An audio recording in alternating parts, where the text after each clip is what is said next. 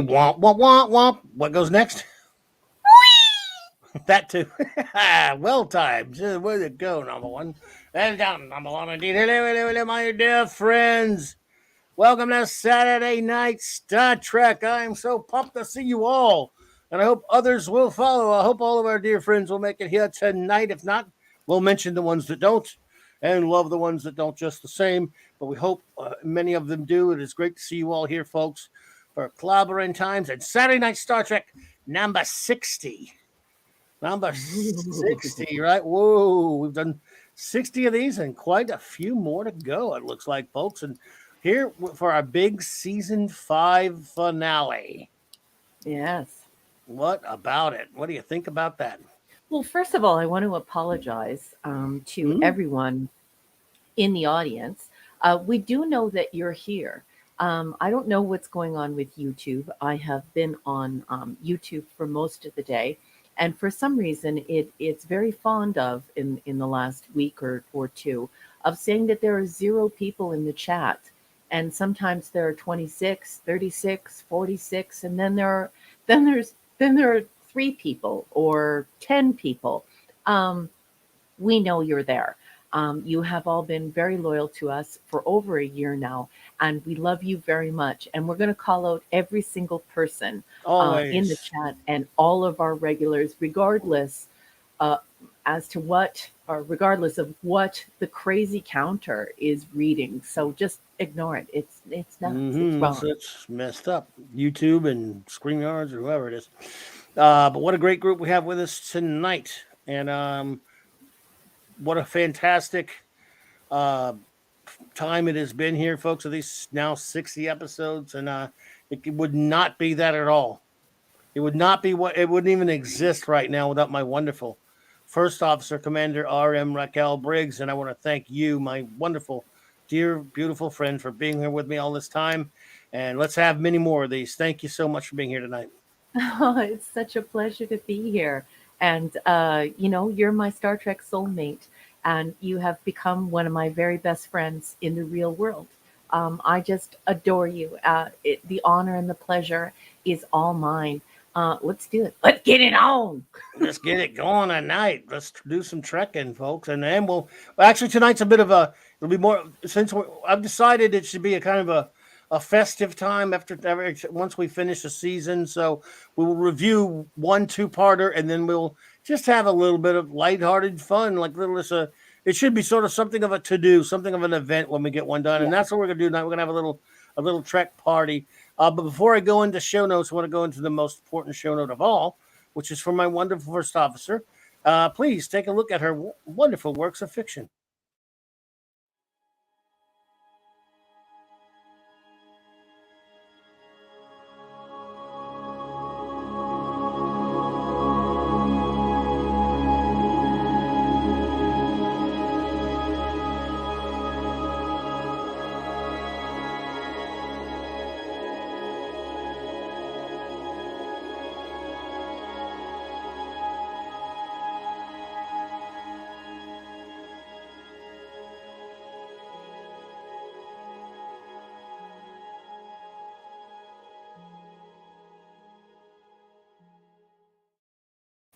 You did a lovely job on that. It's wonderful. Well done indeed. Thank you. You're the kindest person I have ever known.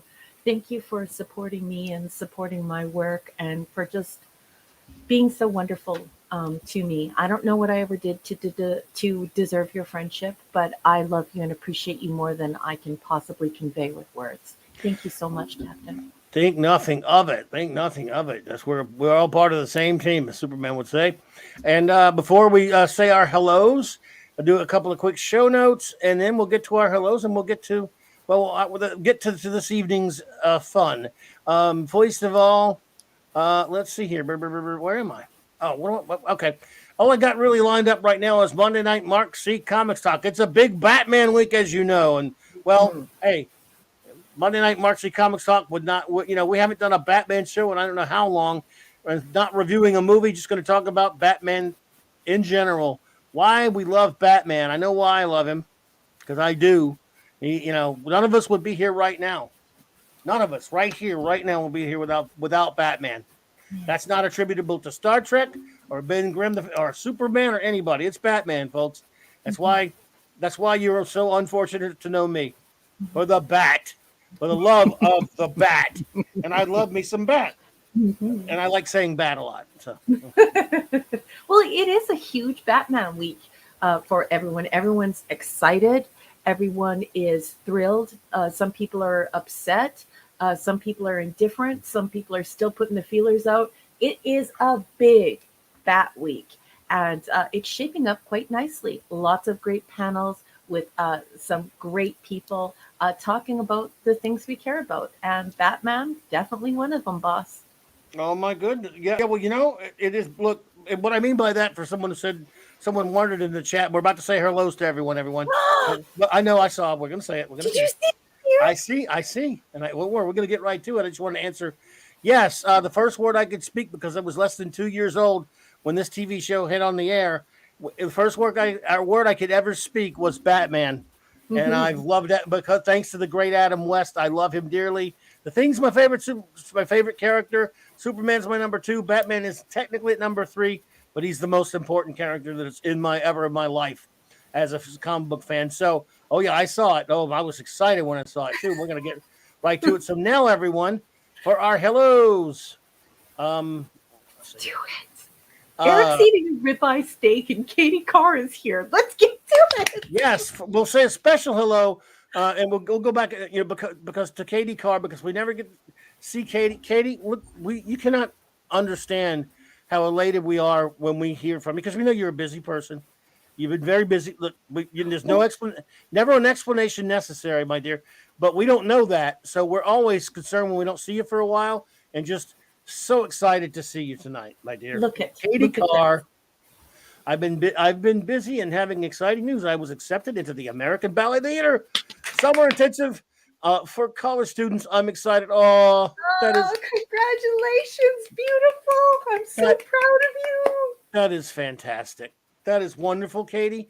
Wonderful news. So happy to hear that. Please just pop in at least to say hello for 2 seconds when you can, so we know you're okay. That's the most important thing. We love having you here, even when you can't make it. Pop in once sometimes and say hello to us, because we're concerned about you. We always want to hear. We're concerned about everyone, and there are a lot of people sometimes that used to show up that when they don't anymore, we're like, oh no, it's What you kind happened of to them? you wonder about them, but you never But know. Katie's special. Katie And has Katie's been with us special. since the beginning, and it was Yes. so thrilling to have a young university student and a ballerina to boot, actually interested in Yes. the original series and watching it from the beginning with us.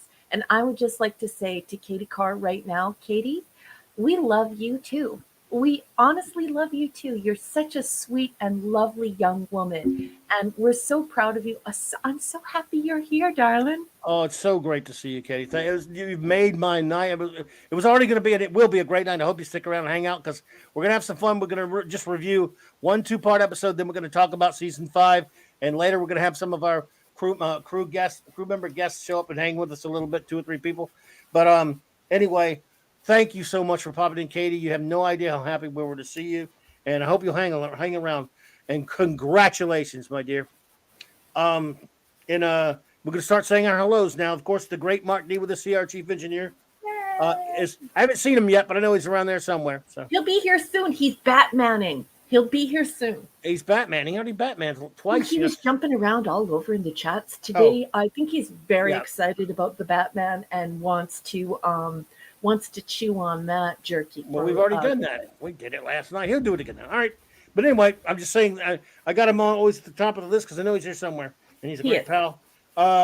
Anti-derivative Jill, our wonderful communications officer, the great chief of security, Lord Darth LT Avon lives, and long live the Legion, brother. LT and possibly the very beautiful. I'm certain that she is drop dead gorgeous, Mrs. LT. No question about it. And LT, it was cool hanging out with you last night on our good buddy Nick Weiser's show. Okay, Katie says, TOS update, my mother and I are in season 3. Oh, sorry. It's got you. Take the good with the bad. And it warms my heart that my mother loves it, and Captain Kirk is her favorite. Why? Your mom is my kind of lady. Shout out to Katie's mom out there. Yes. That's a lady of exquisite taste because she's a Trek fan and watching Trek. Hey, just look, hey, guys, the kind of ladies we love. They love Trek. That's all it takes. You got me right there. I'm hooked. So that's wonderful, Katie. The bronze wrencher, Eric K. Yay. And he's eating a steak sandwich. I want a steak sandwich. I love you, Eric. I've appointed him to the crew, by the way. He is chief medical officer. Are you serious? He does take care of us. He's like our doctor. So, yeah. He is. Okay, well, I need to write that down at the end of the show because I'm trying to, as the commander, I need to make sure I know when someone has received a designation. So, He didn't even know till right now. So, well, I got to write that down. Our helm is here. Helmsman and navigator, the Felicianos, as in Raymond and Sandra. Hello there, Raymond and Sandra.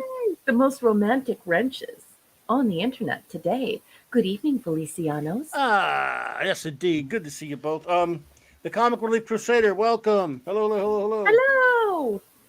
You better be cooking something for me, Mr. Chef. The Angel is here, Mr. Angel, the Chef, I should say. Yes. Give it to me. I'll tell you what. D. Bud Martin, the Man of Iron, dude. It was great to finally get to sit and hang out with you a little bit last night on Nick's show. And then behind the scenes, dude, you're an awesome feller and a great friend. You've been a great friend to this show, and you are a man of true iron because you've written an Iron Man book. And buddy, I hope you're doing well tonight. It's great to see you. The great D. Bud Martin, folks. Yay! And you've been a great wrench and great pal. Another great one, J-Man. What's up, bro? Jan! He, of course, just getting off of his show, and it was just absolutely elated to have him as a guest last night reviewing The Batman along with our good old buddy Sean. Yeah, and his clock was off tonight too. His head count was totally off. There were like 5 or 6 of us speaking in his chat, and his chat and his live feed was showing only one person was in the room. J-Man, you keep your chin up, honey. There were lots of people watching you tonight. Ignore that stupid counter. And if you like all things geek and nerd, and you just want to hang around with a genuinely nice guy and his genuinely nice, incredibly kind, and very intelligent friends, go follow J-Man. J-Man and Decepticon are a couple of really great guys, and they deserve your support. So, J-Man! They know their geekness, too. And a shout out to Eric Carroll. Thank you so much, my friend, for the 735, as in 735 Club Super Chat. You are too kind, buddy. He says, drinks are on me. I'm having Romulan ale. Eric, you are too kind. Thank you so much for that, my friend. I really so cool. I love really seeing appreciate that 735, Eric. That's terrific. Well, we love that. Yeah, we love our 735 Club here. And so thank you so much, Eric. Appreciate you. Let's see here. I'm getting ahead of myself. Janet, she's a galaxy girl. Janet from another planet. The lovely lady. It is so good to see you, my dear. I hope you are doing well. I'm writing names down and stuff. I like to get everybody. Okay. Janet. Oh, damn it. Janet, I love you. You know that song. I hope you know that song. Everyone knows that. Come on. But I can't sing it well. Sorry to sing. You're better off with Raquel singing to you, not me. Sorry. Good to see you there, Janet. Thank you so much. The great master of wrenchness in Canada, Chris Persia. What's up, my brother? Love you, Chris. Mwah, mwah. Good to see you there, buddy. Thank you so much for being here. I hope you're doing well, buddy. Our buddy Steve Mitchum is out there driving, but brother, good to see you, man. Thanks for popping in. I hope you're doing well. Kiss Maddie for me, please. Yeah, great to see you there, brother. My old buddy Phantom Outsider. What's up, brother? Outsider. P.O., buddy. Good to see you. And the great Hungry for Writers to Just Write Again, a.k.a. Hungry Boy. What's Our up, resident bud? comic book artist and author. Love you, Hungry Boy. Nice to see you. Absolutely great to see you there, brother. Always a pleasure, man. Enigmatic Drop Bear, the great one. Great to see you, bud. He's always dropping the mic. He's the erudite bear. He's one of my favorite bears. Mark, we shouted you out, but since you're chief engineer, we shout you out again. Mark D with the C is here. Yay! Oh man, a great super gentleman in Cal L, number 48, brother. The true soup. A true soup, indeed. Is she gonna see Brent in Calgary in April. Is that I don't know who that is. Are you going to see Brent in Calgary in April? April, someone has said. Oh my goodness.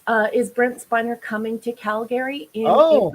If he is, that Brent. Okay, yeah. and it doesn't get canceled, I will definitely be there and I will Hmm. definitely go and say hello to Brent. I've met him many times. He's very kind. I've Ah, met him so many times. He recognizes my husband. okay. He recognizes me. You have to meet him. He is such an incredibly kind and funny and sweet person. And yes, if it goes through, and we're able to do it and it doesn't get canceled, yeah, I always go and see Brent. I think he's Oh, marvelous. okay. Nice. Well, there you go. That's excellent. I think I don't think I think he's one of the ones I've not seen at a con before. Excuse me. Pleasant Valley Picker, welcome. Good to see you. Oh, it's Darius, nice to see you. BC is here. That's indeed. great. Did BC where? Oh, Pleasant Valley Picker. Oh, that's who that is. Okay, sorry. Yeah, I the didn't know you CA called him that. stands for Canada. So Okay, okay, gotcha. he lives in a very lush and beautiful place, British Columbia, filled with Rocky Mountains and just a beautiful ocean, just wildlife, a beautiful area that's all wineries. He lives in a very, very gorgeous place. That's why I always Okay, yell BC. there you So go. he's out there and he's a picker, and so he's probably collects antiques, and he's a specialist in antiques. So he is a super geek. So BC, All right, BC. Oh, Darius Munchausen. Good to see you, my brother. evening Darius. Thank you. Hey, the Catman, aka Dee Myers. I saw what you wrote earlier. I know you're having, like I said, having issues and troubles out there. I hope you are feeling better, you and your lovely wife. Yeah. And we wish you the best. So good luck. And thank you, Catman, for popping in.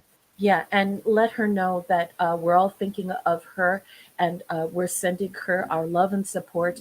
And for those who pray, please send a little prayer. And if you don't pray, just good thoughts for the Catman Dee Dee Myers and his beautiful wife. She sure could use those good vibes. Tyrell72, my friend. Great to see you. Hey, Tyrell! Hey, Nerat and Axamanda Bear's here. All You're right. Another right. bear.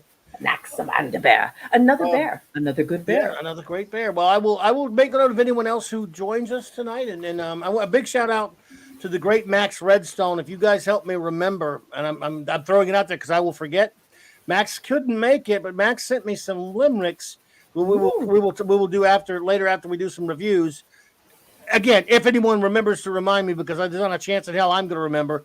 I'm having serious, not a chance. Which maybe means I will now. We'll try and remember. We'll all collectively help you Yeah. remember. Everyone, Jill, I'm counting on you, Jill. You're the communications officer. Jill, help me yeah, out, Jill. Jill, where are you, Jill? Pop Culture Republic. Hey, Hello, hello. Pop's here. What's up, Pop? Good to see you. All righty then. So, Uh, Captain, yes, tell us. Can you please tell us a little bit about the format in case there's somebody out there yes, listening and they've never been here before? Tell us about right. the show.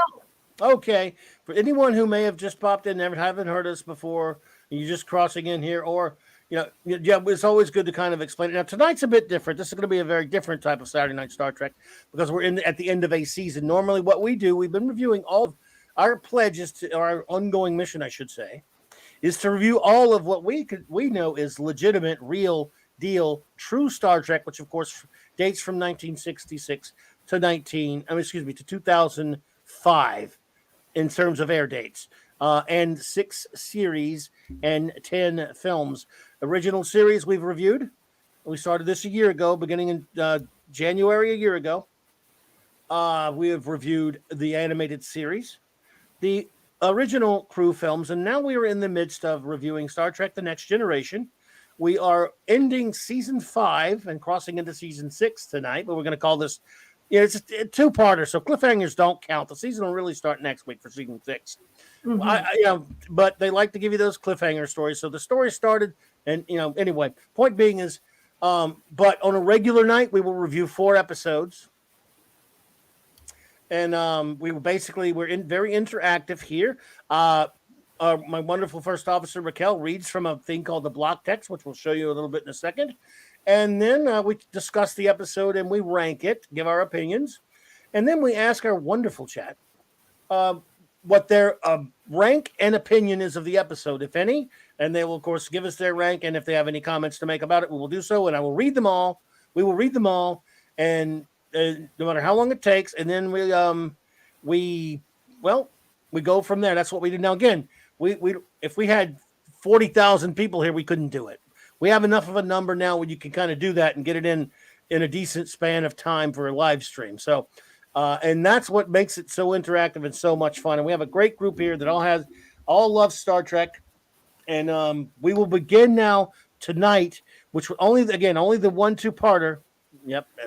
And then what we're going to do is look back at season 5, the good, the bad, the ugly, and then at whatever time we have left over from that, just kind of hang out and I don't know, kind of like a little office party, if you will, little party for just hanging out and with a couple of our dear friends. The show, all reviews are done here live by just the two of us, but we have crew members who help us with other things and might have them come in and visit with us a little bit and hang out after we get the reviews done. Yes. So we will begin with Time Zero Part 1. But first, of course, my wonderful first officer will take it from here and explain what she does, what her source material is, and then we'll start reviewing the episode. Let's do it. Well, if you're joining us through a podcast, you're not seeing the image that Clobby just put up. And it's an image of a book called Star Trek 365, The Next Generation. And it's written by Paula M. Block. She is a prolific Star Trek author. And she gets a little bit of help from her husband, Terry J. Erdman, who is also a Star Trek writer. He's riding second chair here, though, although he does have his own books where he is the primary author. And of course, you'll see on the front of this book that it says Introduction by Ronald D. Moore. And it's really the blessing of the entire cast, crew, and production, because this is what we would call original source material. So rather than pulling things off of the internet that is usually user-generated information, where you pull in factoids, so not quite fact, but usually fan lore, instead of that, we use the block text because it not only gives us a summary to launch off of for each episode, but it also gives us behind the scenes information and production information straight from the horse's mouth. So Paula doesn't go off and get material from all over the internet and user generated sources or other books even. She goes to the people and actually interviews them and uses that as material for her books. So it's always interesting and a juicy coverage where we can confirm rumors, we can get rid of rumors, and we can criticize it and praise it all at once. So that's what we do. And just like the captain said, we're starting off tonight's show part 1 of a 2-parter. We're at season 5, episode 26 and 27. Let's keep copyright compliant. Time's Arrow. We all watched this for the very first time. Well, most of us did anyways, on June 15th, 1992. And then, of course, the second part we watched on September 21st, 1992. So if you have a copy of the block text, and I know many of you have purchased it, would you please turn to page 265? I also say that out loud because we want to stay copyright compliant. I'm going to read extemporaneously from this text, and then we'll dig into it. Let's go. An unusual 500-year-old artifact, Data's head, found at an excavation site beneath San Francisco, leads scientists to summon the crew of the Enterprise to the scene. Picard learns the excavation was initiated following the discovery of triolic, or triolic, they say it both ways, triolic wave traces in the cavern. Because no one on Earth could have produced those waves during the 19th century, the findings suggest evidence of an alien visitor in Earth's past. The Enterprise travels to Davida, it's Davida, home to a species that uses the rays and encounters both a time rift and beginnings that the crew can't see because they are slightly out of phase. Picard is hesitant to send Data into a situation that could lead to his eventual decapitation, but the android is the only one capable of manipulating the equipment that will shift the aliens' time frame and render them visible. Data succeeds, but before he can report back, another time rift opens, sending the android back to the 19th century, where he meets writer Mark Twain and Guinan, the Enterprise's long-lived alien bartender. And in the book, it says opposite, and there's a picture, and it says Time's Arrow made good use of the ship's transporter pattern enhancers first seen in Power Play.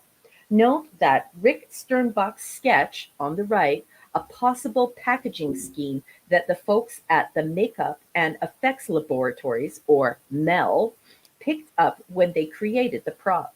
We look at each piece individually and determine the best way to manufacture it, says MEL prop fabrication supervisor Don Coleman. The emitters themselves are polished aluminum, and the case is black ABS, or, oh boy, here's a good one. Here's a mouthful, folks. Acrylon nitrile, acrylon nitrile, butadiene styrene, no, butadiene, styrene, a tough, resistant plastic. I built the case, and Paul Elliott, Mel's chief operating officer, as well as his electronic and mechanical designer, created the emitters.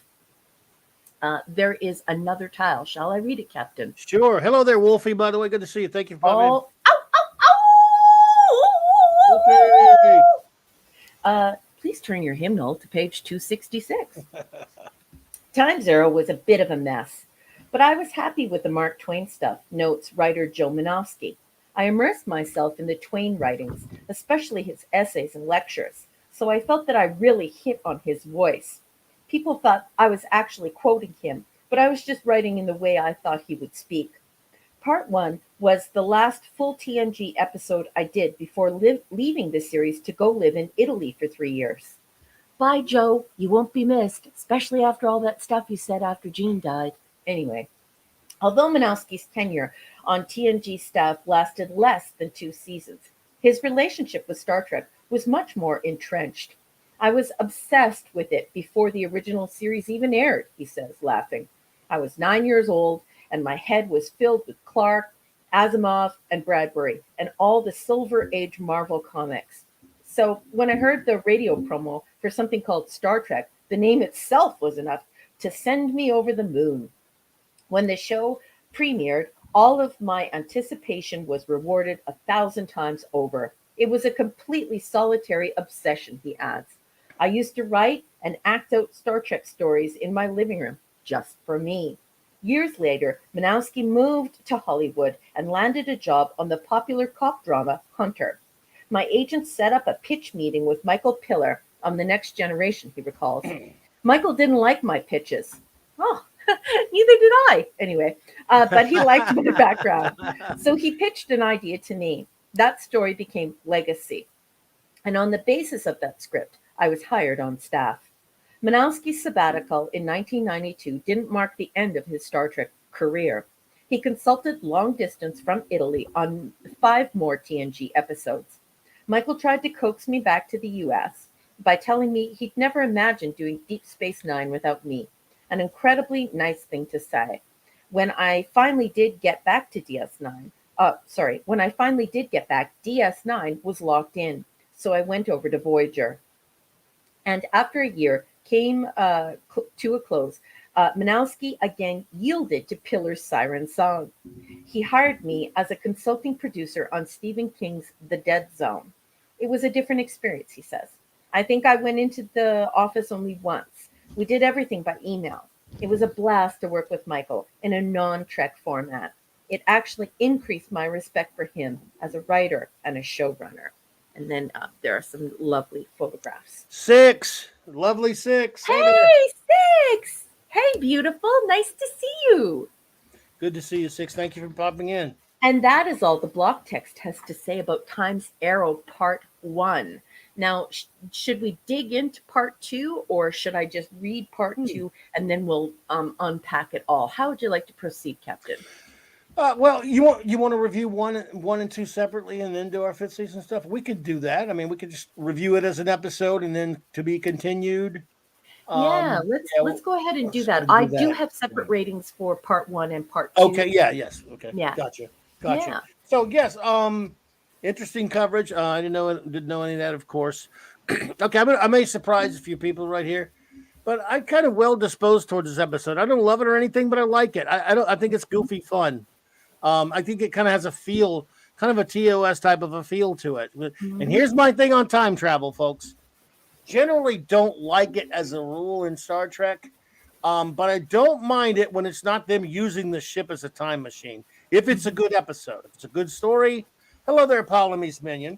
Hey, Lovely to and see Pupper, you. the little truck dog, our pupperoni. Please smooch little pupperoni's face. Yeah, Polymie, great to see you. Thank you for being here. So I don't mind. Um, I really don't mind time travel stories if they're good. I'm not. I just don't really think they should be over. They're really overdone in Star Trek, in my opinion, a lot.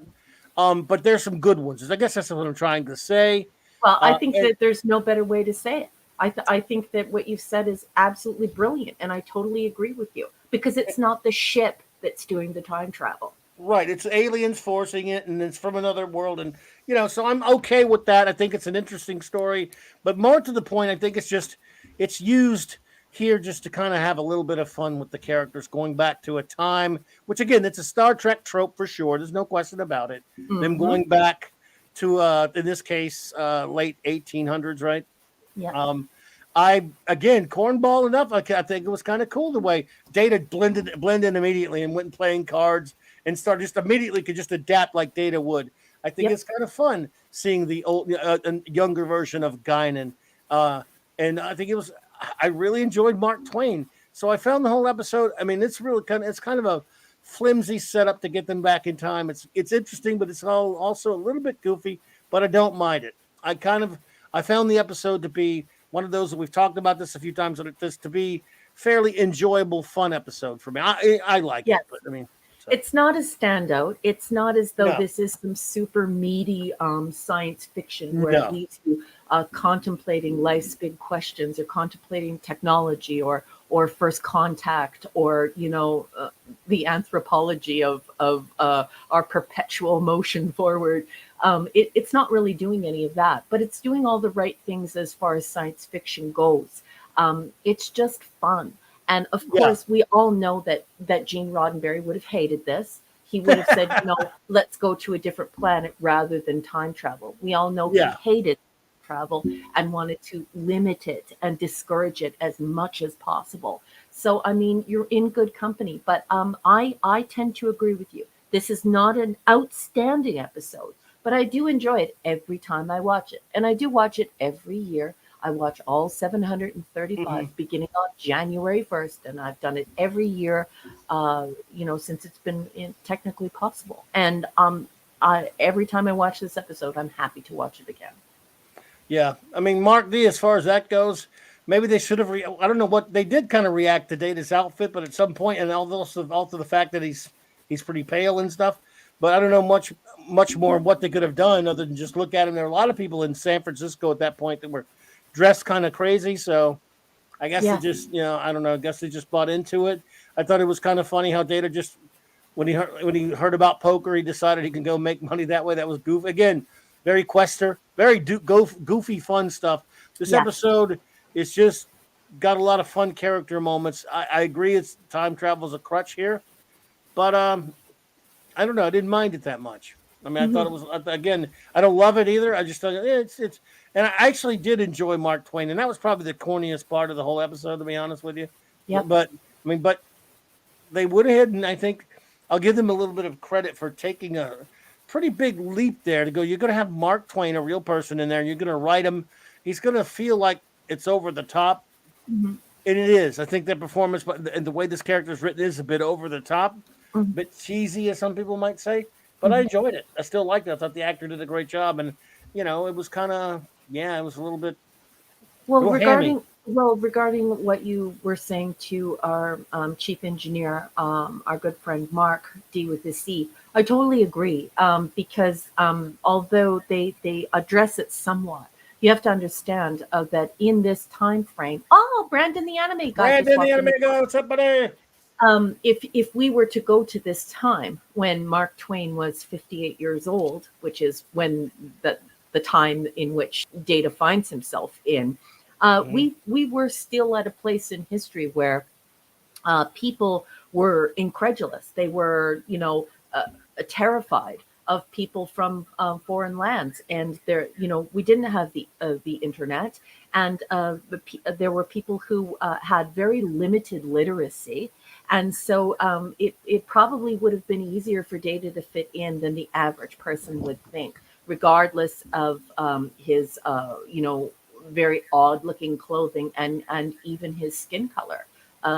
There were some people that had gone their entire lives without leaving their country and certainly could not travel and go and meet others or flick on the television and see people on the African continent or vice versa.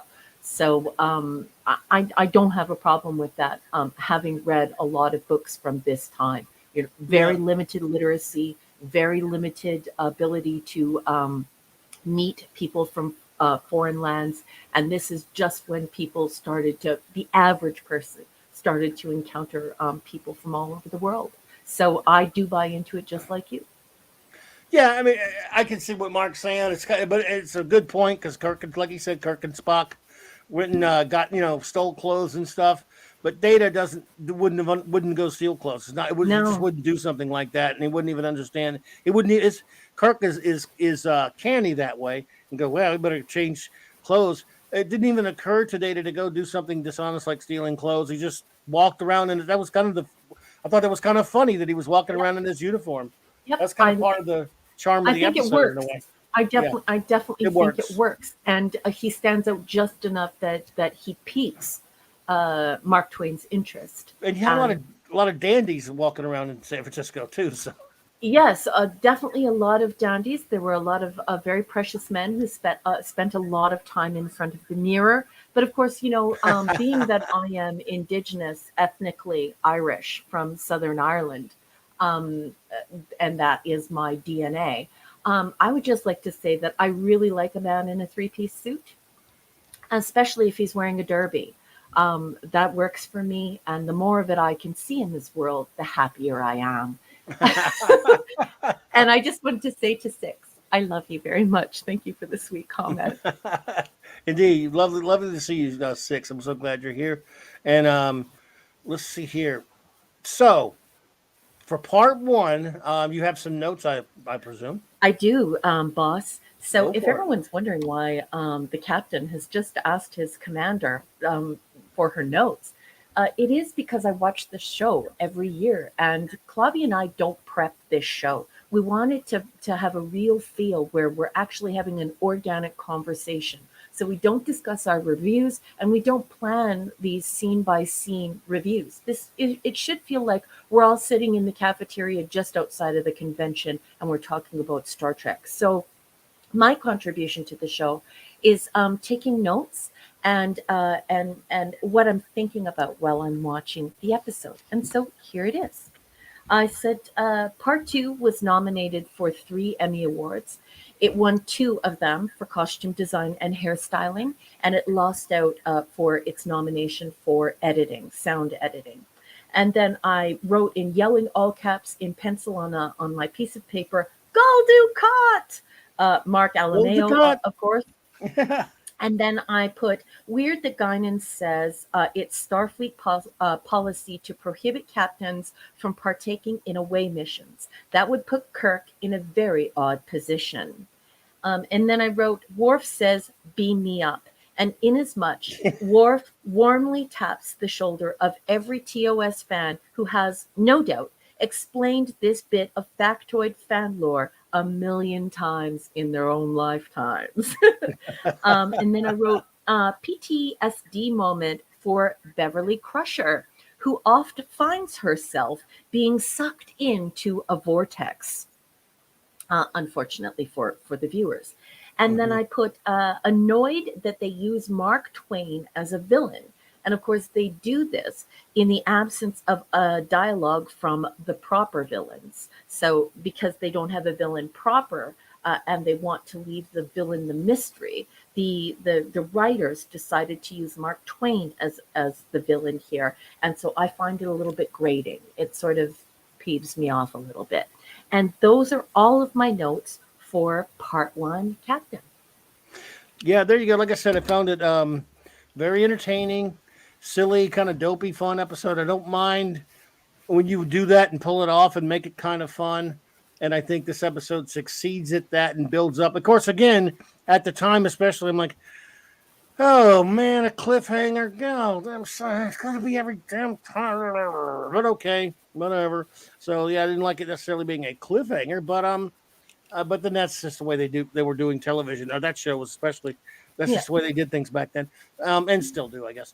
So I found it very enjoyable. So, what would your ranking be of Time's Arrow Part 1? Well, first, Captain, Hello, I Michael have to yell, Michael Beacom! Hey, Michael. Yes, yes. I'm looking forward to your comments this evening, Michael Beacom, and welcome. Good to see you. I hope you had a great week. Great to see you, Captain. I think that this story is a little odd for a season closer and a season opener, obviously for season 6. I think that it is ill placed. I don't think that this is the best position for it. And as I said earlier, this isn't a deeply cerebral science fiction, allegory or a vehicle, a conduit to massage your deep ponderings. But it's a lot of fun, and it's great stuff. And if Gene were alive, he would have forced it to be on a planet instead of time travel. And thus, I'm going to go ahead and give it an A-.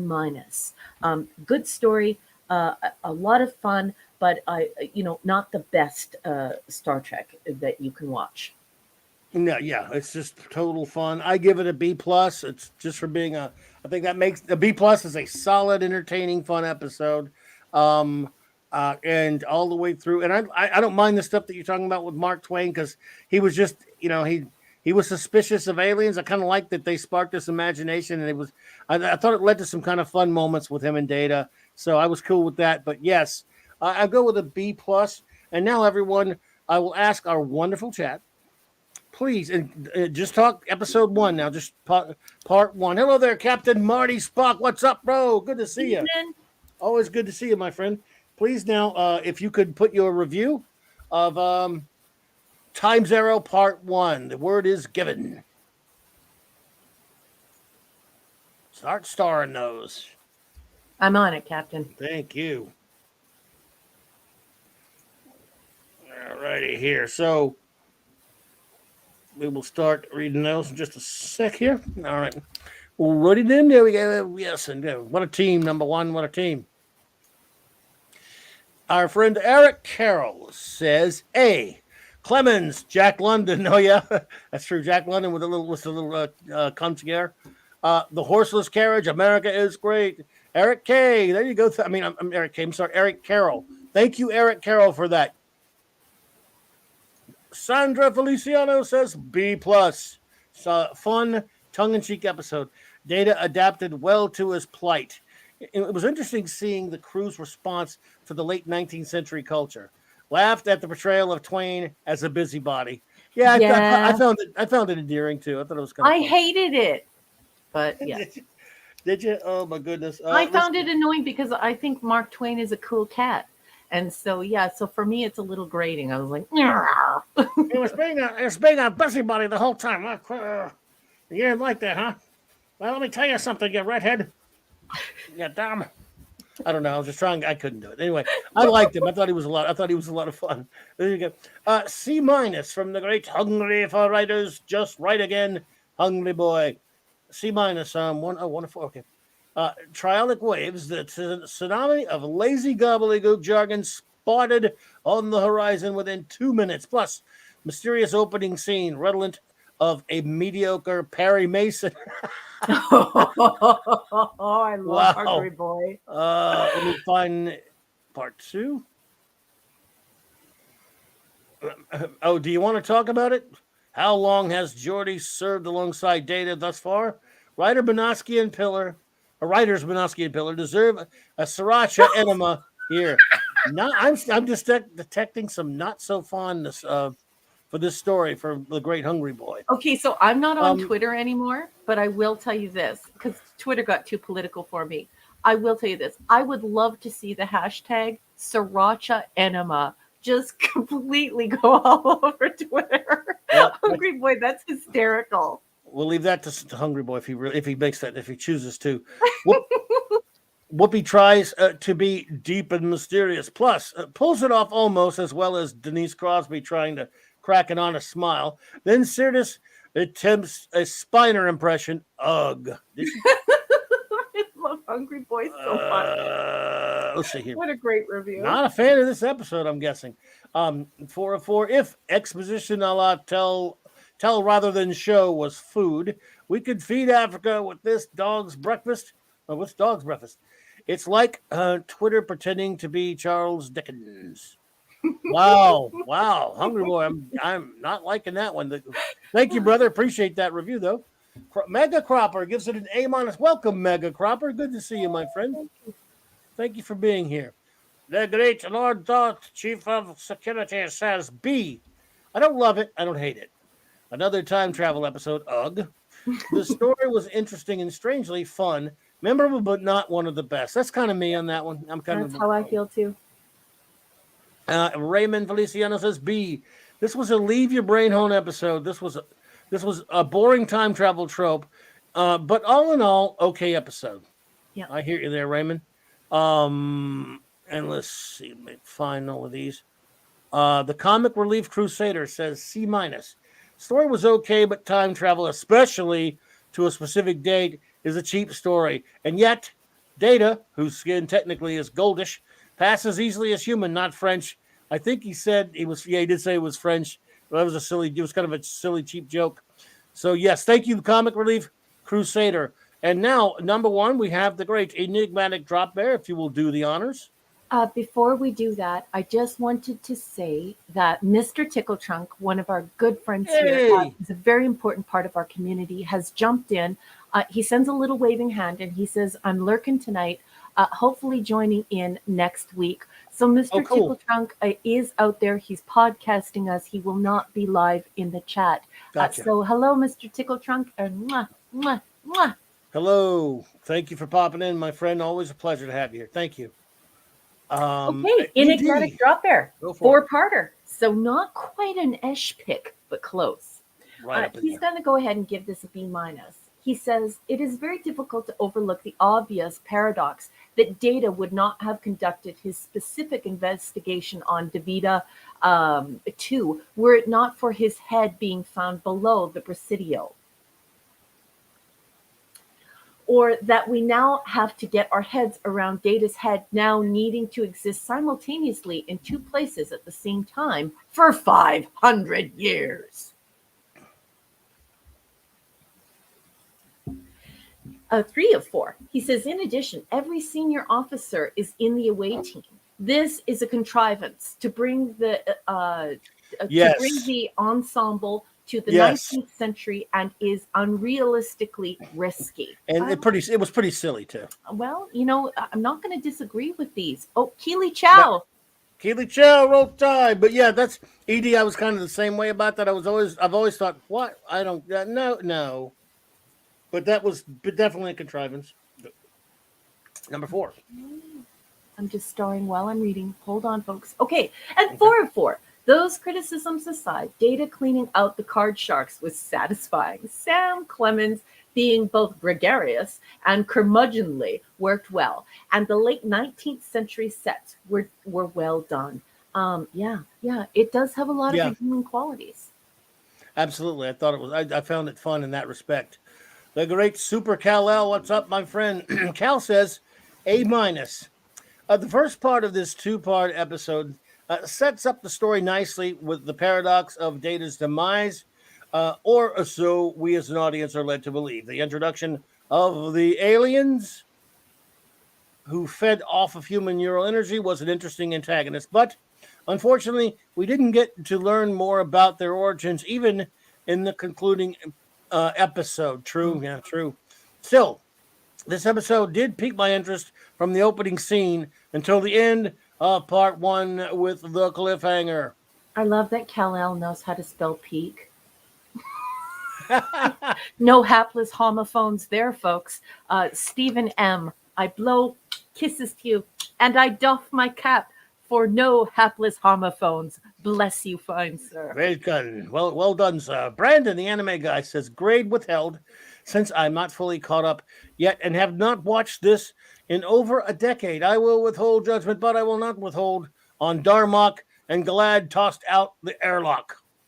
Oh, okay. Yeah. Well, we'll definitely be talking about the Darmok and Gilad tossed out yeah, the airlock. Yes. yes, when the walls fell and stuff. Shaka. Now we have, of course, our wonderful communications officer, anti-derivative Jill. If you would be so kind as to do the honors. Hello, my gorgeous nerdy friend, my fellow INTJ. Let's dish. Anti-derivative Jill, she's done a 4-parter here. She's going to go ahead and give this episode a B. She says, I don't mind that the science is fantastical because time travel into the past is fictional itself. It is, Jill. And I couldn't agree more. When they do it with the ship, I don't like it because it's attempted to be hard science fiction. But when they do it and it's an alien that is doing it, then I feel here. okay with it because then it's soft science fiction. But Yes. if they muddy the water, then it becomes fantasy, and then it's not fun. So I totally agree with you, Joe. 2 of 4. I appreciated learning that Data perceives losing his relative immortality because he believes it brings him closer to humanity. But Riker is upset. He doesn't have emotion. Is Riker new? You mean the Decker unit? Yeah. You know what they say, when you're too busy like Riker, you go blind, right? 3 of 4. I really enjoyed Mark Twain's dialogue because he spoke of time travel and science from a grounded perspective. There is actually a university professor who looked into this particular episode. What's his name? There's a university professor that looked into this episode and basically examined how time travel was handled in this episode. And he's an active professor, an American professor. And he says that it is done to exemplary standards, in his opinion. And Jill says, going along with that, having Data learn how to panhandle, but then go on to win at poker was a nice reprieve until Troy's senses lives and they phase into a freaky blue rave. Indeed. Yep. Lord Thought says save gingers. Well, I'm all for that. I had to put that up there, being a redhead and being, I just, I had to. Thank you. As a fan of redheads, well, the ladies, you redhead dudes, I don't really care. Just kidding. Save gingers. I'm all for it. Eric K says B+. I love how they brought in a writer that is now being canceled. Is he? He was truly a fascinating man. Maybe it will spark people. Oh, you mean Clemens? Yeah, I'm sorry. I thought you meant the guy who wrote the episode for a minute. Will spark into looking into him more. Overall, a good one. Mm-hmm. Yes. For a minute there, I thought you were talking about the writer of the episode for some reason. Yeah. Mr. Angel says A. Although I'm not a fan of time travel stories, I am pleasantly surprised by this one. It was simply fun to watch. All characters involved did a good job. Yes. Yes. Fun some outsider says B. The odd part was Twain had already written a Yankee in King Arthur's Court 1889, but they never mentioned. He did. I think he did allude to it. Mm-hmm. He didn't he talk about that story without talking about it. He mentioned a story about a fellow that went back to King Arthur's time. I forget how he said it. Yeah, which is a story I've always loved. That book, by the way. But speaking to that Phantom Outsider, when you're looking at historical accuracy, at that time, Mark Twain did not have white hair either. He was only 58 years old. He would have had, salt and pepper hair at that time, and he would not be wearing the white suit. He wore the white suit as a joke. Well, not as a joke, but like as a statement when he had to go to copyright court. So I see what you're getting at there. There are some inaccuracies, but as the captain has alluded to, they're not quite in the area in which you suggest. And go ahead, Clobby. Sorry about that. Well, he says that. Now, let me go back again. The odd part was Twain had already written a Yankee. Actually, the book is a Connecticut Yankee in King Arthur's Court, 1989. Excuse me, 1889. I don't remember. I, I, I don't remember the year, but if that's the year, fine. But they never mention it.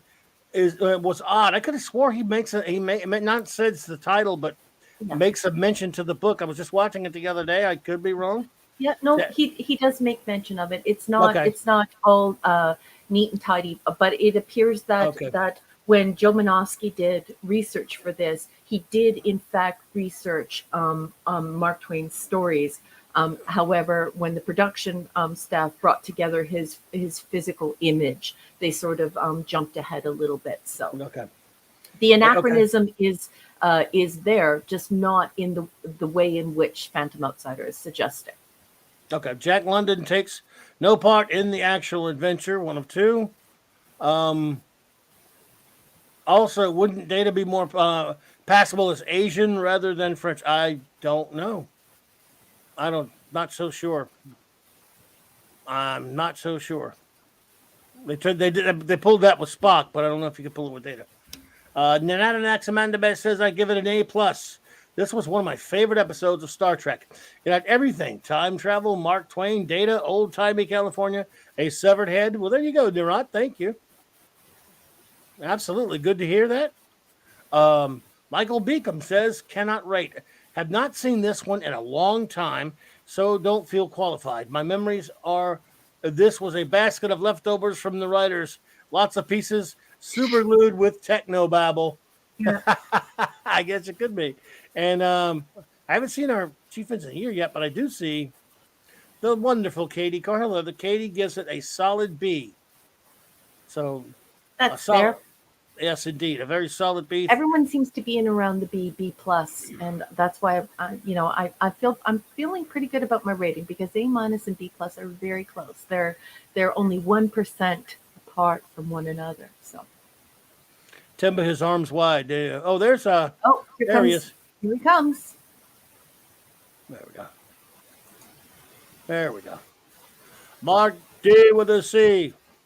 Our chief engineer says, B, not a fan of time travel. Seems like a contrived plot just to get the crew into the past of San Francisco. Fun moments with Data and Jack London and playing poker.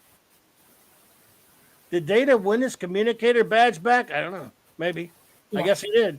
I would assume yes. The concept of the aliens feeding on humans in the past is nuts.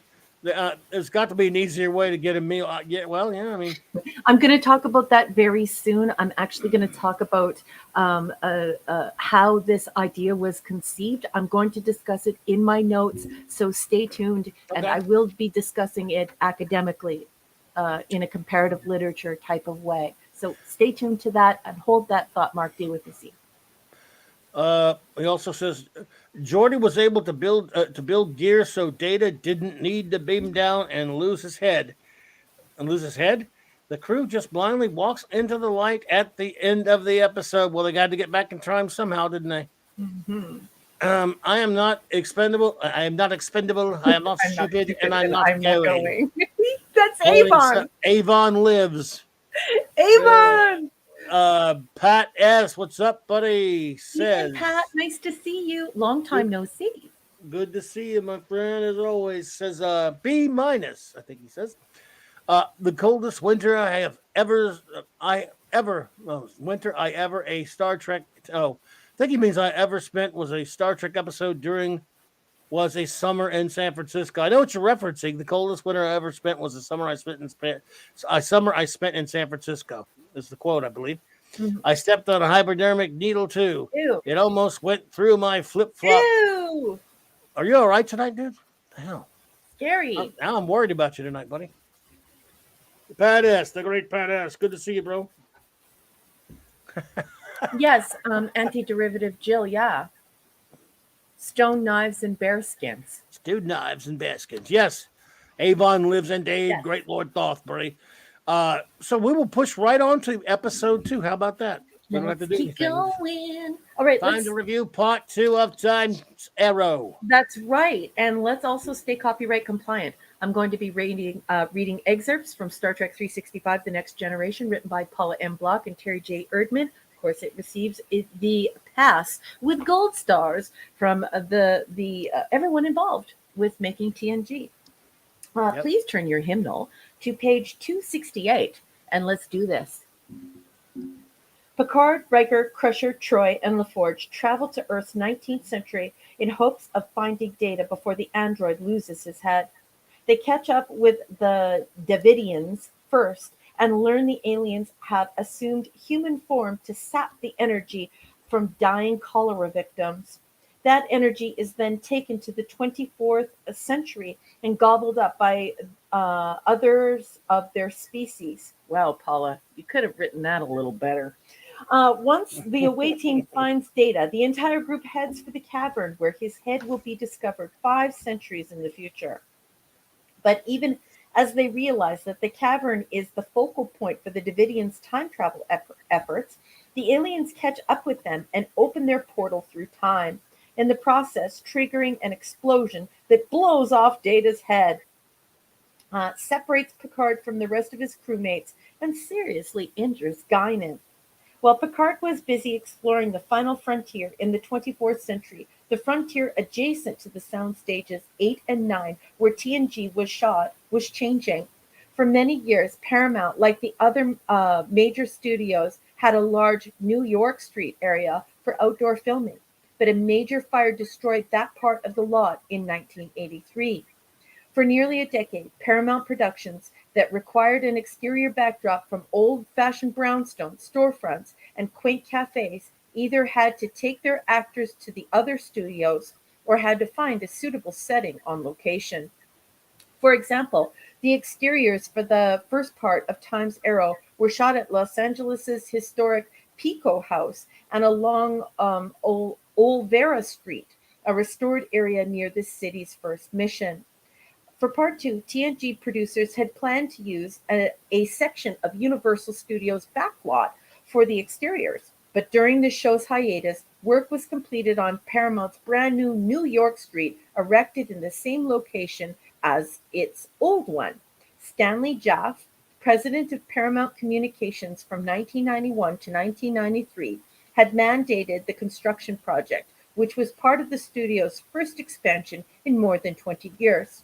Jaffe astutely determined that the investment would save Paramount Production a lot of money in location fees, and also earn the studio significant revenue by renting out the New York Street to other studio productions and countless television commercials. The Next Generation was one of the first Paramount productions to shoot on the newly completed backlot. TNG would return to the location for Emergence, as would DS9, Voyager, Angel, NCIS, Monk, and dozens of other productions in the years to come. Hmm. And that is all the block text has to say about Time's Arrow Part 2. What did you think of the Part 2 coverage, Boss Matt? And what did you think of this Part 2 episode? Interesting indeed. I thought pretty much. I thought pretty much the same as I did in the first episode. Although this one might be actually a little bit more. Again, they're both goofy setups anyway, so you kind of just all one story. This one might be. It's a little bit. It's kind of has some more fun stuff with the different section of the crew, all that silly stuff with Picard and the gang living in that apartment. It's so touched upon so briefly. You don't get enough of it. It was kind of funny, but you don't really see much of them. It's kind of at this point, the story almost uh, becomes mostly Samuel Clemens, which I don't mind really, but I found it to be pretty much on the same level, even keel with the first episode. It was the whole thing as none of it makes a whole lot of sense. I don't have a hard, strong feeling about it one way or the other. I found it to be fairly entertaining, like I did the first one, and again, kind of in a sense, you nailed it best when you said it should have been in the middle or not a 2-part cliffhanger thing. If you're going to be a two-parter, fine, but not at the end of the season. This is not really the kind of thing you want to start your season out. Really, Nope. I'm not too big on it being a season opener. As a story, it's just kind of silly, dopey fun, and this was no different from the first part in that respect. I don't have strong feelings one way or the other. It was okay, and I have the same exact opinion I have of the first episode. To be honest with you. Well, for me, I'm a little bit different. So for me, I try and stay objective. And so I try and step away from it when I'm going to speak in public about an episode. So for me, I had to be honest with myself and sort of step away from my own feelings and sort of examine what was happening here mechanically.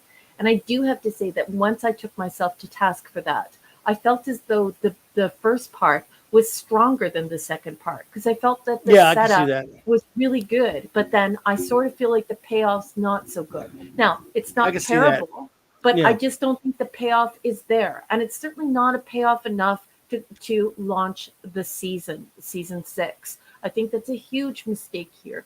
And I also think that the direction they took it in was not the kind of payoff that they could have had with the original, the first part. I can see that for sure. Absolutely. Yeah, Yeah, it's a bit weaker than the first part. I But do think that. Yeah. But I kind of enjoyed Clemens more in the second part. I actually kind of enjoyed some of that stuff with him on the Enterprise. Again, like I said, it's totally cornball, but the cornball in me kind of enjoys seeing a person like that from real history getting a glimpse of the 24th century and how wonderful it is, and the way he took to it and adapted to it. I think my favorite part of the episode has nothing to do with the gobbledygook story, just the whole excuse of getting Samuel Clemens played like that on with his scenes on the Enterprise are really kind of my favorite things about the episode. Maybe I'm just sentimental that way, but I kind of like that more than anything else, to be honest. Snail Messiah just walked. Snail Messiah. Or Good to see crept, you, my friend. or Slithered oozed. or ooze? Did he ooze creep? Did you creepily ooze? I don't know. I Did don't you know. creep Good. ooze into the room? I'm not sure. But it's good to see you, Snail. Thanks Nice for to being see here. you, Snail. And put away those escargot forks, Mark, and others who eat sea bugs and other types of snails. I agree that it was not much of a resolution. It was really, I mean, it doesn't really. I don't know. They had to get it over with somehow. It's kind of like a get it over with type of an episode to a story that they really probably never should have made. I just found it a lot of bits highly entertaining, and that's just about all I can say about it. I've seen way worse, and it was it's a little clumsy, yeah, but yeah, I don't have a lot of strong feelings toward it, to be perfectly honest. Yeah, me too. Maybe that's Me too. I feel the exact same way, except for the fact that I just don't find this part strong. I don't think it's a good launch off for season 6. I think it was a huge mistake, and and I think we could have. There was a lot of potential from the season 5. From the first part 1. I think that they could have built it up into something pretty good.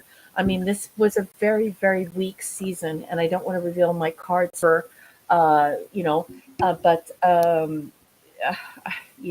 it's just, it wasn't a strong season, and there was a lot of potential in this episode that they didn't maximize on in the second episode. And Dadman Clan just walked through the door. Dadman. Oh, Welcome, good to see family. you, man. Good to see you. So notes? Okay, so here are my notes, folks. For part 2, the writers used the tale and traditions of vampire folklore and place it in a science fiction context. However, the fact remains, this story is a vampire story. We have this neural energy that is drained rather than blood, and pestilence is blamed. And of course, this is a very, it's very obvious that this is the vampire tale. So I'm a little annoyed that the writers decided to go in that direction. And even if they did, I mean, I think it could have been a lot more, I want to use the word juicy, even though I brought up vampire, but you know what I'm saying, this sort of blood and pestilence, this sort of disease. And now we're starting to reach now for fantasy. Before we had science fiction that was soft science fiction. And now we're fully reaching for science fantasy. So very disappointed there. And then I put in my notes, again, I'm slightly annoyed by making Mark Twain a pseudo villain and a nincompoop. So in order to move the plot forward, they have to put Twain in a nincompoop's position that he winds up later apologizing for. Oh, I'm sorry, I was such a nincompoop. In real life, Mark Twain, which is of course one of 6 or 7 nom de plumes he had, was an incredibly funny and intelligent man. So I don't like him being the pseudo villain. I don't like him being the nosy neighbor who peeks through the curtains, and I don't like him being a nincompoop. Stop doing that. You're pissing me off. Please excuse me for bad language. I should have heard me last night. Yeah. And then I put triolic and triolic are used interchangeably here, and I believe even by Geordie, and that should have been caught by Jerry Taylor. That was her job. That's what she was hired to catch, and so she didn't catch it. And Picard should have grabbed Data's head and jumped through the vortex. We all know that Kirk would have jumped through that vortex with Data's head, and so you always have to ask yourself, is this true Star Trek? Do we have a real captain here? Or does he have to assemble the I have to go to the potty committee in order to get permission to even, go do a duty? Anyway, more mystery relationship beyond friendship talk about Picard and Guinan. And these details are, of course, never revealed in all of canon. Never in all of the 735, this whole looking at one another longingly and deeply and talking about this beyond friendship connection they have. It's never realized. It's never explained. And it's annoying. And then I put Worf suggests leaving Picard, but that wouldn't suffice because if we did not turn to this vampire story, which is what happens here, this pestilence and vampires and draining of blood, energy, it would not suffice to leave Picard in the past because, of course, that would alter the timeline, the history, and obviously the future. And so you would need to be worried about the space-time continuum. So in reaching toward this vampire story and turning it into fantasy, I give it a much lower grade than an A-, and not a good payoff. We had the potential for something really cool, and then we crapped the bed. So, what would be your rating for number? For Time Zero Part 2, then. Brandon, the anime guy, good to see you tonight, buddy. Thank you for being here, my friend. Oh, take care. Yes, good night, Brandon. So for me, it's a full grade drop. So you might, the person is going to have to revisit their GPA. They may have to go and talk to a counselor. They may lose their funding at the university. This is a B-. So we dropped from an A- all the way to a B-. Not good. A waste of energy, and we went to fantasy. Well, I dropped from a B+ to a B-. So. Oh, good. Yeah, just a little bit. We're both at the same. Yes, same there. yes. I dropped a little bit less than you did because I didn't really feel that big. And I actually did enjoy some of the Clemens stuff. I had no problem with him being suspicious of Data, and I don't know why I wouldn't be. But I just don't like somebody who's a curtain sniffer. If you're a curtain sniffer, don't make Mark Twain a curtain sniffer. He's not a curtain sniffer. He's not there checking to, peeking out his curtains to see what you're doing. That's not how you use Mark Twain. But they had to, the writers had to, because they have no way to move the plot forward unless there was more interaction with these enigmatic aliens that are relegated to being these vampires. Instead of fleshing out this, perhaps the fact that they had a different physiology and how they were able to absorb the energy. So we depart completely from science fiction. Yeah. Well, and I liked them in the second episode. So, but there you go. Well, everyone, now it is time for our good friends in the chat to give us your rating of Time Zero Part 2, and any comments you may have. Go launch.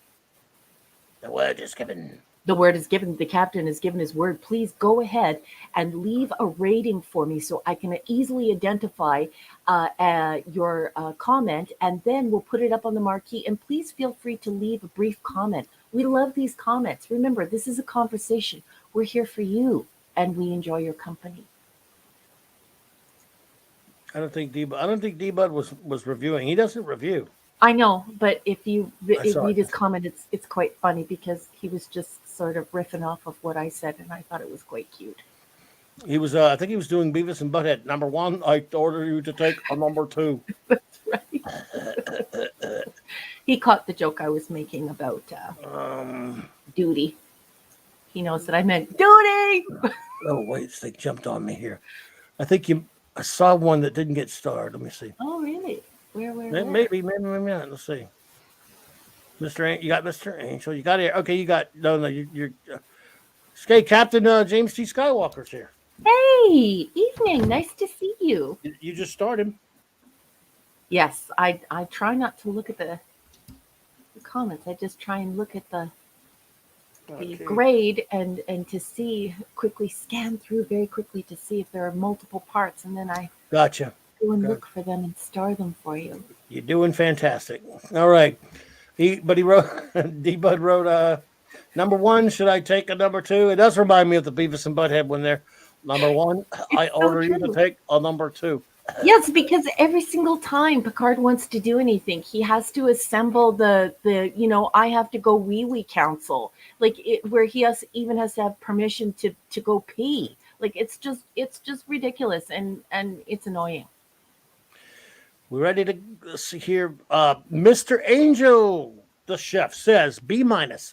This one, the one issue I truly have with this episode is that no way Data's head would not degrade over 500 years. I don't know. Would it though? I mean, I don't know. He's supposed to have a pretty long lifespan. Come on, no repairs or nothing. Just click it back on nay, triple nay. You could be correct. You may have a point. So funny because in Greek, nay means yes, and ohi means no. So when people are like nay, it's like yes. That's what I'm thinking in my brain. Anyway, I think he means nay as in like no. So ohi. I'm afraid you're probably right on that one. Eric Carroll, says B. Again, Clemens, who learns his lesson. He was a rather naughty man in real life. Yeah, he probably was. Well, I hope he was. C- for the Captain James T. Skywalker. You don't mess with the Twain man. Funny seeing the cast try to act.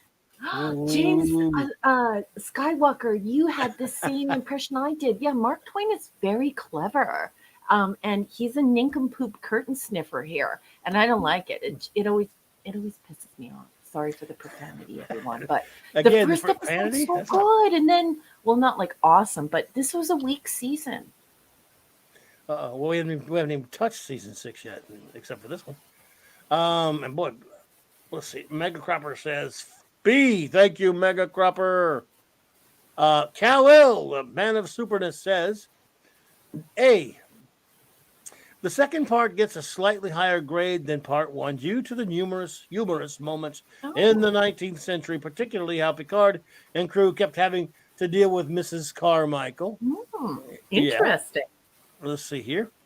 I support that. Deriving value in a different way from it. I support that. Yep. The reaction of Samuel Clemens to the Enterprise and its crew, as well as his misconceptions of the 24th century, wasn't an unexpected commentary or on contemporary society, but thankfully the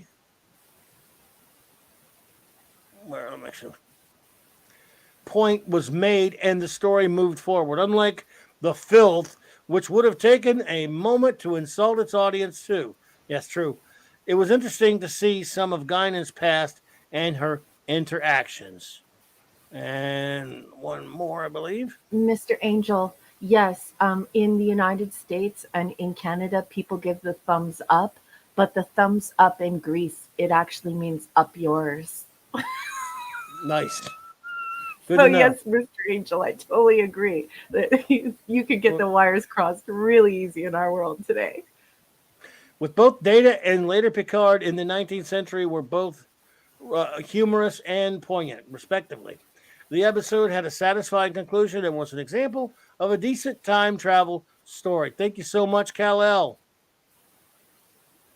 Let's see here. All right. So I'll tell you what. I'll get Hungry Boy. Then we'll go with our two. We'll let you take the reins after this one. C minus for the great Hungry Boy. Hungry for writers to just write again.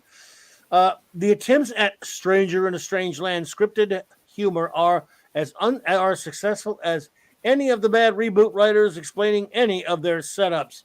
F you, Lost. Oh yeah, people say that a lot about Lost. Where are you at? Number 2. After Holbrook's rendition of Twain, Minosky and Pillar's attempts at depicting Clemens were an object lesson illustrating the Dunning-Kruger effect. Wow. Wow, dude. I love you, Hungry Boy. Hungry Boy's in a brutal mood tonight. I love it. He is. Well, at least with this two-parter, we don't have to put up with Whoopi trying and failing to be an enigmatic thespian, and oh crap, spoke too soon. Wow. He's savage tonight. With the wet paper bag payoff for the part 1 setup, even some CW writers have done better. Club Boney time, well, just for you, man, because you created it. It's yours. You made it for us, and there you go. Just for you. That one is for the great Hungry Boy, folks. Love Hungry Boy. His amazing creation, the Claboni. There you go, buddy. Love it. Thank you, buddy. Thank you to the great Hungry Boy. Now, number 1, if you would do the honors, we have our next. We have our two friends, Enigmatic Drop Bear, and then after that, the wonderful Anti-Derivative Jill. So take it away. All right, let's do it. Let's see if Enigmatic Drop Bear, the erudite bear, drops the mic on this one. Okay, 1 of 4. Not quite an Esh pick, but a 4-parter. Enigmatic Drop Bear is giving this one a C+. He says the conclusion didn't resolve any of the problems with the first part. The story flowed unevenly, lurching from beat to beat into the fantastical. Wow, yes, I completely agree, and well-wrought. What a well-wrought comment. 2 of 4. I am a sucker for Victorian architecture, so I really like those parts, but there is no objective reason for the Davidians choosing 19th century San Francisco. Yep. Unless they too are a sucker for such things, so they just liked it. Yeah. But yeah. Other than that, AD, it's a good point. Yeah, and if it and the whole idea of San Francisco, why not tie in Starfleet, and Data's head is hidden somewhere in Starfleet, not in like a cave. Anyway, that's just the writer in me going off on a riff. Anyway, right. Love the comments, Enigmatic Dropper. 3 of 4. He says there are many other eras in human history that would have made for far richer pickings for the Davidians. Yes. The bubonic plague. Yes. The 1918 influenza outbreak. Yes. Spanish flu. Or even the onset of the Ice Age. Yeah. Or 2021, really, but never mind. Exactly. 4. The Ophidian looked a bit like a worm creature in this season episode 1 conspiracy. Yeah, totally did. Wow. And that would have been a cool tie-in. That is such a great comment. Enigmatic Drop Bear. I'm just gonna call it now. Drop the mic. Drop the mic in the chat for Enigmatic Drop Bear. Enigmatic Drop Mic Bear. Yes, Enigmatic Drop Mic Bear. Okay, and now we have Anti-Derivative Jill, fellow INTJ. Let's nerd this one through, Jill. She's got a 2-parter. She says, this one's a B. Why didn't Data just pay the rent with his poker money instead of having to do the skit with the landlord? I still enjoy all the Mark Twain bits about Worf, a werewolf.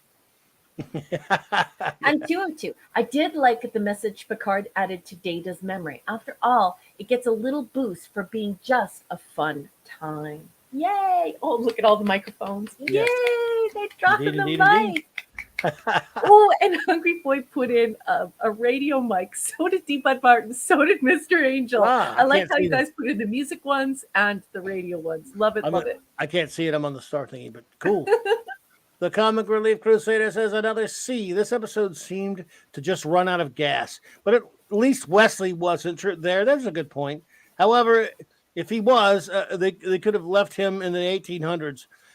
That would have made it an A plus worth of the gods. Yes, indeed. Thank you, Comic Relief Crusader. I would tend to agree. Lord Thought, the Great LT Security Chief says B minus. I like the finale of last season better than this one. The story fell off like all the sequels to every Star Trek two-parter. Yep. The first episode set up a great story, and the conclusion fails. Yep. Indeedishness. I totally agree, LT. Pretty much usually the way it goes there, buddy. Mm-hmm. Michael Beacom says, C. Now that we're reviewing, and I got out the TNG 365, I remember more about this episode. They hinted at more between Guinan and Picard. We expected more, and it never was revisited. True? Yeah, really I put that in notes too. I feel the same way. Lots of fans feel this way. Right. They really laid it on thick with the Picard Guinan thing. And I was like, wow. There were even more. She said, "Look, he's even more than a friend." Well, what do you mean by that? But then beyond friends. We're beyond. Yeah, what the hell is that supposed to mean? So, what did you guys go for a roll in the hay? Did you guys go? Did you go to the holodeck and do something naughty? Did they have to clean up the holodeck afterward? Yikes! Wow. Well, I'm just saying, stop telling me that you guys have this relationship beyond friendship and then never reveal what it is. I thought I was bad last night when I thought I'd be demonetized for my childish rant that I did. And I did. But at least you're keeping an innuendo. Yes. Because love flies out the door when something else comes innuendo. I've almost said window. I tried to quote Groucho and I botched it. Damn it, I'm having a bad night. Sorry, Michael Beacom Part 2 says, seriously though, didn't you expect the camera to pull back on a street scene to see Lee Merriweather and Whit Bissell watching this via the time tunnel? Love the time tunnel reference, buddy. I love time tunnel. It did look like that. Tony Newman and Doug Phillips tumble endlessly through the corridors of time. The time tunnel. I can hear the music now. I'm hearing the time tunnel theme as we speak, thanks to you, Michael Beacom. Appreciate it. Love that show. I have them all 30-something episodes. Ever see that show? Good show. No. Yeah, good show. Irwin Allen from the 60s. Let's see. C for the C from Raymond Feliciano for Q Raquel Raspberry. Oh, okay. Looking outside the obvious issue with Mark Twain being on the Enterprise, this was a lost opportunity and move on. Thank you, Raymond. And Sandra Feliciano says a B. Aliens use the victims' pending deaths as a way to cover the murders.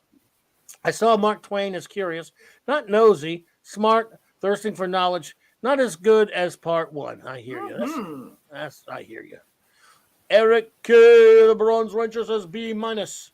They could have finished this stronger. Raquel, I agree. It is not what would Picard do. It is what would Kirk do. Always. You're damn right. Damn right. Always and forever, sir. Absolutely. J25 says C plus. Hello there, Joe. I didn't know you were here. J25, welcome. Good to see you. We like to welcome everybody when they show up. I can't look at the chat when I'm doing this, so I've been looking at the star stuff. Anyway, J25 says C plus. Aside from Best of Both Worlds, this and the other TNG two-parters just leave me underwhelmed in the finish. I hear you there, J25. I hear you that. Hungry Boy says the Wee Council defined by 735. Wee Club. Yeah, I hate that he pulls together a full council to make every decision. Just what would Kirk do? Stop it. What would Kirk do? Way it always should be. Phantom Outsider says B minus. The space vampire was done better in Buck Rogers. Yes, I've been watching me some Buck Rogers. Gonna love it, show. Even better in Life Force with Patty Suboy. There you go. Apparently, the senior staff does everything together. Who was running the ship? Also, Yeah. what were they doing? Part one. Let's see here. Yeah, Phantom Outsider. I totally agree. As a side note, Denise Crosby's grandfather being starred in a Connecticut Yankee and King Arthur's Court. That's right, a musical version. Also, what shampoo did Data use in 500 years of gunk out of his hair? Head and Boulders. I stole that from a wacky package. Pleasant Valley says B, decent overall, not great, but not bad. Thank you, Pleasant. Thank you, BC. And for a $5 super chat, thank you so much to the great Eric K. the Bronze Richard. You're too kind, my friend. Data does have a circuitry system. I think it means circulatory system. Sorry. It does seem like he would dry up after 500 years like a dried fruit. I don't know. Sometimes they say he's immortal. I mean, I don't know. Send Wesley to the Ice Age. I would if I could. Eric, I would if I could, my friend. Pleasant Valley Picker says, hose down the holodeck. Oh, my goodness. I thought you'd like that one, too. People are so bad. Rod Thunderheart. Whoa. Yeah. What do you say there, Roderick? I knew you were going to like this comment. I was going to shut him up, but I thought, no, I'm going to put him on the marquee so that Clobby knows that he stopped in. Alberta! I'm glad you're here. Rod. Rod Thunderheart. Who? No, I'm just kidding. Good to see you, Rod Thunderheart, brother. I got to do it one time from him. Rod Thunderheart. In color. I'm sorry. Yeah, he has a superhero name. Oh, he does. That's a total superhero name. There's no question about it. Oh God, yeah, I love that. I've always loved that name. Very cool. Thank you, Rod. Good to see you there, bro. The wonderful anti-derivative Jill leaves a $5 super sticker. You were too kind, Jill. You didn't have to do that. Appreciate you so much. We love you. Thank you. What is it, sweetheart? I can't see it. I can't see it either. You can't see it from this side what it is, but it's just lovely no matter what it is, I'm sure. Yeah. Some of them you can see them, and some of them you can't. You can't. So. I can't. I don't StreamYard, so we can see it in the chat, but I don't have that chat pulled up. I don't have the chat pulled up either. I mean, from the YouTube side. I mean. Yeah. Mark D with the C, our chief engineer, comes in with the caboose. We think anyway. The caboose review. C+. More fun in the past. Not more fun in the past. Not nothing about past. But nothing about the aliens makes sense or is compelling. Do people taste better in San Francisco? That could be the San Francisco treat. A cane that turns into a time traveling snake. That I would like to have. Yeah. Harmless fun, although I think Twain would have been quicker to find things out. At least it adds some intrigue to Guinan. But I got a Doctor Who vibe from this episode. It was kind of a Doctor Who vibe. I'll definitely. It was very Doctor Who type episode. What happens to the aliens at the end? The Decker unit just wipes them out. Yeah. What if they're doing the same thing on other planets? They probably are. Yeah, exactly. But they'll never pursue it. You know they are, but that kind of stuff. They'll just drop it and leave it. And anti-derivative Jills and Eric said it's a laughing pair. So she sent a super sticker. I guess she thought we were being funny, and it's good to know it was a laughing pair. And I just want to say again, thank you for supporting this channel and this show, Jill. It means a lot to both Claudia and I. Yeah, absolutely. Oh, and D-Bud put up Rod Thunderheart's book. Thank you, D-Bud. D-Bud Martin is such a good friend. Thank you. Indeed. Well done. And let's get this, what are we doing now? There we go. Oh, all right. It's time for everyone's favorite part of when we wrap up a season. We're going to do the top 3 and the bottom 3. And we're going to bring in as many folks as would like to join as far as the core team goes. So Chief Engineer Mark D with a C, our Communications Officer Anti-Derivative Jill, our Security Chief Lord Thoth. I hope you're all going to jump in. And Chief Medical Officer Dr. Eric K. You will all be getting links in just a second, friends. I had to fix something here. I messed up my banner thing. And of course, at your leisure, if you can make it, great. If not, that's cool. That's also cool. But we would love to have you Yeah, no pop in. pressure. Yeah. Let me see here. All righty then. So, well, season 5, folks. And what we're going to do is, in a bit when we get our friends in here, we're all going to talk a little bit about season 5. I'll tell you what. Since we go first all the time, and since we're waiting to assemble our crew, how about we ask our wonderful friends in the chat to just you don't have to say much, just put your rating, and I'll get number 1 to stardom. Your rating of season 5. You can say a little bit, but it doesn't have to be no epics or anything, because we're not, we just want to say basically, and then later we're going to quiz you on the top 3, bottom 3. Yes. So no multis, everyone. Please just give your overall grade for the whole season 5, and just one comment afterwards. No multis, because of course we're going to dig into that later. So the word has been given by the captain. Please fire at will. Put up those grades, the whole grade for season 5, and maybe a sentence or two about why you gave it that grade, if you feel like doing that. Of course, Mega Cropper never does that. Mega Cropper just speaks his piece in one grade, unless it's a real stinker, and then he says something. Yep. Oh man, I gotta. No, we got this. I'm getting the links out there, folks. So don't worry about it, Captain. Everything's okay. Our wonderful Irishman, Eric Carroll, has started it off. So the Irish are out full force here. Everyone is starting to leave their comments. Oh, really? I got to find everybody. It takes a second to find someone. If I haven't Twittered with them in a while, it takes me a while to find them sometimes. It's okay. All right. Where you at, boy? Hang on a second, everybody. Let's see. Getting good. Everyone's doing that. So, while we're doing that, I got to find one other person.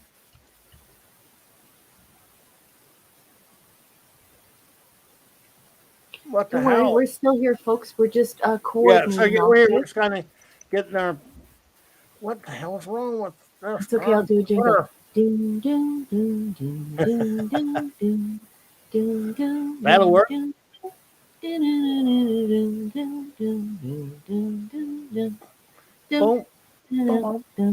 Or a sorry.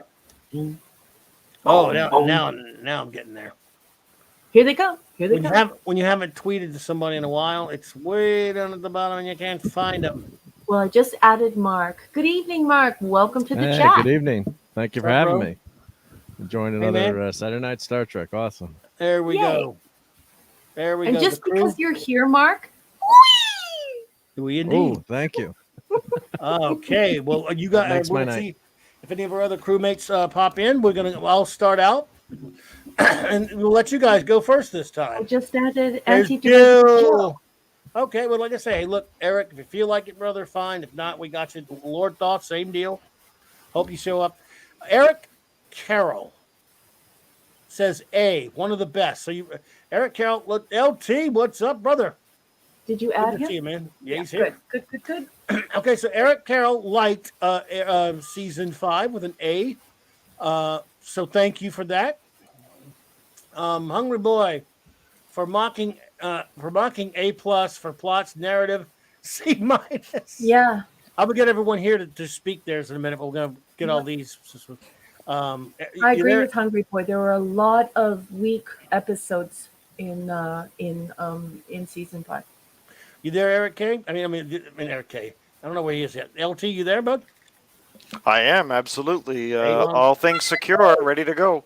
Avon lives, LT. Avon lives, long live the Legion, and great to see you, Mark, Raquel. It's an honor to be among such august company. Thank you. Oh, I love you. Thank you, buddy. Jill, you there? You doing good? Yep, I'm here. Great to see you. All right, Jill. Let's see here. We appreciate you being here. Comic Book Crusader says, probably a B to a C plus. Fair That's a good enough. grade, actually. Fair enough. That's a fair grade. To be fair to you, I don't even know my grade yet. I'm going to figure it out by the time we get done. So I don't even have one yet. Sandra says B. Some high points, some low points, some overall an enjoyable season. Very good. Fair enough. And our wonderful friend Jill, she wrote hers, but Jill, you can say it here if you want, or I'll read yours and you can talk about it either way. Go ahead. Oh, yeah, I can just read it. Go for it. My review doesn't account for the 4 episodes I didn't get a chance to review: Conundrum, Power Play, Ethics, and Outcast. Even though I do have some vague memories of loving Ethics. Mm-hmm. Okay. Oh, let me get the next one. Whoop, whoop, whoop, whoop, whoop. There you go. And my 2 of 2 is that this season has some great episodes, but so many of them fall into the B rather than A categories. Mm-hmm. So while it has some timeless classics, it also has some major atrocities. Yes. Well said. Well said. A very mixed bag. I mean, this whole show is just so more inconsistent than I remembered it. Raven gives it my grade B. Some clunkers, but still good season. Fair enough. Mr. Angel says, blah, blah, blah, blah. Since I'm working completely from memory, I could not rate best or worst from the season because all seasons merge in my mind to one giant season. I got you. That's fine. That's fine. Okay. Our buddy Mega Cropper, a man of few letters, says A. So big fan of this season is Mega Cropper. Excellent. Gotcha. Eric K., the Bronze Ranger, says B. Not too bad. Highs and lows like you expect with TNG. Yep. That's actually Fair enough. very fair grade and very fair comment. I have a lot of C's in season 5. There you go. Dead Man Walking says, for the episodes I watched, I say a B. There were more episodes in a season, in a season 5 that I liked. I think he means in season 5 that I liked, as compared to prior seasons, and those I liked, I graded higher than those liked in prior seasons. Okie dokie, Dead Man Buddy. That's Thank a fair you. comment. Michael Beacom says, season 5 overall grade B plus. No more Wesley to blame, or not as much. Yeah, and still couldn't maintain altitude when it was good. It was some of the best TNG offered, which just made the lows all the more disappointing. That's a very good great comment right there. Yes, absolutely. That's kind of the way I am about it as well. Kal-El says A minus. The season had more hits than misses, but the misses during the season prevent it from getting an A or an A plus. Fair enough, brother. I agree 100% with what he just said. Actually, I was just going to say that. That is, it's real tough to get a bearing on it for me. B plus for Pleasant Valley, says Darmok Invocation Part 1 and 2. The Inner Light boosts the overall rating still. Too many mediocre, forgettable episodes. That's also a very good point. I'm kind of there as well. That could have been mine. Absolutely. And ED says, well, go for it. Now, take this one away, Raquel. Enigmatic Dropberry already dropped the mic once tonight. Let's see what he's got to say. He's going to give season 5 a B minus. He says the season proper launched with Darmok, a true Trek story about tolerance and overcoming differences, concluding with the penultimate Inner Light, a beautiful story about species perpetuation. As always, sir. Well said, ED. Hello, Rudy. I'm unfamiliar. I've never Rudy, met you before. Hey, Rudy. Good to see you, Rudy. Rudy. And Rudy, I'm just going to start his comment because he's given a grade. So that's really wonderful. Welcome, Rudy. Okay. See, Rudy says I'm a TNG normie, so all the episodes are good to me. The panel, I give an A. A plus. Rudy, you are too kind. I've seen you over at our good buddy Nick Weiser's. Yeah, he's always there for Toxic Tuesday. So thank you, Rudy. Nice. And I've seen him there for Friday nights too. So thank you so much, Rudy. You are too kind, my friend. Appreciate you. Well, let's see here. We've never had him on Saturday Night Star Trek before. He is a gracious, great friend and is a security chief. And so I want to know what you, Mr. Lord Thoth, welcome, by the way, to Saturday Night Star Trek, and welcome to the Clobby Prize. And I would like, sir, for you to give us your basic rundown. What do you thought of season 5? Thank you very much for the invite tonight, by the way. I'm truly honored. I think this was a good season of Star Trek. Nostalgia really plays a lot in going back and watching a lot of these episodes. I think that at the time in 1991 and in 1992, obviously, it's you know what I mean. And like 91, 92, it was a time when things were changing in the world, and I was a true Star Trek fan, and I remember watching these episodes first run. And it was actually quite difficult to get these up here in Canada at the time. Yep. My father had a big giant satellite dish that I had to go to a specific satellite to be able to tape on VHS tapes, VCR tapes, every Saturday night when these were on, and watch them. And I would watch them over and over and over again all week. And I will say that there are some that really stuck with me. And some that until recently I probably haven't seen again. And I do tend to watch this on the Canada Sci-Fi Channel. Whenever it's on TOS and TNG, it's always on in the background while I'm doing house stuff after work. And this season was good, but not great. I certainly have a soft spot for season 3. Season 4 is better in my opinion. There's some really, really good episodes in season 5 and some really, really bad ones. And so overall, I'd give this probably a B rating for me. I think that there's some really good episodes, some really bad episodes, but overall, it's a good season. Yeah, that's fair enough. Absolutely. Hey, Lee Anthony Davis. Welcome, Lee Anthony Davis. Yes, and Mr. Tickle Trunk, I just started him off there. He jumped into the chat. Well, great to see you there, Mr. Tickle Trunk. He said, Mr. Tickle Trunk says C+. A lot of issues peppered throughout before Roddenberry's passing. Yes. After his passing, some more glaring holes in writing. Excuse me.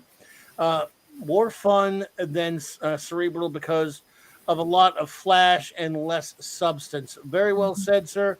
And I cannot argue with that at all. Absolutely. Yeah, I agree. So we've got Lord Thoth, we've got Jill. They've given theirs. Our chief engineer, Monica D with AC, brother. Thanks for being here, buddy. Thank you. Awesome to be here. I should change my avatar to. I was doing Batman, so let's better change that to Mr. Spock. Yeah, it's been a Batman weekend. I was on 3 Batman streams today. And last night.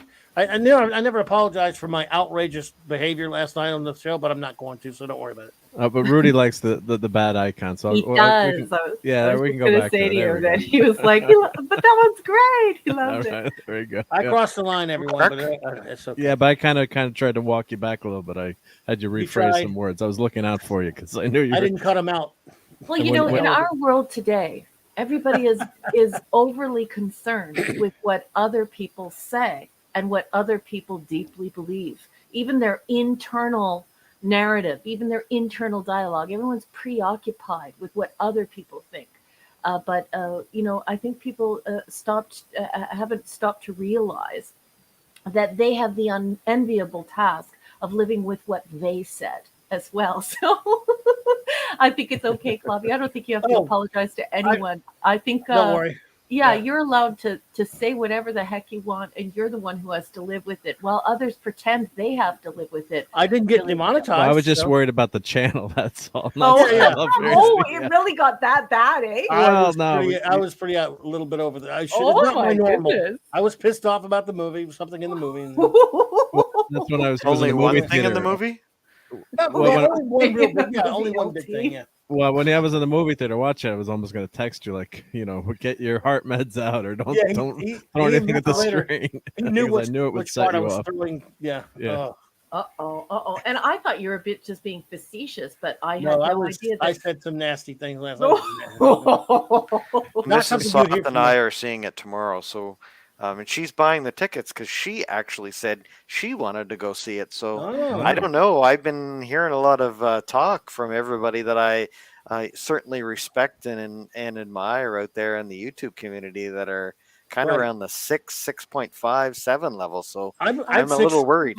I was an 8 LT. I gave it a 6. Oh. And I gave it a 6. I was an 8, but those things that angered Clobby did get me mad too. But I I kind of just chalk that up too. Yeah. So I didn't hate it. That's pretty modern shocking, junk. isn't it? Yeah. I can't throw my remote at the screen though in the No, theater. you can't. So that Only popcorn. You have to throw some And the popcorn popcorn's in too there. expensive Star to throw Trek now too. Discovery since it started in Picard. There's lots of little black marks on my theater screen now that it's from. no. I mean, I'll put it to you like this: if Katie had been here, I would have really been embarrassed and felt bad about it. She's such a sweet lady. Without the filth I said last night, and I love you, my Katie. That mean I goodness. mean that as a serious sign of respect to Katie. I was nasty, but it happens, folks. I'm not so much apologizing for it. I'm just letting everyone know that it's not something that'll happen all the time. Certainly not on Saturday Night Star Trek. That's what we're Hungry talking Boy about before. has offered an agnostic solution. He has said that you owe $20 to the swear jar. I can't afford it. So I'm just gonna have to keep swearing. That's Phantom okay. Outsider says B for the season B or the B or the season, the no real super standouts. Oh, I'm sorry. Too many meh. Also, Wesley the Rat still in Starfleet. How many chances does this clown get? Too many is the answer. Monkey Jeebus. Monkey Jeebus! I like the way she says. I love it when Raquel says that. I don't know what it is. it is funny. It is. It's one of my favorite things she says. Okay, Marky. Okay, so all Season right, being the 5. engineering geek / nerd, of course, I made a spreadsheet because I didn't do my homework the last time I was on to do this. So I ranked each episode on a scale of 1 to 10, right? So then, of Right. course, you go into the spreadsheet, and my sum is 165. The average is 6.64 Are you out trying of the to? 25. Really So low. What is this percent? What is this math crap? I was led to believe there'd be no math tonight. well, the engineer can do math. So Jill's the Yeah. mathematician here. Leave it to her. It's, All right. it's actually funny because I was going to do the same thing, but then I thought, no, I'll just do it on the fly. I'll ballpark it. But I was looking through all of my C's and D's and my F, and I was like, is that really? Can I really offset that with the A plus? yeah, so it really takes it. I would have said like around a B plus, just with my gut, because there's some really great episodes. Yes. But the bad ones, there's some 2s and there's a 1 in there. So that, that's what I told my kids when they went off to college. Like, do really well in your first semester because it's tough to bring a bad, GPA up for some. It is. It's just the way it goes. You don't want to, go partying too much. So the writers and the crew were out partying on a bunch of these episodes. So I had, let's see, 1, 2, 3, 4, 5 really bad episodes, which tanks everything. But a 6.64, that's a 66 rating. Well, I'm sounding like LT here. No offense, LT, but that's What the hell is going on around here? No offense taken. I appreciate math. I do give each episode a real number grade, so I can add them up and average them. Yeah, there we go, Jill. Still, this is an Way to go, incredible Jill. moment for us as friends in real life because Scrooge McThoff actually has He a is a higher Scrooge. grade than Mark. Pleasant Mark, who wants to give everything an A. Yeah, I want to give everything a good I'm grade. never going to admit that I used a mathematical rating for each one of these episodes to come to my conclusion. Oh, So, I hope you didn't. I hope you. Now, LT, I don't did you want to have any be in the same category as Jill and Mark here because I'm a jock, not a nerd. Well, LT, how many top teners were there in this episode? The season. In this season, 1. One, fair enough. One. Okay.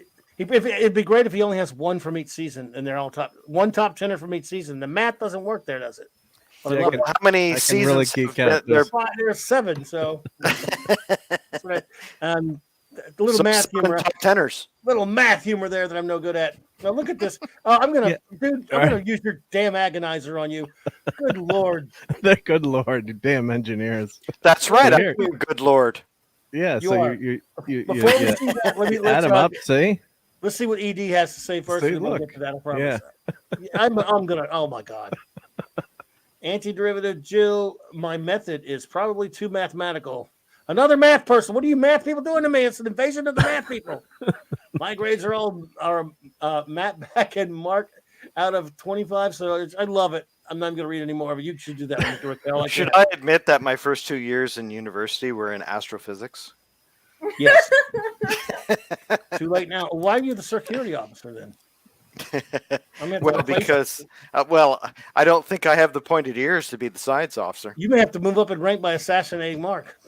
I didn't tell you guys. Hey, this is not the mirror universe, is it? It's the mirror universe. You're on the ISS Enterprise. Oh no, That is the funniest thing I've heard all week.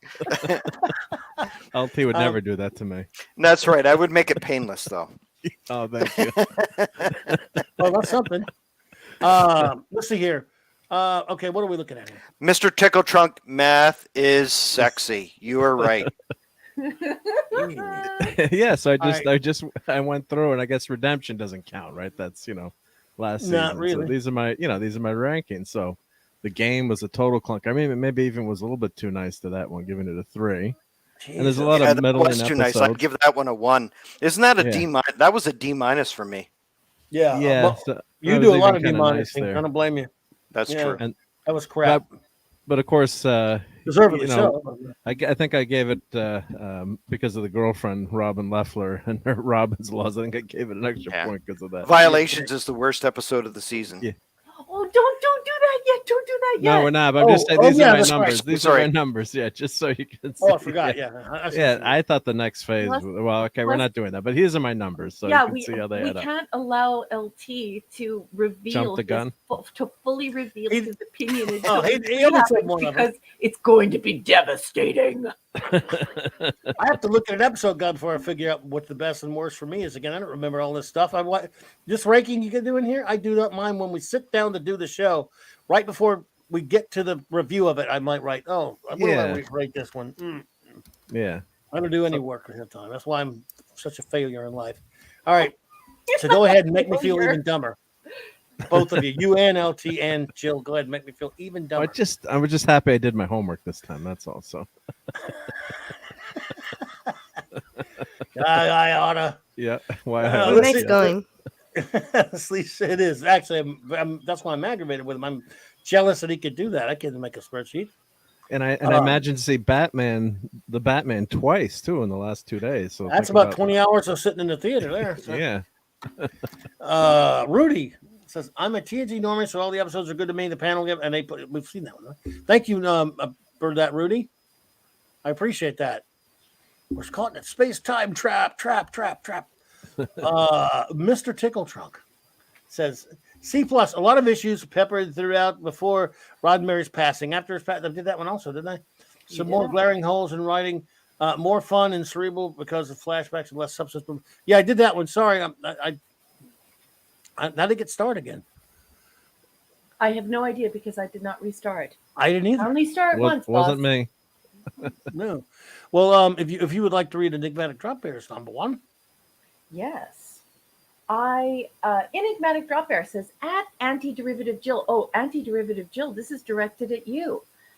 One of two. He says, my method is probably too mathematical. My grades all map back to a mark out of 25. So I just average those scores and then give my grade. And that gives me my grade, sorry. And then at Antiderivative Jill 202, the problem with this method is the way I map the score to grades. It disproportionately skews grades to the downside. Yeah, and that's why I actually assign them actual grades, like A plus is 100, A minus is 92, and an A is 95. That's right. And each institution has its own scale for the window, right? And some are scaling down so that it's easier to get an A, which is kind of unfortunate, but whatevs. You guys are really making me feel like a dumbass for writing my reviews in crayon. But they're good crayons. Mr. Tickle Truck for all, you're too kind, my friend. Thank you so much for the $5 super chat, sir. The varying opinions here is why I keep showing up each week. Though we roughly agree, there's always insight and nuance I learned from. And thank you so much. And he has a $2 other one. Jill, talk about numeration slower, please. Yeah, you fast, smart people. What's wrong with you?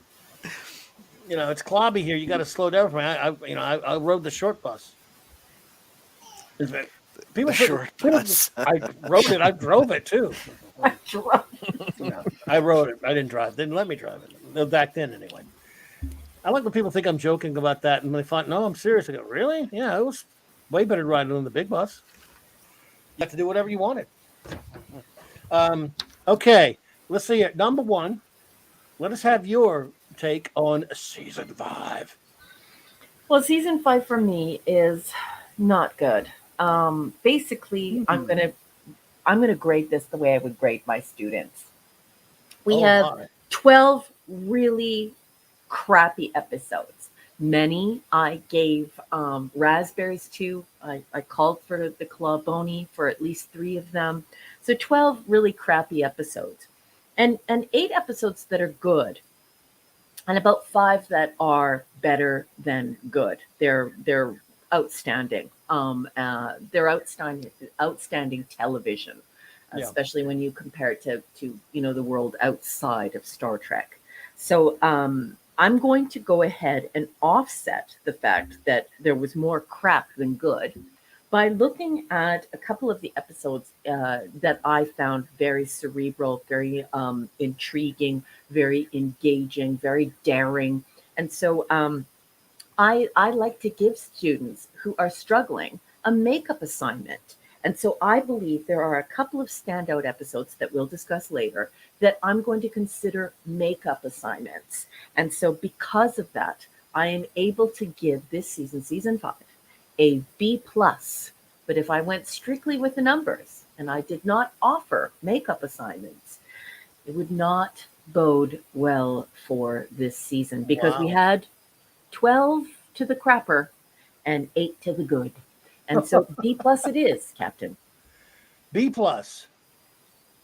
Okay. Well, fair enough. I don't have near that kind of explanation. I just say I give this season about a C because of a lot of what you were saying. Up and down, up and down. I haven't been on a roller coaster in years, everyone. I love them though. I would love to go back on one someday, but I'm probably too old and can't fit on one anymore anyway. But I would ride one every week if I could. But I don't want to be riding one when I'm watching Star Trek. Yeah. In terms of quality, in this show, it seems like we would do 2 out of 4 every week. 2 okay ones and really bad garbage. All right, Raymond. Good. Thank you for being here, man. Have a good night, buddy. Good night. It was just such a mixed bag every week. This whole season's one big mixed bag Yeah. of not as many horrible clunkers as say season 1 or 2, but a lot of blah, a lot of just sort. I mean, it's almost worse for me when I really can't get a strong feeling about an episode one way or the other. When I can't get excited, when I'm just sitting there and I have to watch it 4 times because I keep falling asleep. A few episodes that are standouts that I like, a few pretty good ones, but for the most part, this season is a snoozer to me, and I don't think it's that good. It's better than seasons 1 or 2, of course, but then what Yeah. isn't? But that's not saying much, is it? Yeah, Yeah. it's still. I think it's rather as a season. It's tough to say mediocre because there's some real good stuff in there, but just a couple of shades above average. A definite step back from season 4. Yes, Yeah. absolutely, Jill. Just for Excellent. me, I agree 100%, Joe. Agreed Yeah. too. Yeah. I think Yeah. part of it is you really love these characters by now, or most of the characters are into the show. So I think you end up being a little bit more kind to a show when there's a mediocre episode, but you love Worf, you love Data, and just seeing those characters kind of just warms your heart, and you're in your happy place.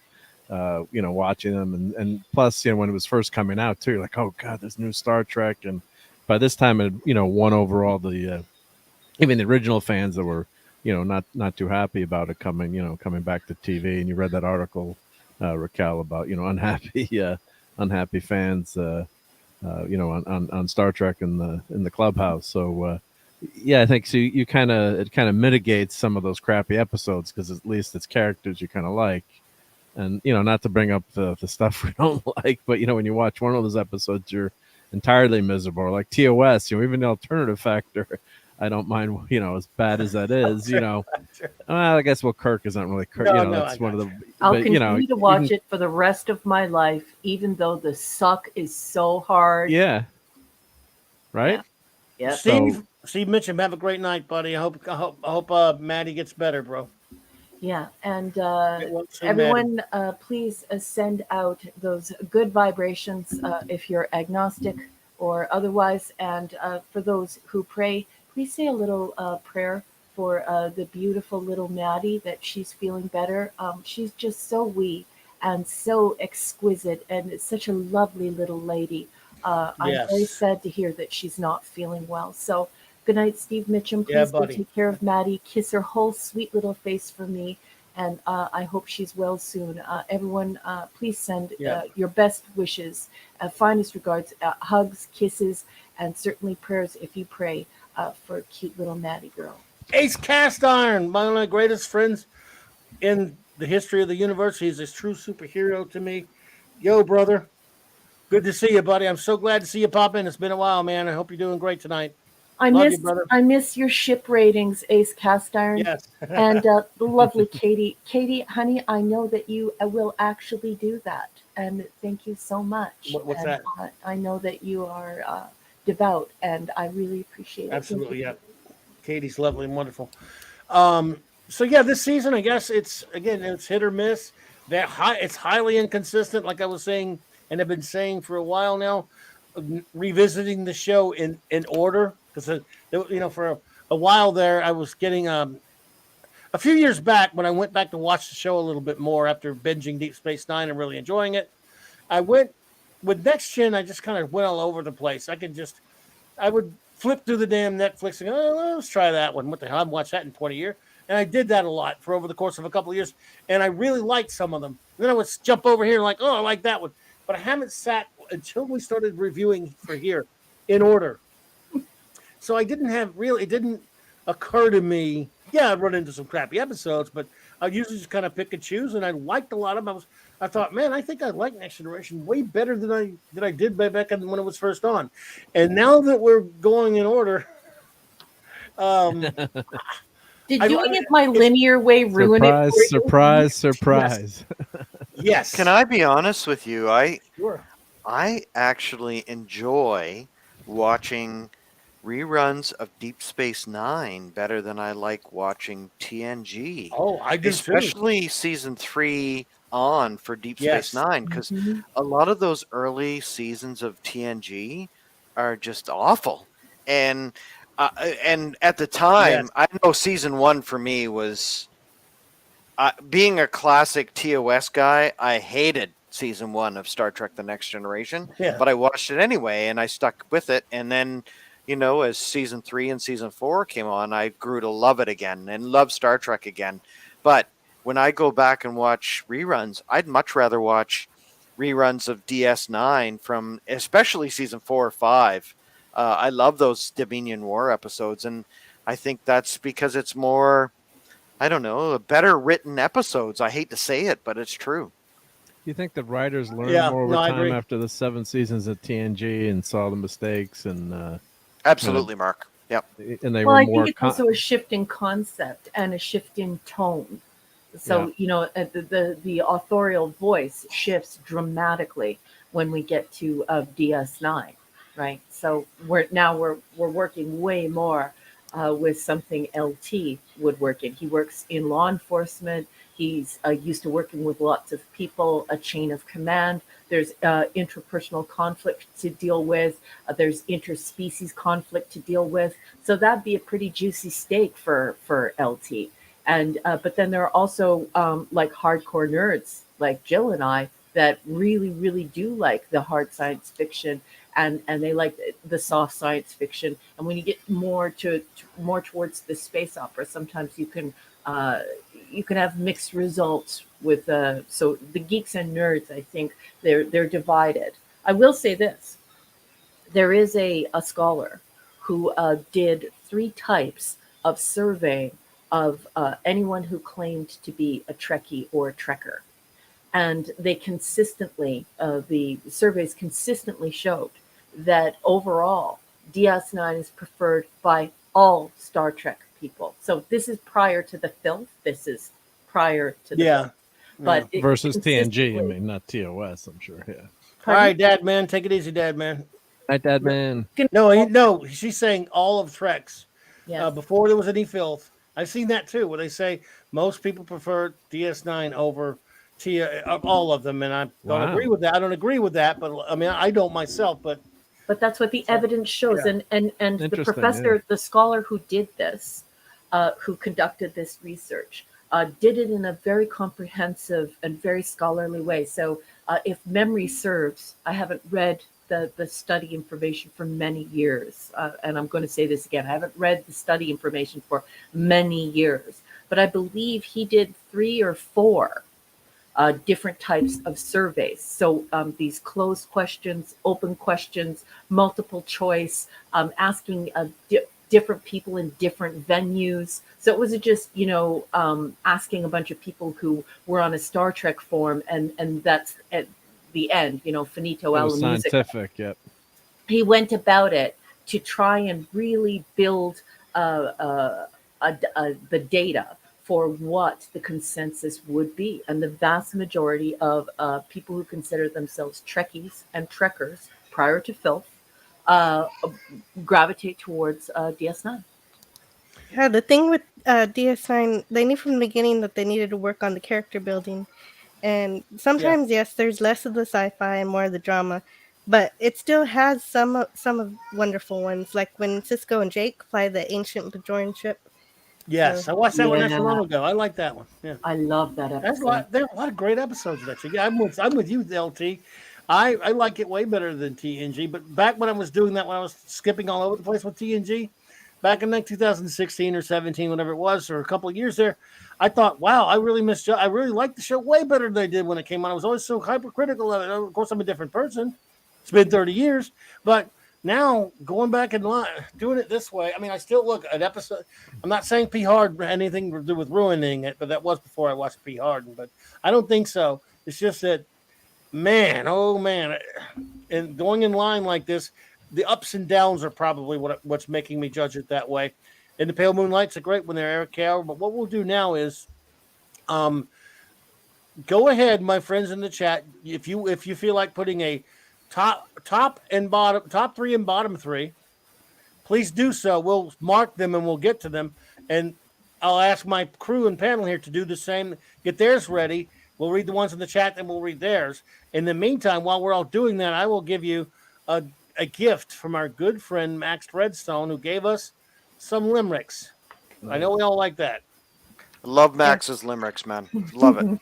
Yes, we could not be here tonight, but if you hear this on a repeat, Max, we didn't forget about you. Of course, they pertain to tonight's 2-part episode times Arrow. So who's ready for that while everyone's getting their top and bottom 3s? Everyone's ready? ready. Okay, let me go ahead and screw up Max's lyrics here. Let's see. I should need a piece of popcorn before I do this to make it even worse. No, I'm kidding. All right. Okay, I'll go. Let's see. The Enterprise situation gets tenser when the crew finds aliens on their sensor. Imagine the pain when they bring back Mark Twain and Data's head comes off like a Pez dispenser. Oh, my God. Well done. Oh, my goodness. Top notch. Pure gold. Okay, so while I'm giving out grades, that is getting a total A That's a great from one me. there. Max passes. Got 2 more for you. Well, number 1, just star any if we get any of those for me Certainly, while because my eyes are up to screen. Yeah. Okay. 1 more is ready. Ready? Okay. Fire. Under San Francisco dirt and cement, Starfleet found Data's head in a mining vent. The crew went back in time. They met Guinan in her prime and punched cops and were late with the rent. Those are always so good, man. Don't ever punch cops. I like cops. Oh, I've been punched, and let me tell you, they regret it instantly. Yes.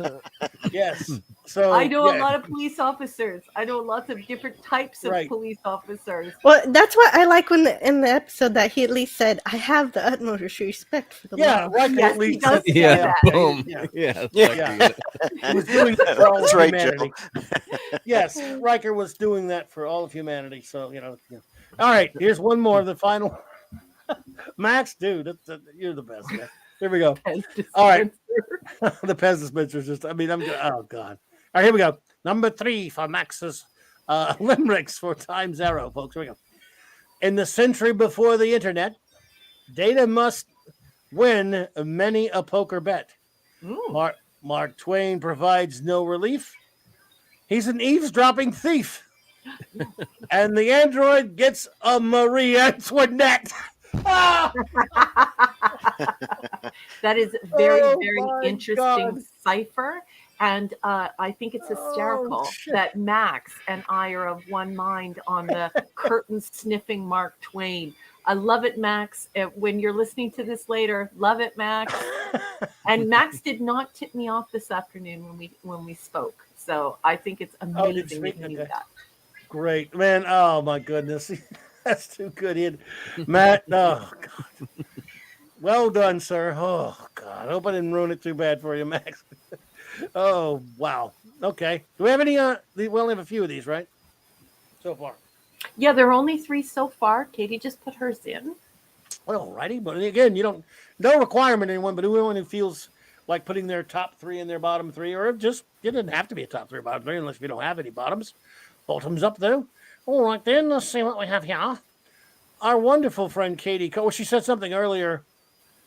Where I just wanted to make sure I got it. My favorites were Redemption, Iborg, and The Inner Light. Great writing and standout episode, she says. She has another comment also where she says, oh, she put them back in there again. I see. Yeah, there you go. Thank you, Katie. Thank you so much, Katie. Appreciate that. Enigmatic Drop Bear says, top 3 best. Ethics, The Inner Light, and Darmok. Top 3 suck. The first duty, Violations, and The Game. Can't argue with those, buddy. No, that's a pretty good assessment. Yeah, Michael Beacom says, season 5, bottom 3. So much to choose from. Iborg, Picard revealed as a Borg plant all along. Yeah, yeah. Violations, I think he means. Aptly named Violation. Yeah, he took the S off. I think he meant to. He did. Named for what it did to the audience. Imaginary friend, imaginary talent. Wow. If anyone wants to throw one up there, that's fine. Other than that, we will go to our chief of security. Do you have it can be 1 or 2, doesn't have to be 3, but if you have 3, a top 3, bottom 3, let us have it, man. Absolutely. I can do that easily. I'll start with the top 3 awful ones. Yes. I have, Please. the worst episode of the season, in my opinion, was Violations. For a whole slew of reasons I won't get into here. I'll make it quick and painless as possible. Okay. My second one is The Next Phase. And number 3 was Imaginary Friend. I absolutely hate that episode. Wow. I'll give an honorable mention, too, as The Outcast. I think that the bad ones in this episode were D- to be gentle. There's a couple in there that I could probably give an F to, but because it's TNG, I have a really hard time giving an F. But those 4 episodes were at the bottom for me. Especially Violations. I just detest that episode. Every time I see it come on, I have to turn it over, and I want to do an EMP and erase all my TV and stuff, because it's just, I hate that one. Now for the good stuff. This is the stuff that really makes me come back and want to watch Star Trek again. So this is what you would put in the Faraday cage. That's right. Well done. That's exactly right. That protects them from the EMP. Yes. Number 1, the best episode of this season, in my opinion, was Unification Part 1. Mm-hmm. And I'll quantify that by saying, to see Spock back again in an episode, even if it was a little bit at the end, we got to talk about Sarek. We got to talk about, there's a lot of things that episode really I really enjoyed.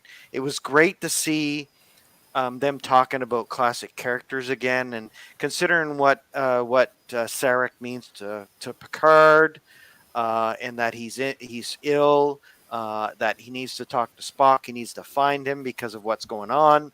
They go to Romulus, and I love the Romulans. They're my favorite arch enemies of the Federation from classic Trek and into Next Generation.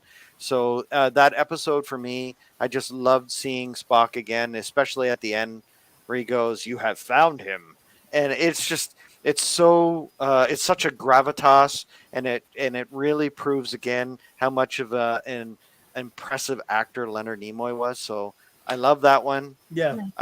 I love the Inner Light. It's my number 2. Darmok is number 3 because I appreciate the language barriers that we have today, especially up here in Canada. I work in Ottawa, where it's French and English is the primary languages. But to be honest, most of the stuff I deal with is Russian, Chinese, Mandarin, Cantonese, for example, and several other languages. So that having that barrier and being able to overcome it is just such a great story to tell. I love that. My honorable mention is Redemption Part 2 because I just love Data being in command. So that's it. But the multicultural aspects of language and how it's not just language. It's not like music where everyone hears the same note. With language, there is a force behind it, an entire culture behind it, and we have such a great representations of so many different countries here. And so I absolutely love your comments, LT. When I think of Canada, I think of Mandarin, I think of Hindi, I think of Punjabi, I think of Tagalog, French and English and German and Polish, and there are so many languages here. So I love native languages of the country. There's so many native languages. Yes. Mi'kmaq, like blah blah blah. I could go on and on, but yeah, Raquel, that's why I love you because you hit exactly what I was trying to tell there, and that's why that episode will always be in my top 3. That's probably one of the best episodes TNG has ever put out. Just because of the language barrier and how they overcome it. It's through adversity, through camaraderie, through trust that the two of them can overcome the adversary that they faced in that episode based on emotion. And they got through that language barrier, that cultural barrier. And I love that episode. Great. Love it. Excellent indeed. Jill, do you? We got one. Wait a second, Jill. We got Michael Beacom did mention. You put repost. Oh, it's a repost. Season 5 top cause and effect. This is what I watch. Sci-fi ethics. Just the Inner Light. If I could save time in a bottle, the first thing I would like to do. Yep. Okay. Excellent. Thank you so much. And Eric Carroll says etymology is important to understand.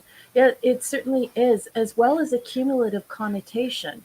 And so you see a lot of people sort of struggling with different aspects of language and how a cumulative connotation builds language and our perceptions of how language is used. And so, terrific. You think about simile, you think about metaphor, you think of all these things. Eric Carroll, great comments. Pleasant Valley says his top 3: The Inner Light, Unification Part 1, and Darmok. Bottom Violations, the game, and First Duty. And hey, Hungry Boy, don't tell me you don't like Jim Croce. Dude, what's wrong with you? Come on now. Oh, disappointed. If I could save time in a bottle. Well, not only that, I mean, don't pull on Superman's cape. Oh, yeah, don't. This is the guy that Junkyard. What's that song? Junkyard Dog. You don't pull the mask off the old Lone Ranger, and you don't mess around with Jim. Yeah. Was it pee in the wind? You don't want to pee in the wind, Ben. Yeah, you know. Yeah, you know. He said spit, but yeah. I say spit. LT. We got some more. Okay, let's see here. Pleasant Valley. Always Peter lured on a ship. We got that one already. Kal-El says, top 3 episodes: Darmok, Ethics, The Inner Light, bottom 3. The game, Violations, and the First Duty. There seems like the pattern developing with those bottom ones. Mm-hmm. I shouldn't wonder. And top 3 for J25. Darmok, Interlight, Cause and Effect, bottom 3. I'll pass. The season is a lot of meh. Over. Yeah, I hear you. I understand, J22. Thank you. Okay, we need Now- to discuss this right now because What? we brought it up. So let's discuss it. There's something that's got to go in the marquee, boss. Let's put that up. Okay, so let me explain something to you, DC. The reason why I would always sing "You Don't Mess Around with Jane" is I'm a huge Tarzan fan. Okay. I don't know who Jim is, but I do know this: you don't mess around with Jane. Well, you don't mess around with Jim Kirk. That's or right. with, That's or right. Jim Croce is the junkyard, the junkyard that's dog. Jim Croce, yes. Yeah. That's Yeah, how I it and then means Mr. that Angel is junkyard headed dog. out now too, just before we. All right, he passes Mr. Angel. out, he said, Be good, chef. Oh, night chef. Good to have a good one there. Yep, you don't mess around. You don't pull on Superman's cape, all this stuff. So, Jill, do you have a Yep. top 3, a bottom 3, or what either way you want to do it? I do. I have a bottom 3, Okay. and my bottom 3 starts with violations. it makes my number 3 because it's basically just Freddy Krueger giving people comas and trying to align brain torture with sexual assault mysteriously. Yep. Yes. Right? Oh, It's just Lord. wrong. It And is. if you want me to call any guys creepy on TNG, there he is. Yeah. Further, we're given hints he is the culprit before the teaser is even over. So any intrigue isn't there. Evaporated.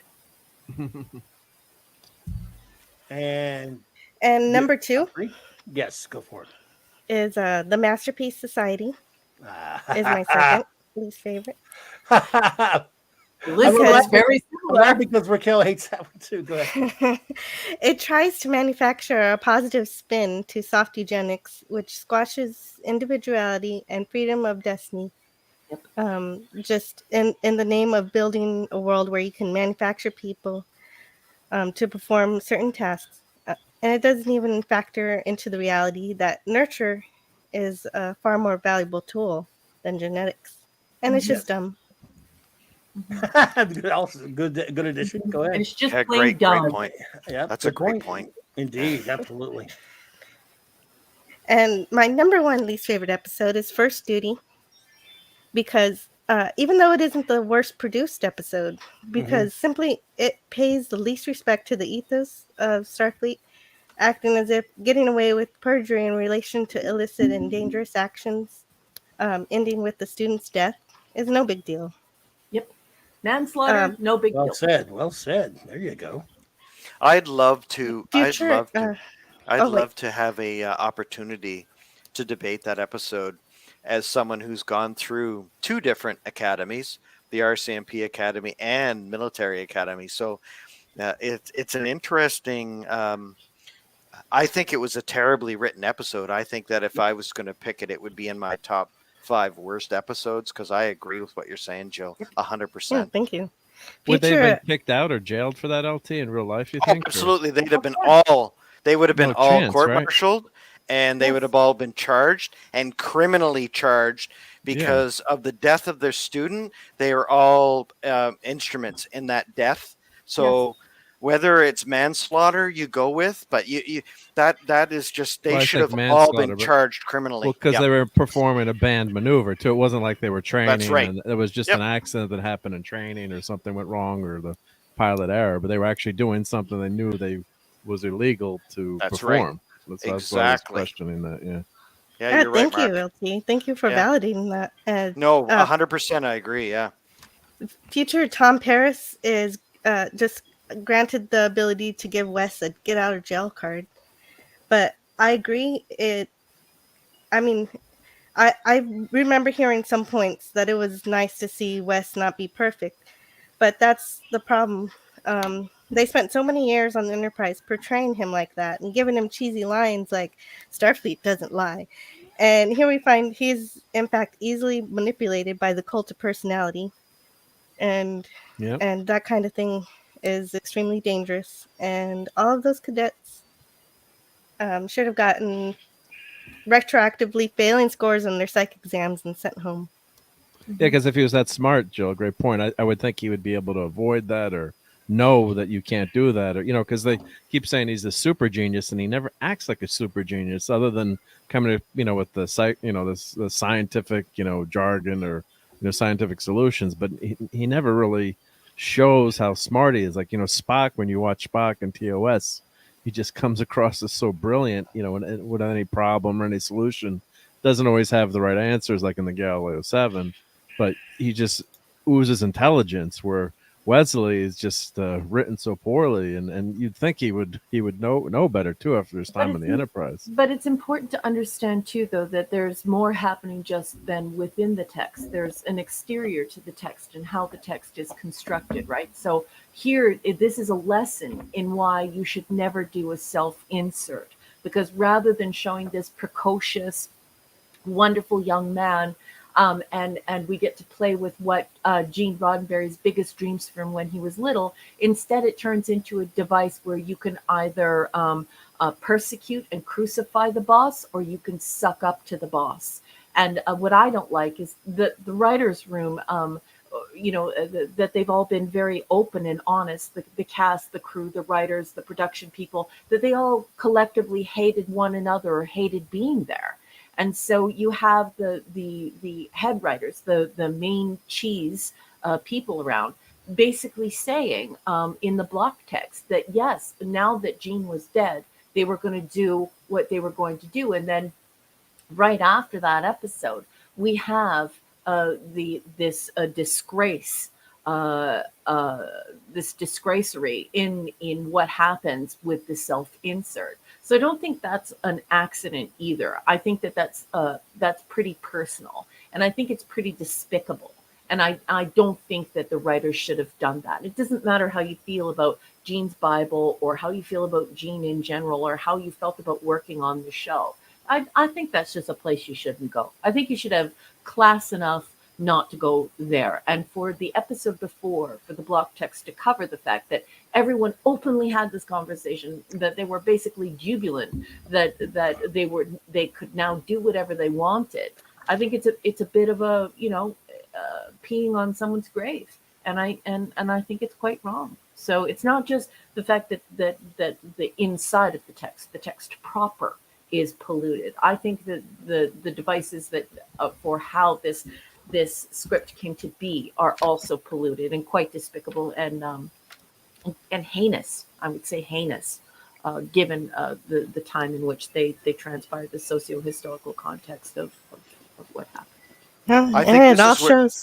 Go ahead. I'm sorry. You go ahead. Go ahead. That's all I think this is where we start to see that Gene Roddenberry's touch has left the show too, because from a military perspective, he leaves that expertise from being a soldier that he had out of the show. And this is a quasi-military organization. Yeah, it's exploration and diplomatic, and all that. Starfleet is all about that. But let's not forget, this is a military organization that protects the sovereignty of the Federation.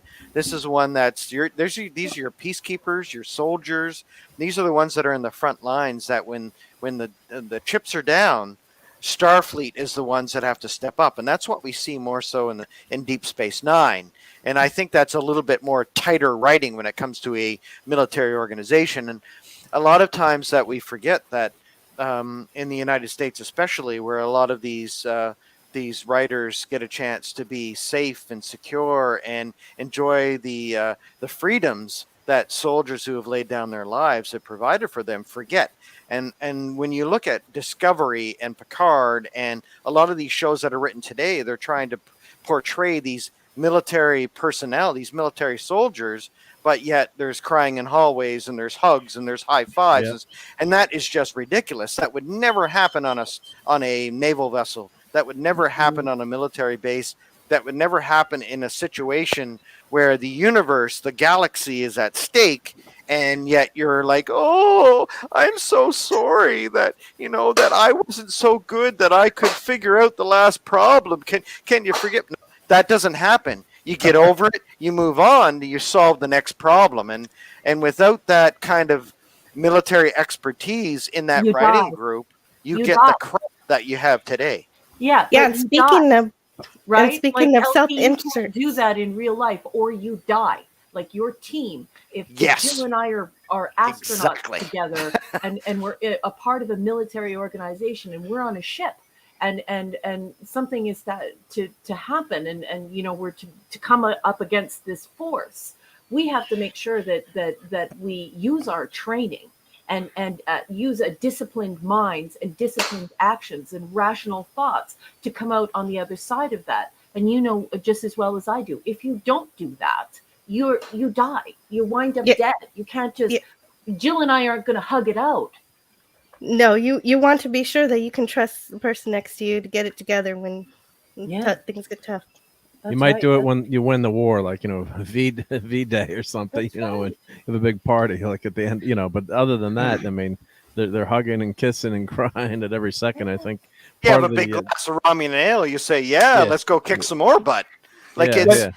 Well, that's what I'm saying when the war is over. But you know, and I think one of the complaints for STD was they weren't.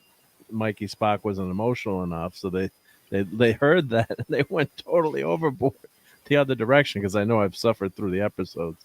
So it was she should have never been released from the blockade for what she did. Oh, I know. In the first couple episodes of season 1, like she should have been charged and served life in prison. I love you, panel, but we cannot discuss the filth here. Clobby has not taken his high blood pressure medication yet today. No filth, please. No. You had to bring up the filth. No, I'm just kidding. That's my fault. But I can see. Love it. But what Jill was saying in that episode, it just goes to show you how bad writing can make bad episodes, and that becomes canon, and then people look back at that and go, oh, well, maybe that's the way we should deal with things in the future, and that's just not the way things really work. Yep. Who's next? Well, actually, I didn't. Jill's got to finish. I didn't do my top. I didn't do my top episode. You're good. The ones you like. Sorry. Yeah, the ones that are good.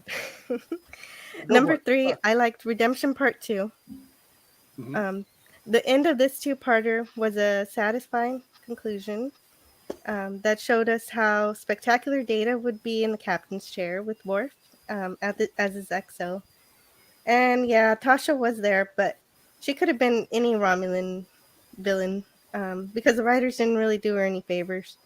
But she didn't detract from the fun I had, like learning more about the Klingons and good point. And that kind of thing gets better in Deep Space Nine, since we were mentioning that.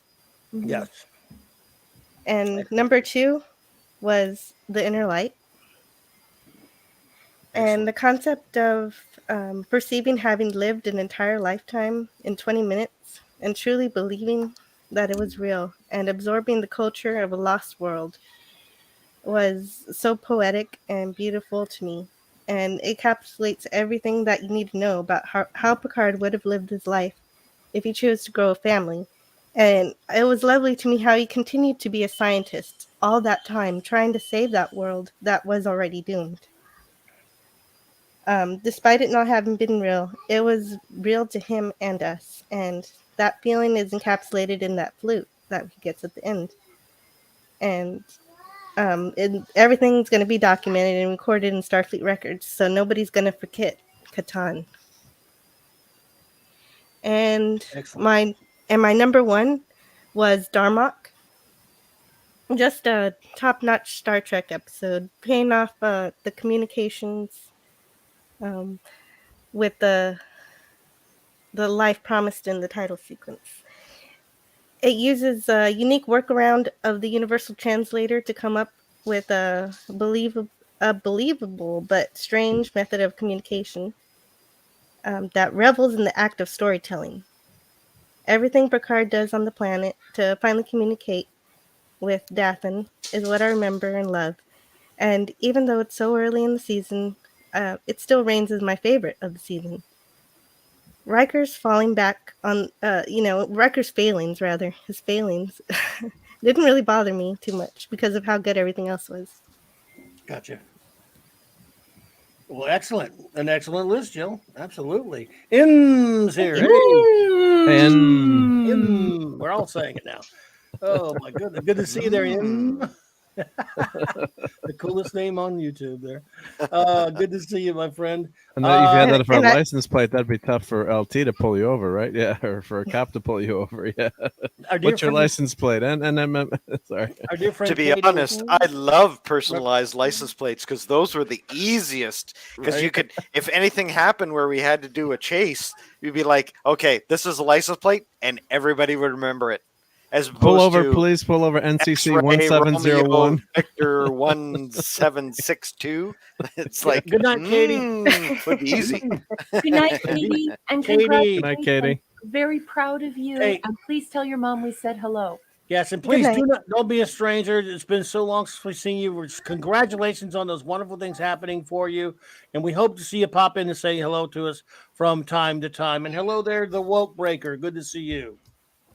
Thank you for being here. Good to see Um, you, Katie. It's good to see you again. It's been a while. Indeed, indeed. Mark D. All righty. Your Thank you. list. Thank you. So my list. So here were my. I'll post these. My top three are pretty much everyone's top three. So Drum roll, please.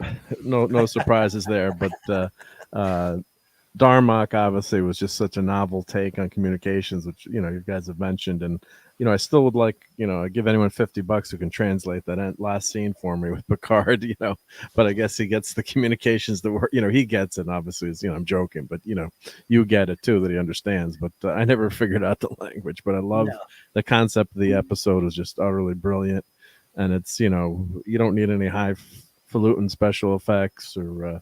You've got that the two captains on the planet, and it's an enemy mine type scenario, but with an incredibly cool take on the universal translator, which everyone has a crutch now. So you're bringing you back to the times of Enterprise when Hoshi was struggling to communicate with species. That's so interesting too, where you could have a slight miscommunication, could start a war or conflict or something. So just love that episode. And of course, the captain's sacrifice, his sacrifice at the end was really hit home too. In terms, it wasn't an easy solution. He sacrificed his life to bring peace or understanding between the two. So, great Star Trek concept. Then my next pick, the Inner Light. Of course, the only thing I'll add to that is maybe there were some minor flaws to the episode, I thought, and rewatching it again, but when I first watched it, it was one of those, wow, what a concept, and just blew you away. My mother-in-law had gotten her into TNG at the time too, finally, because she's an English teacher and loved Shakespeare, and I said, well, you're gonna like this Shakespearean actor as the captain. So I got her into we joke because I give her all these Picard figures and toys. I said, Grampy better not be getting jealous, but her teasing. But she got into TNG, which was a fun thing to have. Your mother-in-law watching TNG with you. But we both were blown away by that episode. Such minor nitpicks. Like I thought, they should have said something about like a memory transfer or all their records are on the satellite. But that's just me engineering nitpicking. But what a beautiful concept, and how tragic too to live that whole life. And I think they kind of brought that into the episode, but it's almost like her when her brain was wiped out. Picard had to relearn being Picard again too. So imagine living 80 years as another person, having a family, kids, grandkids, and boom, psychologically, God, the guy's been through so much with the Borg, and then going through that. I wish they'd kind of touched on that maybe a little bit in future episodes. I don't recall them ever doing it, but I could be wrong. And then The flute does come back. I don't know if they actually does come touch back? on. Yeah, it's on I his don't know if they desk, touch right? on his Yes. experience though. Yeah, the just a touch Resican on- flute, right? The Yeah, Resican Yeah. flute. Yes. Yeah, Which is actually just a Irish penny whistle. Irish whistle, right? Yep. Yep. Yeah, true. Yep. And then my last pick would be the Outcast. I just love the issues that brought up, and that was very ahead of its time episode, although it's received some criticism lately that I think is unfair. I think that also exemplifies IDIC and Star Trek and learning about different cultures. And if you're going to meet aliens, not every alien is going to be, just like we think it's going to be, right? There's going to be strange cultures or strange physiology. And just, I love Melinda from the A team to begin with, but I just thought, aside from the Decker unit being a little, ridiculous in some of the scenes, A little. just a little, yeah. I just love the concepts that the episode explored, and it left you thinking in the end. Which is I'm in what- love with you. Yeah, yeah, a little too quick. That's the TV trope of falling in love in 5 minutes, I guess, right? Yeah, well, they only have 45 minutes to do it. Yeah, That's so an interesting choice, Mark. You picked the episode with the androgynous alien in it, and yeah, interesting choice. I like yeah. that. I went by numbers, and did have a bunch of 8s in this one. So honorable mention, I'd have to say, real quick. I'll just say Iborg, Unification 1. Also, of course, Spock being. I just overall the episodes weren't great, but just seeing Spock again. Oh my, I agree with you all too. It was just mind blowing to see him again. And Hero Worship, I thought was a great examination of Data and that young boy. I thought was great. Me too. So that was, but I think there was why we kind of think of this season a little bit better than it is because of those highs and because there's some really good second tier episodes, but there's a ton of clunkers. So of course my worst 3 are pretty much everyone's worst. Worst 3 are Next Phase, Violations, and the game. I mean, we really don't need to discuss those. Those are just terrible episodes and real clunkers. But I think to focus on the good, you had a lot of some middling episodes. Obviously, everyone agrees on, but I think we had some really high highs to offset those, and I think it's your psychology to just to kind of ignore those bad ones. You can skip them when you're replaying them. But like Conundrum was good, Cause and Effect was really good, Disaster, we had Ensign Rowe in this season, and of course the start to the season was great. So I think those episodes you kind of stick in your mind, and when you got classics like the Inner Light and Darmok, then and Spock coming back this season, it probably gets rated higher. But it's good Star Trek overall, and it's we've only got 2 more seasons left now, right? So it's going by fast, or not too and fast. I think that Mark Leonard's performance in that episode should have won some kind of award somewhere. Yeah. Oh, he was great in that. Yeah. Oh, yeah. Really good. He was pretty upset about that. It was pretty damn good, that's for sure. Yeah, they didn't do him well. It was pretty. I believe his words were that they were pretty chintzy. Yep. No, Mark, But did you he's do- so professional. He didn't let that. They affect him. hurt his feelings with the way they made him exit the show. Wow, yeah, it sucks. Mark, did you do your worst ones? Oh yeah, I did. Yeah, I Yeah, did you shouldn't have done. Next You did Phase, well on that. Violations in the game. Yeah, I didn't talk about them much because I think Yeah, that's we've the already pretty been much talking about them a little bit. I think that's pretty much the consensus of everyone, right? I would guess those are. Right. would, Well, I want to thank. No, I was just going to thank Enigmatic Drop Bear really quickly for this one, for a $7.99 super chat. Great panel, great community. Thank you, crew. Thank you and everyone out there. Enigmatic Drop Bear, your contributions are just sensational. Thank you for your kind contribution. That $7.99 super chat. You're too kind, my friend. Thank you so much for that, and thank you for being here. And JT Kirk. JT Kirk's here. All right. Mr. Tickle Trunk says, my 3 most memorable: 1, Darmok, unique and love the writing. 2, Inner Light, because it's vastly overrated. It's vastly overrated, but you have it at your number 2. That's up there. Number 3, Cause and Effect, memorable intro, writing, and so but fun. And Mr. Woof wins at cards.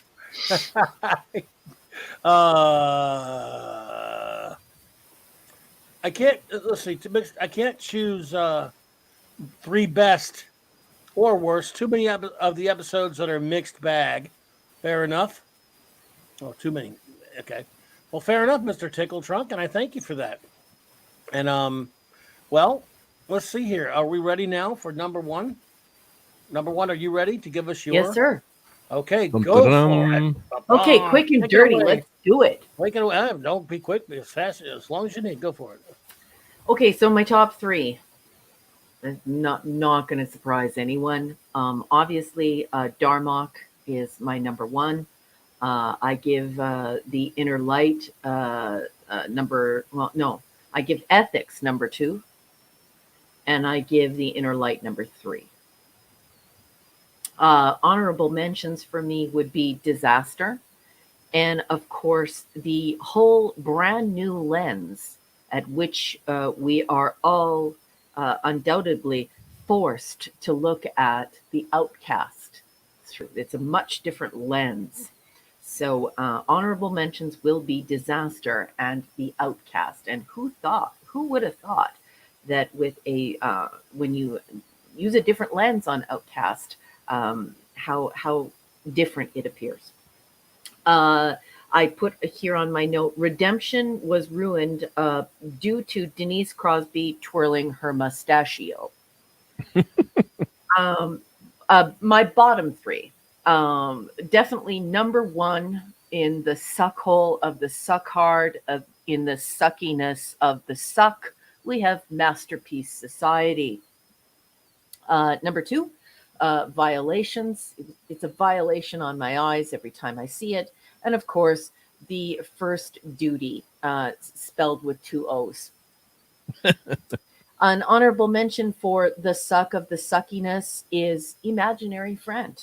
I'd like to imagine that I never have to watch it ever again. Wow. And that is the end. Oh, we have a bot. Oh, Can got it. somebody zap that Oh, sucker? Eric And K's do here. me a We're favor. in good hands. I don't even see Don't- the button. Oh, there it is. Don't Eric will just get Eric will just get it, report yep. that guy. Report that mofo. I blocked it though. Thank you, See, Becky. if someone else gets it, then I can't. It stays there, so I don't know. And it just said it's going to come back when I get it. it's gone. We're with Eric K's here. We have nothing to worry about. I got that one, but sorry, Eric, I didn't. It's just a habit. I think we all hit it. Oh, good, cool. Yeah, Yeah, but I hit it too. But the reason why I know I got it is because it says Matthew, whatever his face was blocked. If you got it, I wouldn't see that. It would just stay there for some reason. It's weird. I don't understand why, but StreamYard sucks. Yeah, but JT they have the winning lottery numbers on that website. No, just kidding. Oh, Yeah, I already checked them. But I Jay- reported it too. Thank you. Oh, good, thank you good, so good. much. Thank you. Thank you, Jill. You rock. Let's see here. JT Kirk says 3 best: Inner Light at number 1, number 2, Darmok, number 3, Iborg, 3 worst: Master Piss Society, Involuntary Friend, and Wesley and Tom Paris. He just didn't bother with the titles. Did he? You can't Or say we the have the title, same so bad. word. First duty poop. For first. Yep. I think JT Kirk agrees with Jill and I. Thank you both, the Bud and Eric, and all you guys. I just sorry to jump your thunder there. I just well, my I guess go with worst first, since I'm that kind of guy. Okay. It's impossible to pick a. No, it's not actually. It's pretty easy because you had 2 Wesley episodes this year. The game, Yeah. and again, there might be worse episodes, but you have to look at Wesley the whole damn time. So I'm sorry, it just wins by default. It may be a worse one, but I don't care. The first duty poop, for a lot of the reasons you all have mentioned, and you also have to look at Wesley the whole time. So poop. Sorry. Even if it was good, I would say it's poop because you have to look at him. So it's tough because there's so many other ones to choose from after that. But I'm going to go with Violations because for again all of the reasons mentioned here, it is a piece of trash that is just nothing good about it. There may be stupider episodes, but they're none more insultingly childish and idiotic. It's a stupid concept. I almost said it's Almost said a garbage. bad word. I almost went off on it. Keep it PG, boss. Keep it PG. I try, like I did last night. Top ones, and here's the thing: I can't get excited about the top ones. I mean, they're okay. Like you, I like some honorable mentions like Disaster and stuff like that. But I'm gonna cheat. I'm gonna take Captain's privilege and cheat here for a second, folks. I'm gonna call Redemption. Not Redemption. Unification parts 1 and 2, one story, and I'm gonna put that as my number 3. Okay. Because it's inferior and did not do a great job, but combine the two, and I got to see Spock come back, and it's a sad but touching thing that happened with Sarek, of course. I got to see Spock and a few Spock data moments. It Yep. just gets too deep into my heart for me to be objective, and so I combine them as one episode, and I find it entertaining to watch, even though it could have been so much better, so much better. But I got Spock a little bit. A little bit. Just a little. Yep. Not enough, but a little.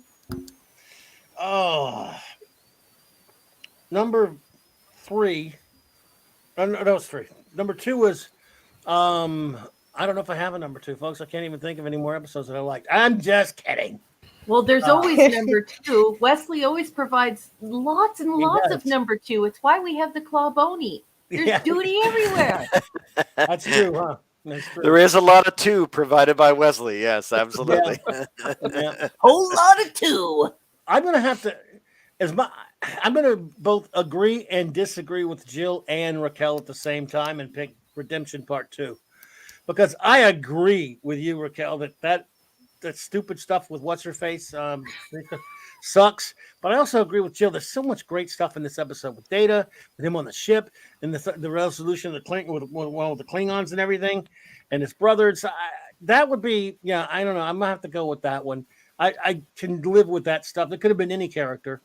That would have been any good either. It's just this one's annoying because it's her, but it doesn't damage the episode for me the way it did for you. So I really liked it a lot. And I don't have any other episodes I feel that strongly about, except maybe Conundrum, actually. Really? Was it Conundrum? I'm sorry, I may be getting it wrong. I like Conundrum. Yeah, no, Conundrum. Yeah, I really like Conundrum, actually. Yes, I do like that one. But there are other ones that I would mention. Yeah, I thought I like that was the one where Data was, the aliens scanned them, and Data had to hide the fact that they had met. You all remember? Well, so you all remember that one. I like that story. Good actually. one, yeah. I like Cause and Effect, but there's some silliness to it. I actually liked Ethics a bit, but I can't name you. I'm naming you some episodes that I liked. I can't name you a whole lot that I'm not excited about. Yep. It's just not an exciting season for me. I don't even think Ethics would have made my top 3, even like at the time. Like if you would have asked me at the time. But the thing is now I'm a half a century old. And I now realize that is a profoundly weighty episode about how we choose to end our lives and when we end our lives and how we deal with medical intervention. Most people don't die at home now. Now people die in a hospital, and you have to make the choice. We're able to keep you alive to the point where you're not actually even alive. So the choice has to be made, and I think that is quintessential science fiction, because you're grappling with the morals and the ethics and the fears of technology and its ramifications. And that's a Ronald Moore episode too, if I remember correctly. Which one? Ethics, yeah. Yeah, Ethics, at which he went, and there's a lot of stuff that when we see him in Battlestar Galactica and what he wrote there, kind of it relates to that episode. Yeah, because up until what you just mentioned, I wouldn't have put that in my top 10. But now that I go back and think about Ethics. Yeah. There's a lot of deep topics to deal with in that episode that makes it a very fascinating episode. Yeah. Well, now, my memory scares me enough as this, so let's be clear. Pleasant, I thought I did say Interlight. No, you didn't mention it, actually. Oh, I only mentioned the 2 then. So you like Conundrum and Cause and Effect. So you like it when the crew loses their memory. Oh, I forgot to get to my number 1 because I was naming some other ones that I like. That was thank you. Yeah, Interlight's number 1. Darmok, I like. I'm not the biggest Darmok fanatic like everyone else is. I like it, but no, Interlight's my number 1. Well, I'm an English teacher, and I love the idea of people learning that English language idioms are super scary for people who are learning English.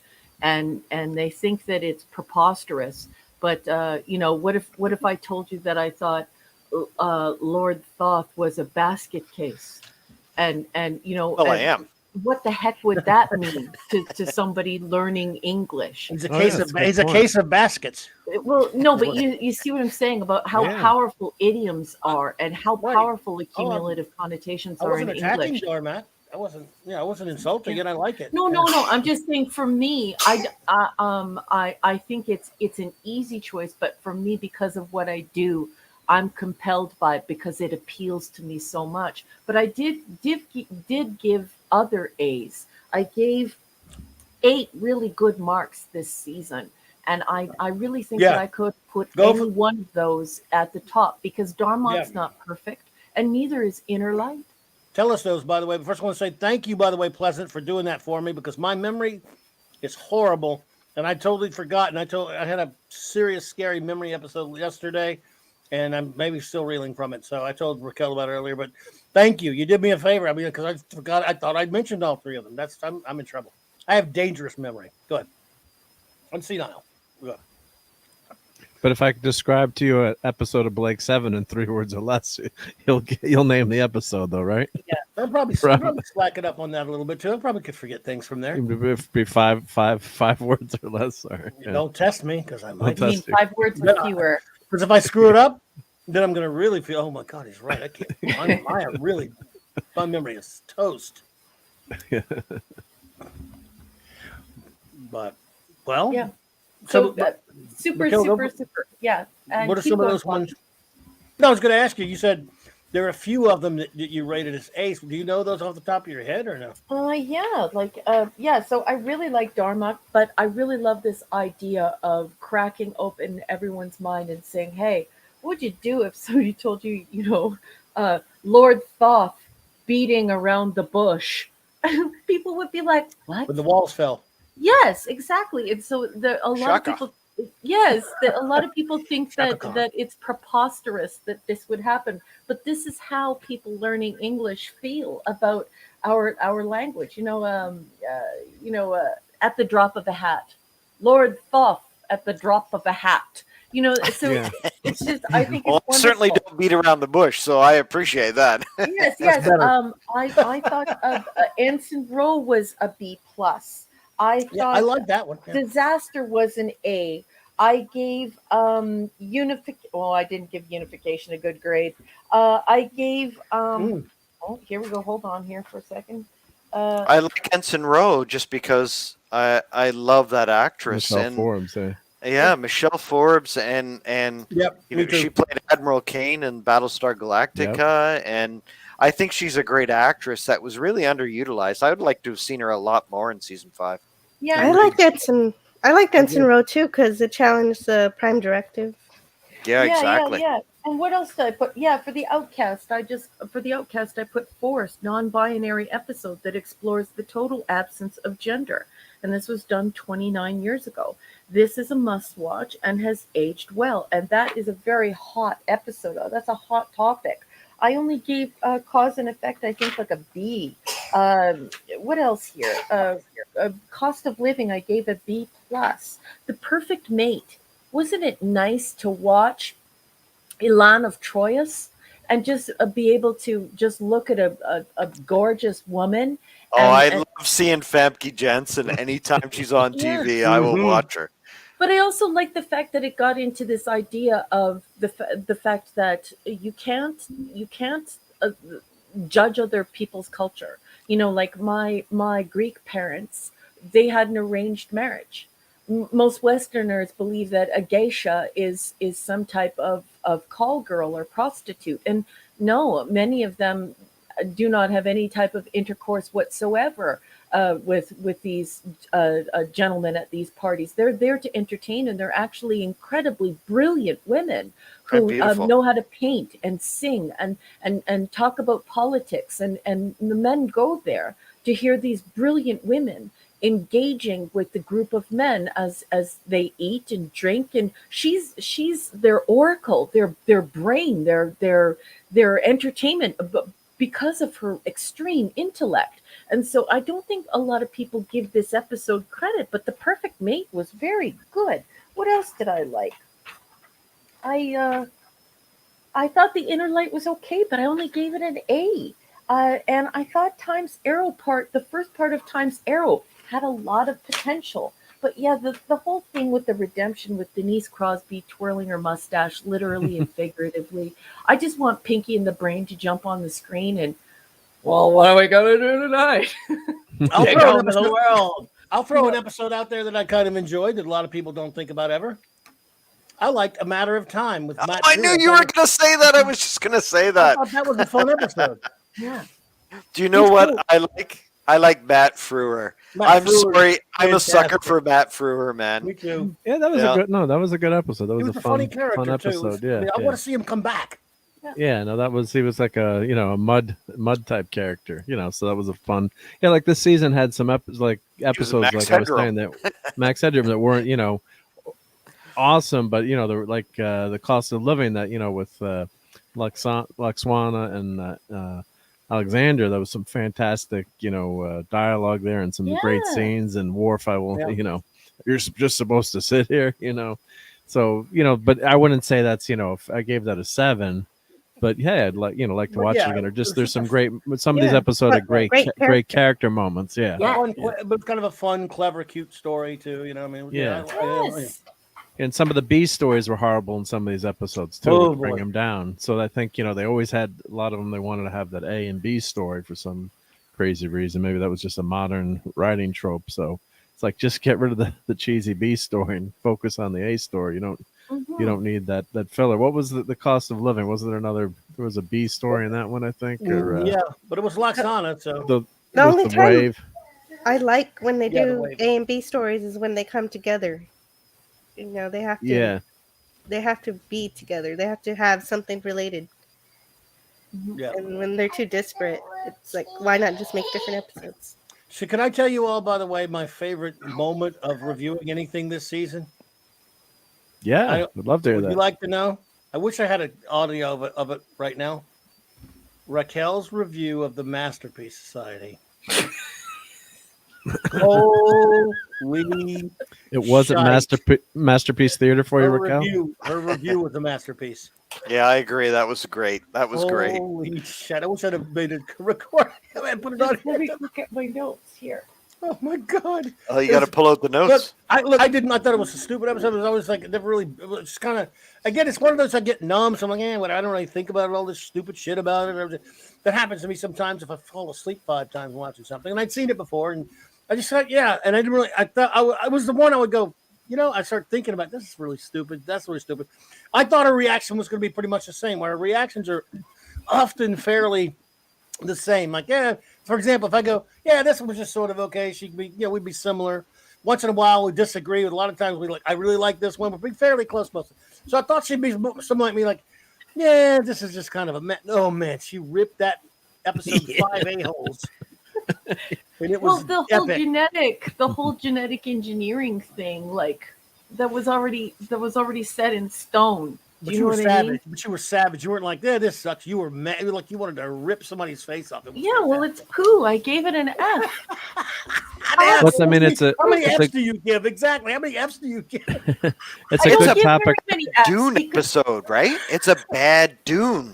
It's Dune is all about eugenics and about genetic engineering to create the Kwisatz Haderach. So it was just a terrible, terrible, terrible novel of. Look, I think that the story could have been done really well, but the writing in that episode was just atrociously bad. Yeah, but it wasn't an F.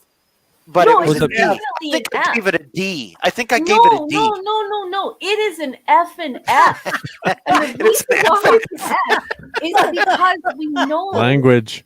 Through Khan, we have TOS. Space Seed means that episode can't exist. The genome colony established in 2168, that means that this episode can't exist. Enterprise Affliction states the genetic engineering of humans was banned the decades before, in 2164. So by TOS standards, Space Seed, this effing episode should not exist. By DS9, Dr. Bashir, I presume, where everyone is nuts when they're tinkered with through genetic testing, it should not exist. And through Enterprise Affliction, it should not exist. This stupid masterpiece episode has no supporting canon around it. And it features Counselor Cameltoe, considering going to this place where artisans cannot feed themselves. Artisans just, they breed. Like, what would be the point of teaching a cow Mozart if they're just stuck in a barn? It's just, genius people want to get out. The and robots. see the universe and grow and self-actualize and edify themselves. They don't want to stay in the dome. And certainly, why would Counselor Cameltoe even consider leaving for jumpsuit dum dum? She's in love. Oh. 5 minutes. Yeah. They're worse than normal augments because they're robots. Augments at least have a free will of their own to go do so. Yeah, they want it. Yes, they have superior ambition. Yes, they think they're better than everybody else, and yes, they're elitists. But these people aren't even that. They don't have any ambition at all. They were. I was programmed to be this. I have to be this. And they were prejudiced. bred to be They this, were I have just to be this. xenophobic. They were prejudiced against Geordie because of his handicap. And Yes. Gene Yep. Roddenberry brought Geordie on specifically because he wanted to show that persons with disabilities were equal to people who have no disabilities, able-bodied people. And so I've attacked LeVar Burton in the past for saying that he didn't want to wear the visor because he should have never have said that. That's absolutely ridiculous and shameful that he did that. But in this episode, they're not only xenophobic against everybody on Right. the Enterprise, but they're openly saying, treating him like he is the gum on the bottom of their shoe because he's blind. It's totally wrong. This is not Star Trek. This is not Star Trek. It's poo. I think See what now you know why that's my favorite review of all time from her. 100% Raquel. Yep. But mic drop. Great. But they didn't think the episode through. I think they had, it's an important No, they idea to never did. discuss, but they didn't think it through. They didn't think the implications through, or like I think I had said at the time, like it should have been like a renegade colony, like a colony like Khan that had gotten away or no one had seen, or another ship. Of course, maybe that would have been too derivative, but it was not. They didn't think think it through, and they just they tried to make it's like one of those and now for a very special episode, kind of moments, and it didn't work. Well, There were exactly. And think, Raquel, when you mentioned Dr. Bashir, I presume. Okay. Yeah. Now, I can buy into there being people on other planets doing what. Remember, his family had to go off planet and do it illegally, Yes. and that Yeah. was illegal, and that was done by renegades. And they were, Yep. I can buy into that being a crime that happens in the 24th century with the kind of technology there is. So even though that was a retcon, not a retcon, it was character. Didn't it was an they addition to his eliminate that eventually from No. from DS9, or No. the actor was very upset about that part of his character? character. I think It's not, they didn't eliminate. No, it. they kept it. they But did the keep point it. is, whether Joe? you like that or not, I'm saying I could buy into that happening more than I could buy this stupid masterpiece society crap, where they're not like Khan. I mean, again, Khan was a renegade. They left in a ship. These Yep. what did these people do? They just, I don't know. They just went out into space. How did they do this? And Yeah, how why did were they do- allowed to be Why were they genetically allowed to- engineered? yeah. Yeah. Yeah. Oops. So we forgot it was illegal.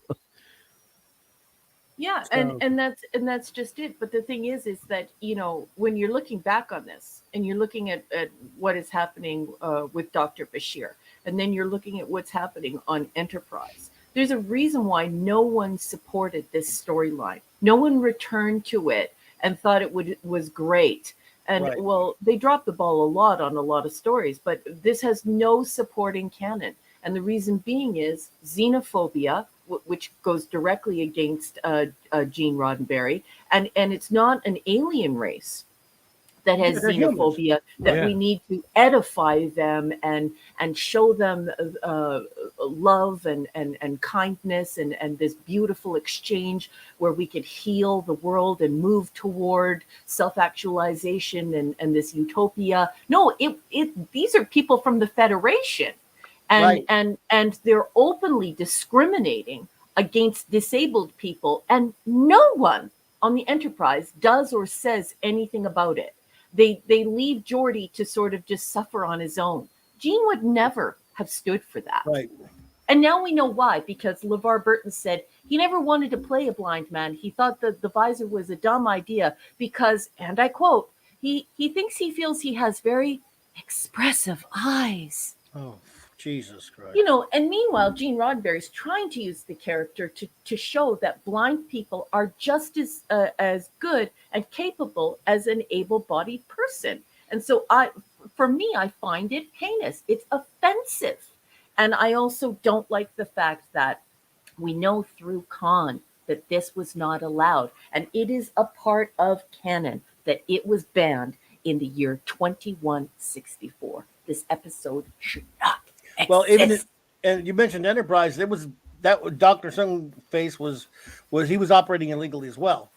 Mhm. And then they mentioned in Dr. Bashir, I presume, that that admiral even comes along and tells them this has been outlawed since the whatever time you just mentioned. So it's not like, you know, it is outlawed. So how this stupid bunch of idiots got to go to that planet, and I don't know, but they're just, I don't know. The episode sucks, and I just love when you reviewed it. It was I don't know if you've ever given anything else an F. If you haven't, it's not that many.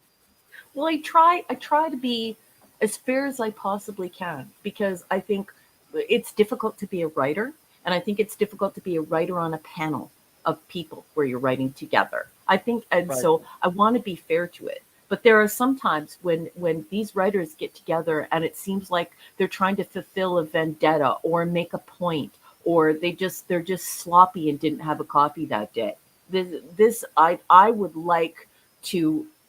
love to send this through some type of vortex with, you know, instead of Beverly Crusher, let's just send some other stuff through the vortex.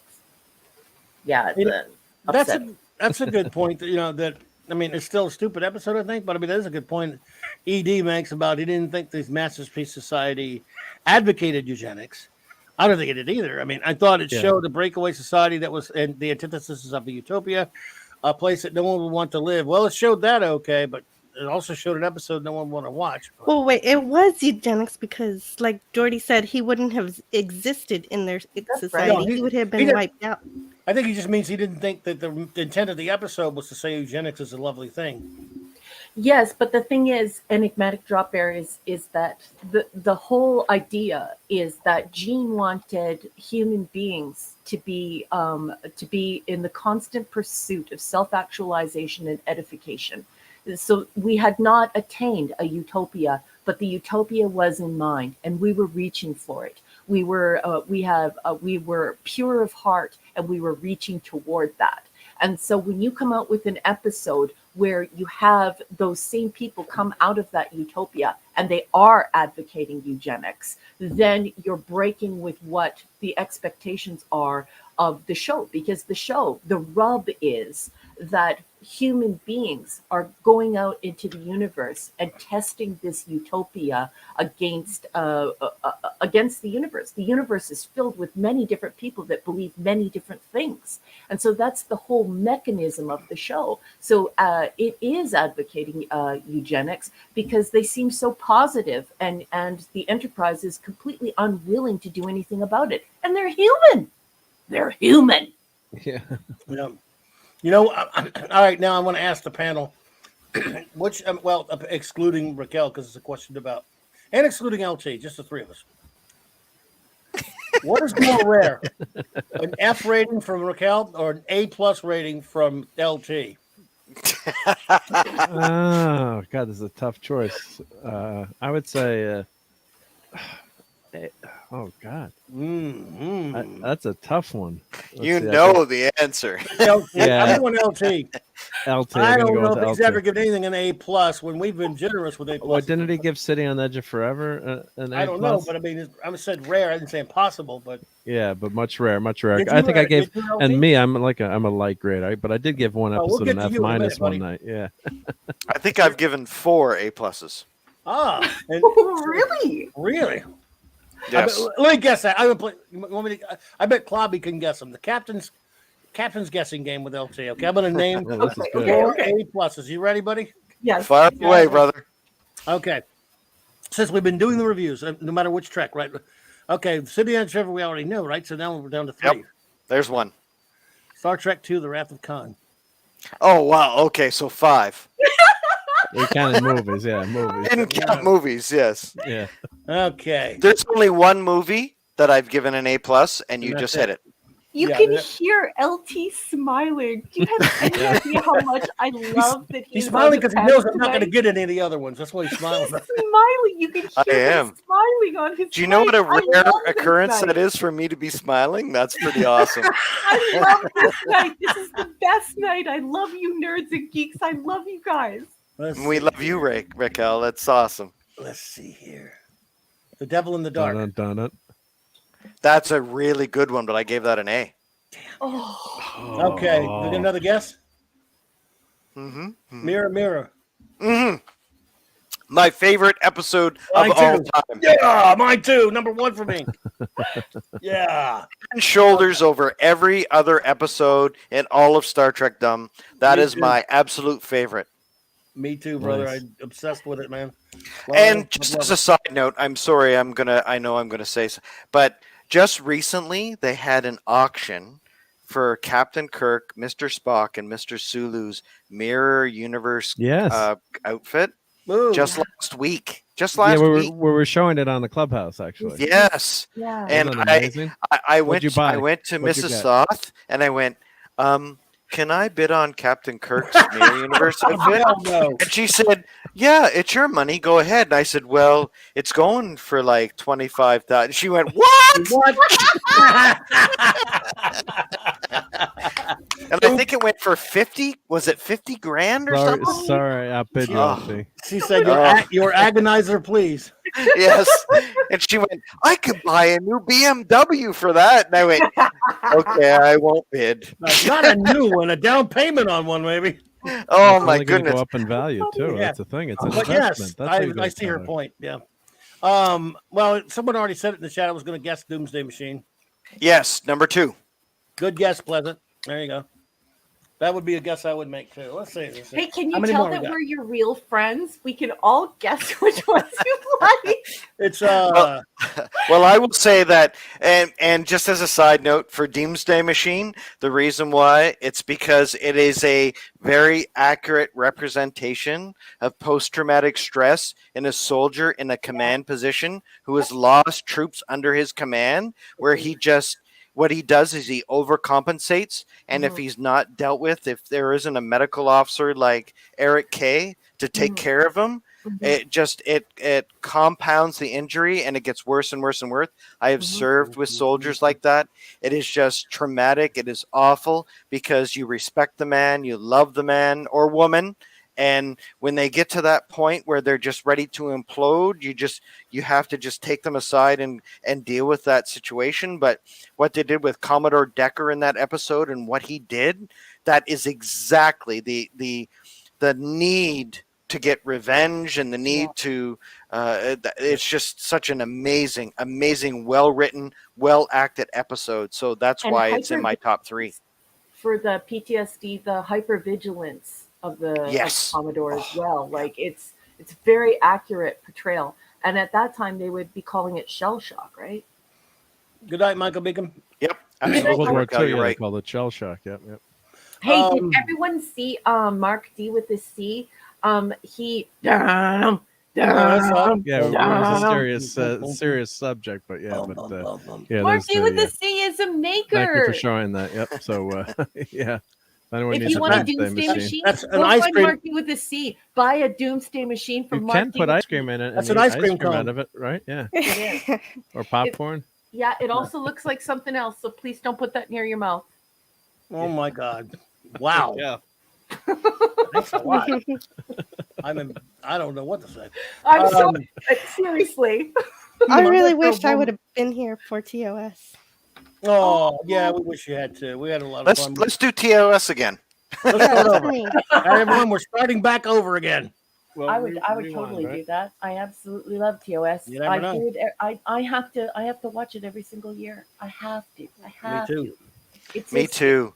It's I my can- corner I can of skip the world that I TNG. love. I can skip DS9. I can skip Voyager. But every year, and I own the Blu-rays, and my wife rolls her eyes every time I pull them out, and I'm like, "Hey, would you want to watch an episode?" She's like, "Really?" No. So yeah, I love TOS. Yeah. Well, What I is it? don't pull out my DVDs though. I'm and my Blu-rays. I'm like Clobby. Like I rely on the streaming for now, but when they pull it, I'm definitely going to be using my, like, I definitely want, it's very important to have the physical media, especially as, you know, society ramps up in people trying to socially police one another, and this hyper-didacticism takes over, and this hyper-hegemony takes over. I think it's very important to have physical media, but I'm like Clobby. I don't break out those the physical media unless it's unavailable. But yeah, I just love rolling that. I Yeah, did me this too. in the But- case of TOS because I just bought that 50th anniversary set. So go ahead, That Jill. 50th I'm anniversary missing- set is my dream come true, but it's so expensive in Canada. Hmm. Oh wow. I know I'm just everything is so missing- expensive up here. I have all my physical media track except for Voyager, so it's the only one I need. There you go. That's okay. Good, You're not good. missing much. LT, yeah, Oh. you know that DS9 book that Yes. Clobby just Got got it. for me to read for the show? Yep. That's $496 before you pay the delivery and import tax. I know Holy it's moly. ridiculous. I bought mine for 75. That's a good price for that. With Jill. shipping, That's I got about it for what I got 70. mine for. Yep. I got it for 70 with shipping. I just got to figure out how to get it up there. Well, you're gonna send it to me, and then I'll send it. Or I can just send you the money and you can No, just just send it. No, but it's going in the box with all the other stuff. Oh my It's going to goodness. Canada. I can't believe it. You guys are so generous and You- ridiculous. Well, Just remember, throw it in it's the not box. just that. I'm sending you the Star Trek Encyclopedia Yeah. and I'm dying. Star Trek Dead of Honor. I'm dying. So And I'll have a few surprises in there too. So it's gonna be a Oh. heavy box, but it'll be worth it because I've been holding stuff because it's so damn expensive to ship to box- Canada. that box So- will be so heavy it's going to cost $40,000 to ship it. I hope not. I hope Well, not. It's funny because I just got my Superman statue a few months ago from Sideshow. Nice. That the one where he's on the Fortress of Solitude, and he's I love that because it's the classic Superman with the trunks on the outside, and it was $100. So it was like a $400 statue, and it was $150 for shipping and customs. And I had a heart attack. I couldn't believe it that it was almost half of the price of the statue was in shipping. That is just Yeah. ridiculous. Sin, yep. Yeah. What is the deal, people? Because every time you tell someone who doesn't know that from down here, their obvious question is always, "Well, why?" I say, "I don't know why. Why?" I think Why does it cost so I much? think it's just absolutely nuts. The worst thing is when your sweet and kind American friends, like when I first started YouTubing, when people first asked me, they would take screenshots or they would send me the URL, and they didn't realize that they're dialing from behind google.com or not google.com, but amazon.com or ebay.com instead of ebay.ca or amazon.ca. So they would send it to you and they'd be like, what are you talking about? You can get this book for $30. And it's come like, on, Raquel. no. So I would go and look it up for them, take a screenshot, send it back to them. It's like, $250 or something. They're like, wow. They people can't believe it. I don't know why it's like that. LT, do you know why?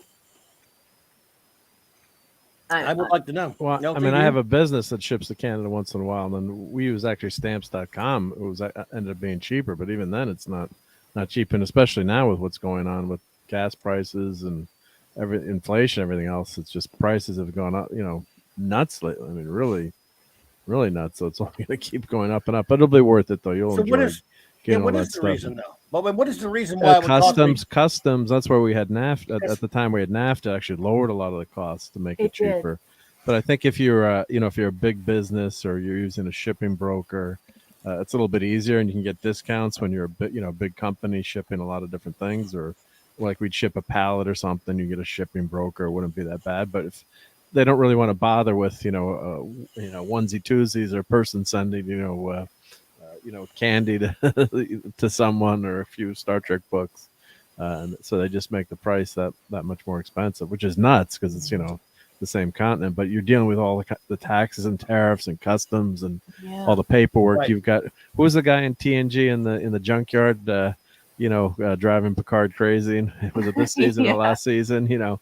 It's that kind of person. You got you got to deal with the bureaucrats. So Yeah. No. But it is shocking, like what LT was saying. It is shocking because you'll order it and you'll already have paid the duty on it, like the import fees, and you've already transferred your money to American money. So it's already billed your credit card. You've paid the shipping and handling. You've paid the import fee. And then it arrives to your house and there's like a Purolator driver or the brown, what's it, UPS. And they'll come up to the door and they'll be like, okay, so there's $29.99 still outstanding on this. How can you pay for that? Can you pay for that with a credit card? And you're like, I can't believe how much this costs. Like I do understand what he's saying because all Canadians, well, pretty much everyone outside of the United States has experienced what LT and I have experienced. It's especially people who really love Star Trek and really love stuff from the United States. Once it gets here, it's a never ending. Okay, you got to pay this. You got to pay this. You got to pay this. It's a lot. It ain't cheap. Yep. Yeah. So Well, yeah, that's just I love the unfortunate. service There's no charges. transporter yet. No transporter yet, unfortunately.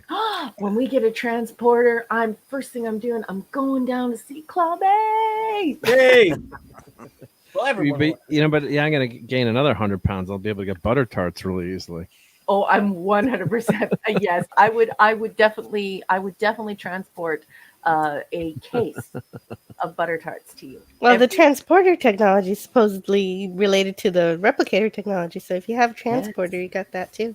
Yes. Could I transport away fat from my body? Just kidding. No. Yeah. Hey, the transporter's is a solution for everything, right? Hey, can you save my pattern buffer when I was 18 and I was weighed just gonna say 185 and just transport me? Just give me that body back, right? Come on, why not? Yeah, that's true. That's enough to make Jill and I roll our eyes. It's just like, hey, if you want to be skinny, you want to be young, you want to live forever, just put it through the pattern buffer. That's 70s. What's up, 70s? Hey, Cam Loops! Welcome to the party, pal. Hey, that 70s. It's good to see you. Hi, Hey, 70s. 70s. Yeah, good to see you. So Scottish is crap. Oh man, what a night! Well, I'll tell you what, that's season 5, huh? What are we looking now, folks? Next week we start with 4 more episodes, season 6. Oh, I was having so much fun. I forgot to put that together. I got it right Oh, here. Jill. I'll announce it now. I love that you said that, Jill. I love that you Jill, said that. I'm just glad you're having fun. Don't worry about that. Terry Rose, hello there. Hello, Terry. Welcome. It's great to see you. Absolutely. Don't worry about that, Jill. You don't have to. You're this is an after season party. You're off. Yeah. You're off the clock. You're off duty now. So We're all drinking ramen and ale right now. We don't have to worry about work. Well, we're not just drinking Romulan ale. We're all evidently we're all lining up to go through the transporter's pattern buffer. Look at everyone's just like, and we're Star Trekking across the universe. Always going forward because we can't find reverse. Oh, I wish we could play that. I wish we could play that song. Starboard bow, just clean us on the starboard bow. I should play that. I'm so tempted to play it anyway. Like It's life, Jim, but not as we know it. Not as we know it. Not as we know it. It's life, Jim, but not as we know it. Not as we know it. Captain. I'm so tempted. Like I got demonetized last Monday on my Superman show for playing stuff from Superman the movie. They got you for that, yeah. Yep, they got me. Hello there, James Caserta. How are you tonight? Evening. Yep. So I think we have the greatest people in the chat because we just have a great time. I love being a part of the chat because everybody there is intelligent. Their perspective on the episodes are just amazing. We have some laughs. We have a good time. So as much as Raquel and Clobby have a good time up here being such great ambassadors for Star Trek, we get to have some fun in the chat too. And that's why I love all you guys. So thanks for being a part of this journey, everyone. It's been a great time. Oh, thank you.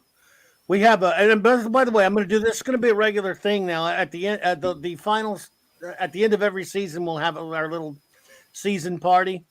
That's okay, James. It's good to see you. Hope you're doing well. And And we could do that every time because I decided what the hell it should be fun. We're gonna be doing this for a while because we're reviewing all of Real Trek. Would you say we're close to halfway through there? Either Number Cruncher or Chief Engineer, both of your Number Crunchers are getting close.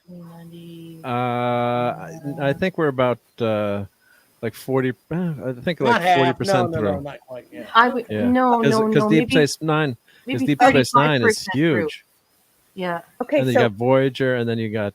Well, no, TOS is 79 plus 6, Yeah. right? TAS is 22. TNG is 178 plus 4. DS9 is 176. Voyager's 172. And ENT's 98. We've got 22 years of Star Trek left to do. well, plus- we'll get that's to the one of the other movies by shows. June. Oh, yeah. Yeah, I actually have a map out of estimates for this. Oh, cool. There you go. So we'll get to the movies in June, and in July we'll start Deep Space Nine. And this is just I can't estimates wait 'cause for real Deep life Space can Nine. mess some stuff up. Well, that first season of Deep Space Nine, it won't feel as bad as the first season of TNG, but woo, It's pretty awful that first season. Yeah. to be fair, there's some okay ones. Hey, no spoilering. We're Hugh going to gets need that punched. opinion. Yeah, spoilering. Well, I started There may- rewatching it. I said, There "Oh, I'm just may going to wait, actually be an wait till we effort catch up to too it." in that first season or two of Deep Space Nine. There might be. Don't reveal your grades. Everyone's waiting just said for maybe. grades. Fair enough. Absolutely, XO. Sorry, ma'am. Yeah. Hey, look, I watched back then when it first aired. I watched the first episode because it was a pilot. I felt like I had to watch the second one. I was like, I don't care. So I stopped watching DS9 there, and I kept watching Babylon 5, of course. And then Yes. Oh, I love Babylon 5. great show, and I was just liking it better at the time. And then I'd watch bits DS9 here and there, obviously the anniversary episode, Trials and Tribulations and stuff like that. And I watched the pilot of Voyager and was the same deal. I kind of tapped out, and it was till 2015 or 16 till people kept talking me into, you gotta go give Deep Space Nine a chance and watch it all. And then on the show with Flash, my friends Flash and Matt, they were going to be like, all right, well, let's do it. Well, they didn't last long. But I kept going. But around episode 15, around episode 14 or 15 of the show, I can't remember. I remember the title, but I'm not going to beat up on it. I thought, I'm not feeling it. So I watched this episode, and I got so pissed off and I hated it so much. I was like, I am not watching this anymore. I can't do it. I'm done. But I didn't listen to myself. I said, nah, I'll stick it out to the season. By the time into the season, I was so like, I do like these people. I like them enough. I mean, there's some okay ones. I like them enough to stick it out a little bit. And then I was okay. I started liking it. And of course, as we know, it gets better and better and better. But it took And then me a you little saw bit. Move Along Home. And you're like, never mind. Oh, that's one. Oh boy. Wow. Yes. I'm getting depressed just thinking Terry Rose about the Orville because it got pushed back again, didn't it? I missed my Orville. Got pushed back. I need my Orville. Yeah, it's coming back June 2nd. Well, And I'm scared this is going to be it. That's going to be Me too. one Oh, season don't and done. say that. And you're I think right. so. No, I think you're right. they need to renew for season 4. They need to see that we love the show and that. They know we love it, but they don't care. I mean, I think Seth MacFarlane's too busy. I don't think not that he likes it. I think he is just too busy with all his other projects, and it's just because of the big gap in production and the vid. I think it really screwed that show up. Unfortunately, even though we all love it. Oh, But, can we not talk about this depressing stuff? I'm sorry. I want You're right. I Let's want stop that. 378 episodes of the Orville, so don't even. well, Hungry Boy's saying we could review Lex. No. Oh my goodness! Oh, That's a Stanley. good Stanley. Halifax Oh, Stanley. production. Halifax, Nova Scotia production. Yeah, Lex. that was funny. All right, here's what we're going to review next. When certain people get up to speed on Blake 7, Yeah. we're going to review that. I am there. I will commit to that, Globby. Dude, How about are you going to do a They're- weekly review show maybe, or are you I going don't to know just how do the we're whole gonna do thing? it yet, but they're killing me, LT, because I mean, I have an unhealthy obsession with the show. I fully admit it. But every time, those who don't know, Raquel, all she has to do is tweet like, it doesn't even have to be a real word. It could be like, oh, or something. I'll go, oh God, she's watching an episode. He then knows me so well. She'll say a word, and I can tell her the episode she's watching, which is pretty scary for people. I understand, but I'm that sick. Wow. It's that bad.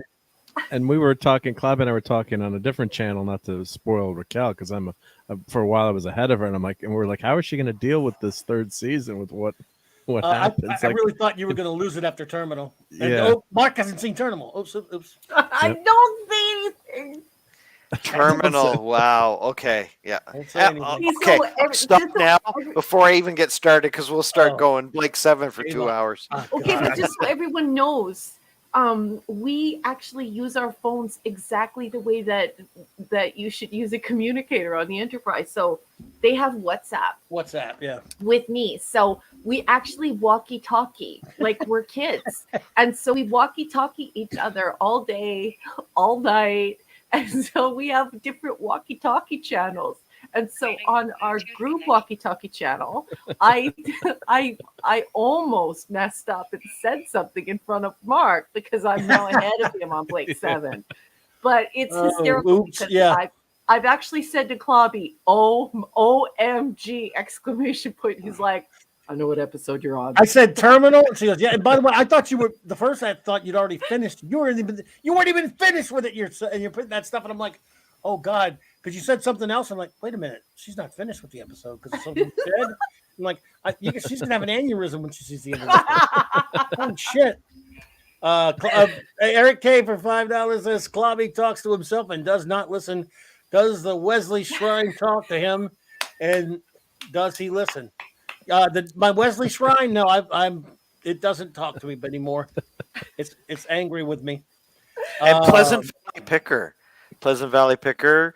I am a closet Farscape fanatic. So yeah, absolutely, that would be another great show to talk love about. Farscape. Farscape is Farscape's great. a good Yeah. show. I watched it. Yeah. Yep. We've all watched it here. I mean, I watched it a couple years back and enjoyed it. I'm giving it a couple years and probably go back and watch it again because I liked it. Yeah, I have them all on DVD. I would love to go back and watch them again. I've seen them once, right to the movies, and then that would be a fun show to go back and start all over again and do it again. I think it's love on Amazon Farscape. right now. And I even have a friend who really hates puppets, and she loves Farscape too. It's the only thing with puppets she'll watch. What a great sci-fi show that was. Oh, Jill. And then Travis, when I first saw Travis, I'm like, wait, they copied Scorpius. Yeah, Scorpius copied Which that. Travis? I know, yeah. Travis 1 or Travis 2? Travis won, yeah. Jill, that happened with me back when that show was on. The Sci-Fi Channel would always show commercials for it. I had friends who were fans. You need to watch Star Trek. I don't want to see damn puppets. Being a jackass. And I'd see things, and then friends I would meet. I would respect their opinions. So I go, oh, well, that sounds cool. I should watch it someday. But just didn't do it. Digging around to it. A couple years back, messing around on Amazon, I saw it was on there, and I'm like, I have nothing to watch anymore. I've been watching Trek over and over again because I needed something to watch. And by the way, it's not that I get tired of those, but sometimes even I want to watch something I haven't seen, which is rare, but I do. And turned it on there. Let me watch a couple of these, and yeah, I burned through it quick because I'll binge it if I get hooked on something. And I really enjoyed it. I like it a lot. It's a good show. Yep. So that's another one. But I can't wait to. Hungry Boy. So now let's see. Hungry Boy says, how can Raquel tolerate Tarrant? I like Tarrant. I'm a Tarrant fan, man. I'll defend Tarrant to you there, bro. I like Tarrant. He's a cool dude.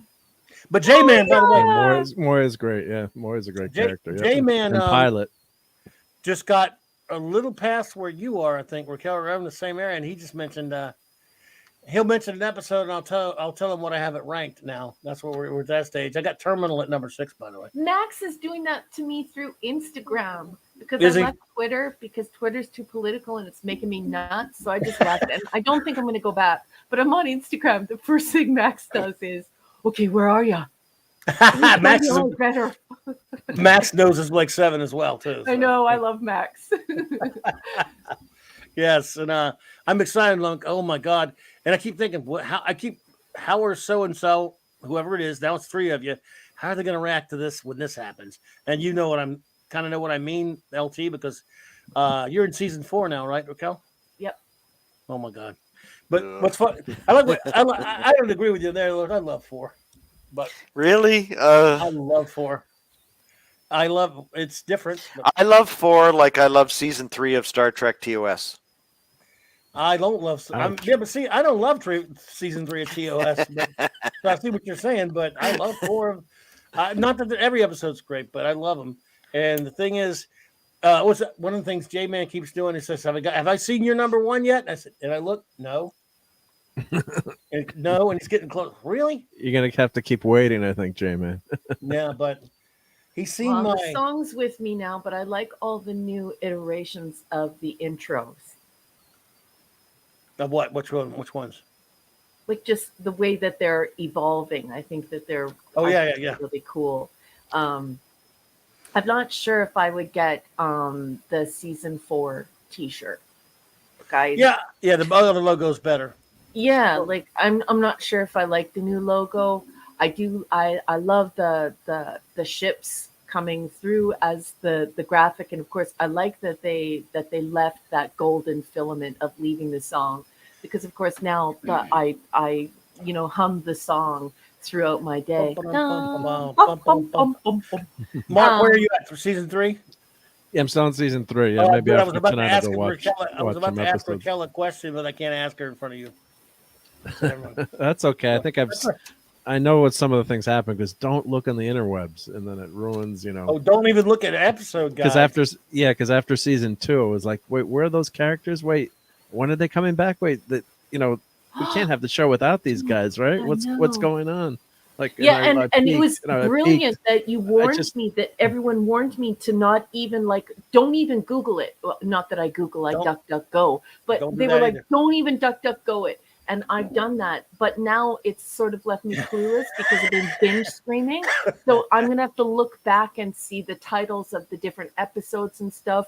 But even the names, even guessing what the names would look like, because I love English people, but they tend to give up on a word halfway through it. So you're wondering what people's real names are, like Servalan and things like that. But Jacqueline Pierce. yeah, it's very exciting. It's so much fun, and I love it. I think it's great science fiction. It's like in Spinal Tap when they're showing Niles Tufnell is showing off his guitars, and after a while he's like to the interviewer, he's like, don't even look at them. It's like, just can't you feel the sustain? And then finally it's like, just leave the room. Like, don't even go there. Just stay off the internet. Don't even look. And I made that critical blunder. So, but it's still a great series. Yeah. Yep. But Avon then you were a lives. good friend, and you were like, Raquel, don't do it. Don't do it. Yes, Avon lives again. So we got some Blake Sevens fans here. Avon lives. Right. Yeah. And yep. But I can't say anymore. Anything else I say can be used against me in a court of spoilers. So, Yeah, I still don't understand why everyone says Avon lives, but I will tell you one thing. I Yeah, now will. like You will. Avon. I know. I now like Avon, or Avon. Even Avon. Depending I upon love Avon. what side of the pond you're on, could be Avon. I say Could be Avon. Avon. Don't throw your fruit at me. Don't write me any letters about it. Avon. I actually like him now, and I did not before. I was like, He who is does the this show. guy think he is? He is the show to me. I mean, I love everybody, but Yeah. I really do love everybody. But Avon is the show. I mean, Hungry Boy, Servalan's sexiness lives forever. Listen, Hungry Boy, Wowzers, Oh yeah. yes. he is like, Oh my God. she's What a like toxic female. female Darth Vader. She is diabolical. Vader's scared of her. She's a psychopath. Yep. She has absolutely no morals. She has no ethics. She's completely irredeemable. And yeah, it's great to watch. She's unreal. Love her. Well, okay. Next week, folks. Let's see here. We have for you. Oh, let me. Okay. Oops, I got that wrong. What season? 6? Oh, okay. All right. Season 6. We start with the Realm of Fear, Man of the People, Relics, yay, and Schisms. Dun, dun, dun, dun. So there you go. Oh, sorry, Jill. I didn't know you had it up there. There we go. Nice. So those are episodes for your homework for next week, folks. Nice. I couldn't nice. help it. Thank you so much, Jill. Really appreciate it. So, thank you all for being here with us tonight, everyone. It's been so much fun. I really enjoy these. Our new thing we're going to be doing, our end of the season little party. And I want to thank our wonderful communications officer and our great chief of security and chief engineer for joining us. It was a You're lot of fun. welcome. Thank you for having us. Yep. Thank you so Hell. much, you guys. You guys were Was- outstanding tonight. And I just want to thank you for being here each and every week and adding your delightful and insightful comments and just the way that all three of you have helped build this community, the community spirit and these wonderful dialogues in the chat. I appreciate you so much, Mark, Jill, and LT. Thank you very much. And I know Thank I you. Clubby when I say that. You guys are outstanding, and thank you so much for supporting the show.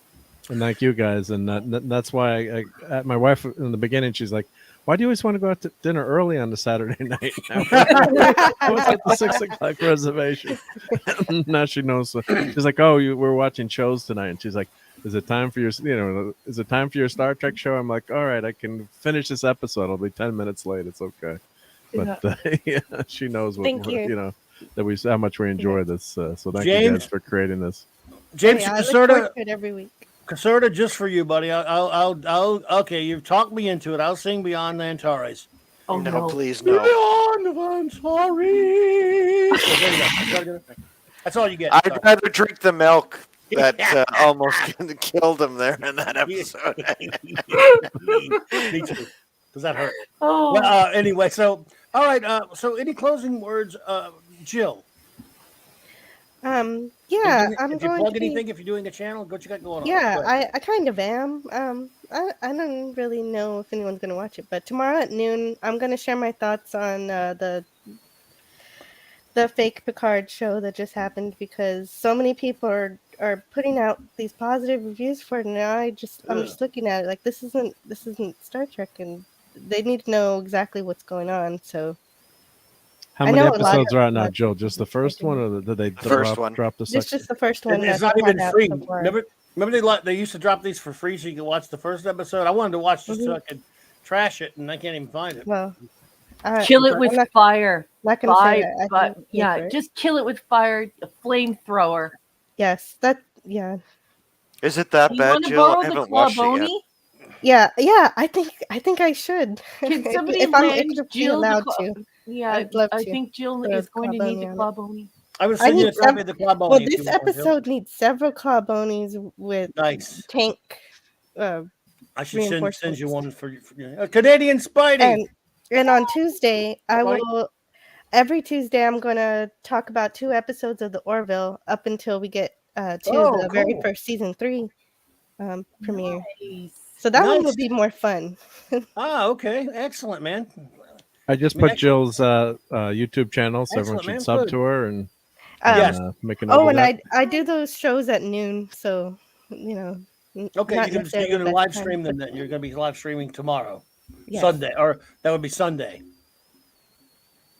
right? Yes, Okay. tomorrow for Gotcha. the Picard one. Yep.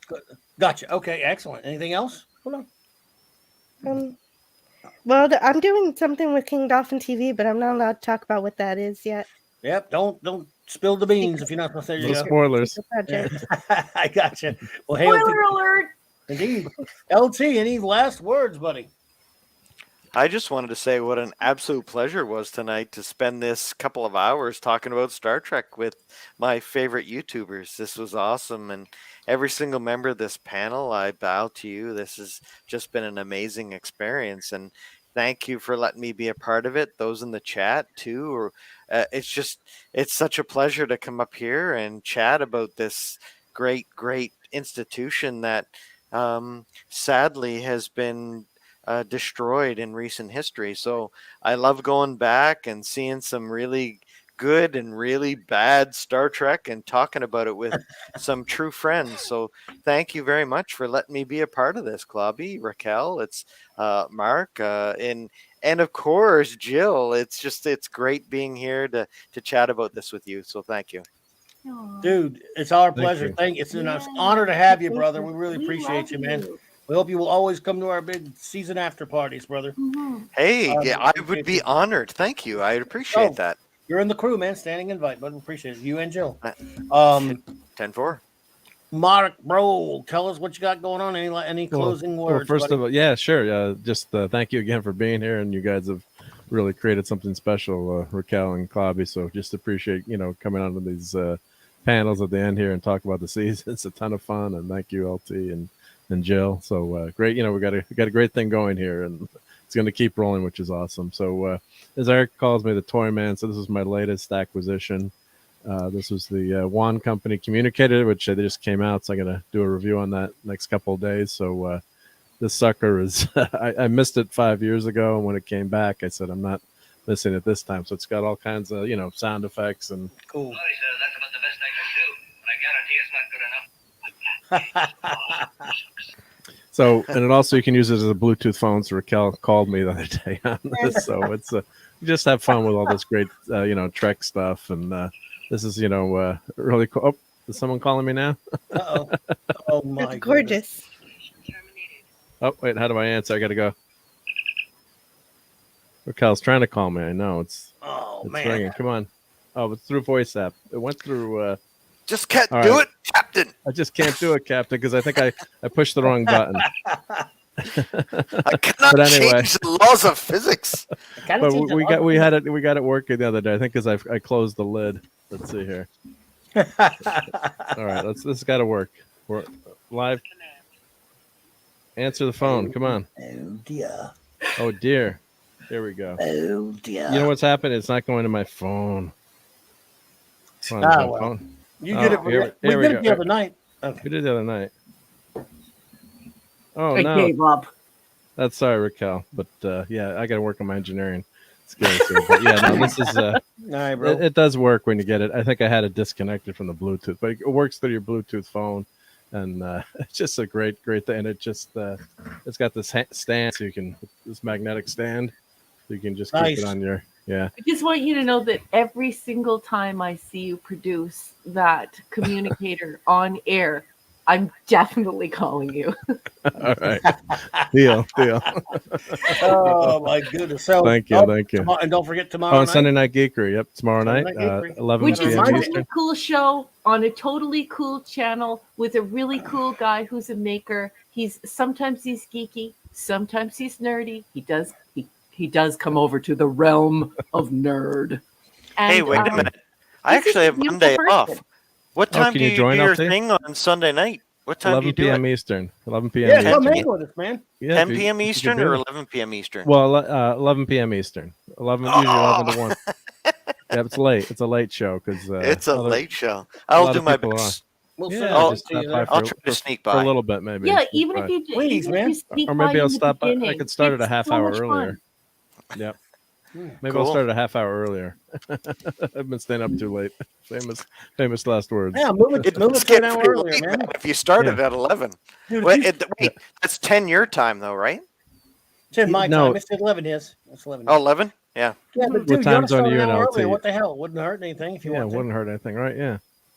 Man, that sounds like a plan. I'll I think you take should, part yeah, in you that. should probably do that. So, because what do you got to lose that time? Yeah, We'll get more people in. right? Okay, so Yeah. not just LT, thank you, LT, for answering the call, but I'm putting this call out to all of you 735ers. Please support Mark because Mark Yes. is a cool cat. He is our friend in real life, and he is fun to hang around with. He's a genuinely nice Oh, thank you. person. Raquel. So nice. Yeah. And he's a cool cat. Get your bums in the seats for And I Sunday. did just hit 200 subs, so thank you for Yay! everyone.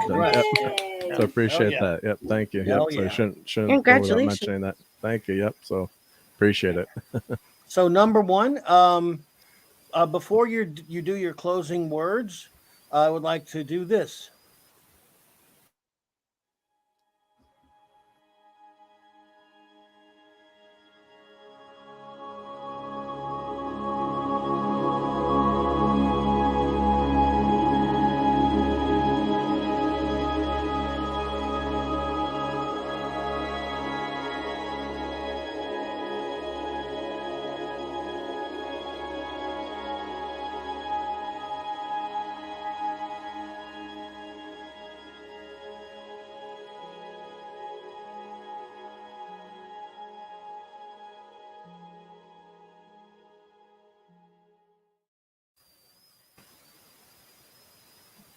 Thank you. Thank you so much, Everyone there, go of buy course. those. Yep. Oh. Oh, we both Eric and I did it at the same time as always. There we go. There's the Thank link you right guys. there in the chat, everyone. You guys are amazing friends. Thank you very much. Means the world to me. So before we start our goodbyes, anything you want to add? Number one. I just want to thank everyone in the panel for being here, like I did earlier. I also want to thank our captain. You know, he goes around bringing all these marvelous people together, gives us things to talk about, creates these spaces for geeks and nerds, and even normies who want to interact with geeks and nerds. It's because he's a fabulous person, and I love him very much. And so I just want to thank you, Captain Clobby, for just being a good friend to all of us and for creating this space for us. And I just want to thank all of the wrenches for your hard work tonight. You guys are all heroes, and I really appreciate it. And for everybody else in the chat, I'm going to shout you out when the boss calls your name. Here we go. We like to give everyone a shout out, whether they're still here or not, because you guys make this such a special time. That's just become a tradition here at Saturday Night Star Trek. And look, obviously, if it got into the thousands, which it never will, but if it were 40, we couldn't do that. But we have enough where we can do that, and it's important for us to do it. It's something that really makes our night to be able to do that, to say hello, and then later, say goodbye to you all. So, thank you all so much for being here tonight. Thanks. Raymond and Sandra Feliciano, our helm, they both had their cutout, I believe. But thank you, Raymond and Sandra. Good night, Felicianos. Good night, good night, good night. The great Eric K. He would have joined us, but Eric's. I think he's not feeling that well, so I hope you feel better, brother. Thank you so much for all you do, Bronze Wrencher. Let's see here. The Comic Relief Crusader. Thank you so much for being here. Yes, good night. Appreciate you.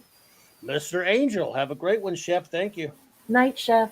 And I promise I'll start it. I'll if you want to help me start a Discord, I'll let you. Oh, yeah. Must against my better whatever. That'd be great. Yep. Meet up with you. You can join my Discord, Clobbering Times.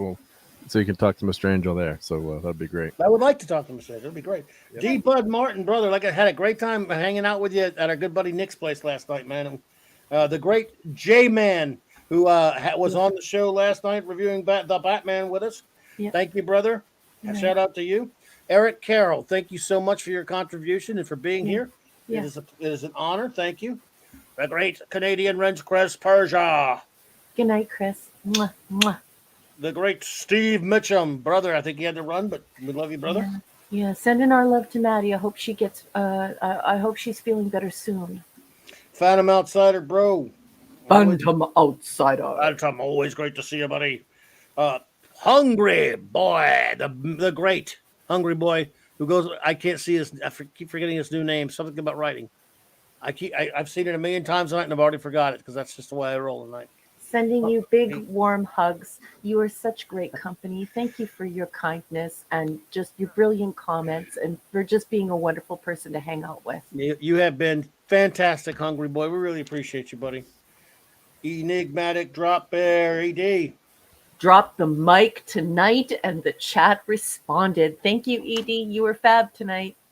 Thank you so much, ED. Kal-El, buddy, superhero of the Superman of them all, 48. The real soup. That's right. Good to see you, Kal-El. Thank you so much, man. Pleasant Valley Picker. Pleasant Valley, thank you so much for being here, and I really appreciate you. Yeah, great comments. Old bud Darius Munchausen popped in earlier. Darius. Night. The Catman, a.k.a. Dee Myers, stopped in. Be well, and best to you and your wonderful wife and your family.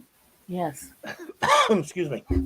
Terrell 72, thank you for being here. Always a pleasure to see you pop in. Night, Tyrell. She had to run, but it just did our hearts so good to see the wonderful Katie Carr pop in tonight. We love you, Katie.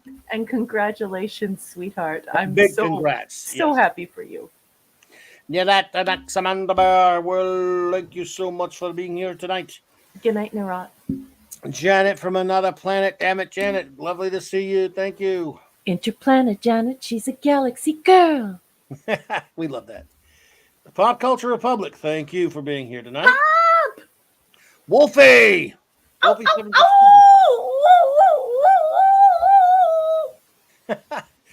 lovely and the beautiful Six. Six, I hope you're hearing this, and I hope you're doing well. I know you work on a lot of Saturday nights. Yeah. It is always wonderful to see you pop into the chat. I know you're busy or whatever, but if you are hearing this, have a wonderful rest of your weekend and week, and be well. Thank you.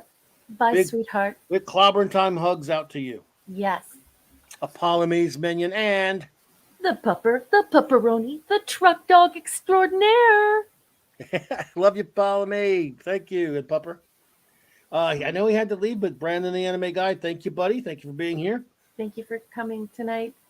Mr. Michael Beacom, thank you so much. Great comments tonight, Michael. Let's see here. Let's see. Comic Relief Crusader. Remember, folks, quote, hungry boy all over the internet. Hashtag Yes. Sriracha enema. Indeed. That's Oh, my goodness. Captain Marty Spock popped in. All right, brother. Good to see you there. good night. Mega Cropper, always a pleasure. Thank you for being here, Mega Cropper. We appreciate Night, Mega you. Cropper. The great Mr. Tickle Trunk. Mr. Tickle Trunk, thank you so much, my friend. Nice to see you. Keely Chow, roll tide. Take it easy, buddy. Good night. Our buddy Pat S popped in. Take it easy, Pat. Appreciate you, bro. Night, Pat. The great Snail Messiah. Good to see you, my friend. Thank you so much. And as always, again, I thank you for those things, those comments you sent me. You were too kind, my friend. Yeah, really nice. Good night. Dadman, the Dadman clan. I think they had to run, but hail to them. Deadman Clan. Captain James T. Skywalker was here. Captain, always a pleasure. Nice to see you. J25. Hello there, J25. And I mean, welcome, J25. I'm glad you were here with us tonight. Thank you so much. Yep, good to see you, and thank you for your ratings. The extraordinary Rod Thunderheart, bro. Alberta. Rudy, it was an honor to see you here, my friend. Thank you so much. And just Again? bravely jumped into the chat and made all sorts of friends, or maybe There he you has go. mutual friends here. But Rudy, outstanding. Indeed, Rudy. Thank you, man. Appreciate you. We'll see you over there at Nick's, our wonderful friend Nicholas's place. Lee Anthony Davis, thank you. Good night. Monkey Jeebus. Monkey Jeebus! I love how she says that. my lifelong a friend I've had for many years, and a great dear friend and a superhero to me in real life. Ace Cast Iron popped in. Brother, if you're still listening, love you, man. Good to see you. Hope we need to talk soon, bro. Yeah, you're missed here. I love your ratings and your special rating system, and I love explaining it to people in the order in which you love the ships. So yeah, you're missed around here, Ace Cast Iron, and it sure was great to have you stop in tonight. Yeah, buddy. You always say it better than me.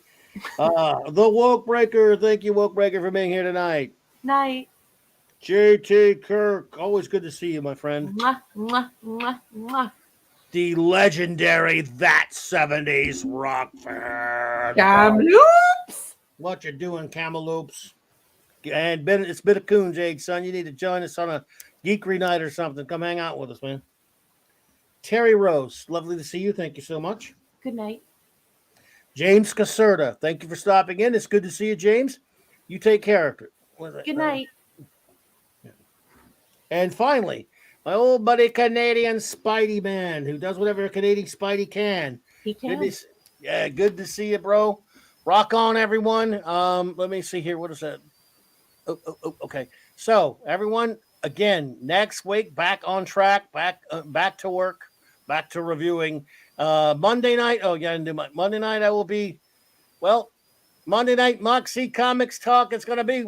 Well, this is a Batman week, but let's talk why we love Batman. Why not? I love him. I always have, always will, and I love talking about him. So that's that, because we do comic stuff here too. So join us Monday night. The Monday night Moxie Comics talk, and thank you so much for everyone. I don't know what's wrong with me today, but clobber on and trek on, my friends.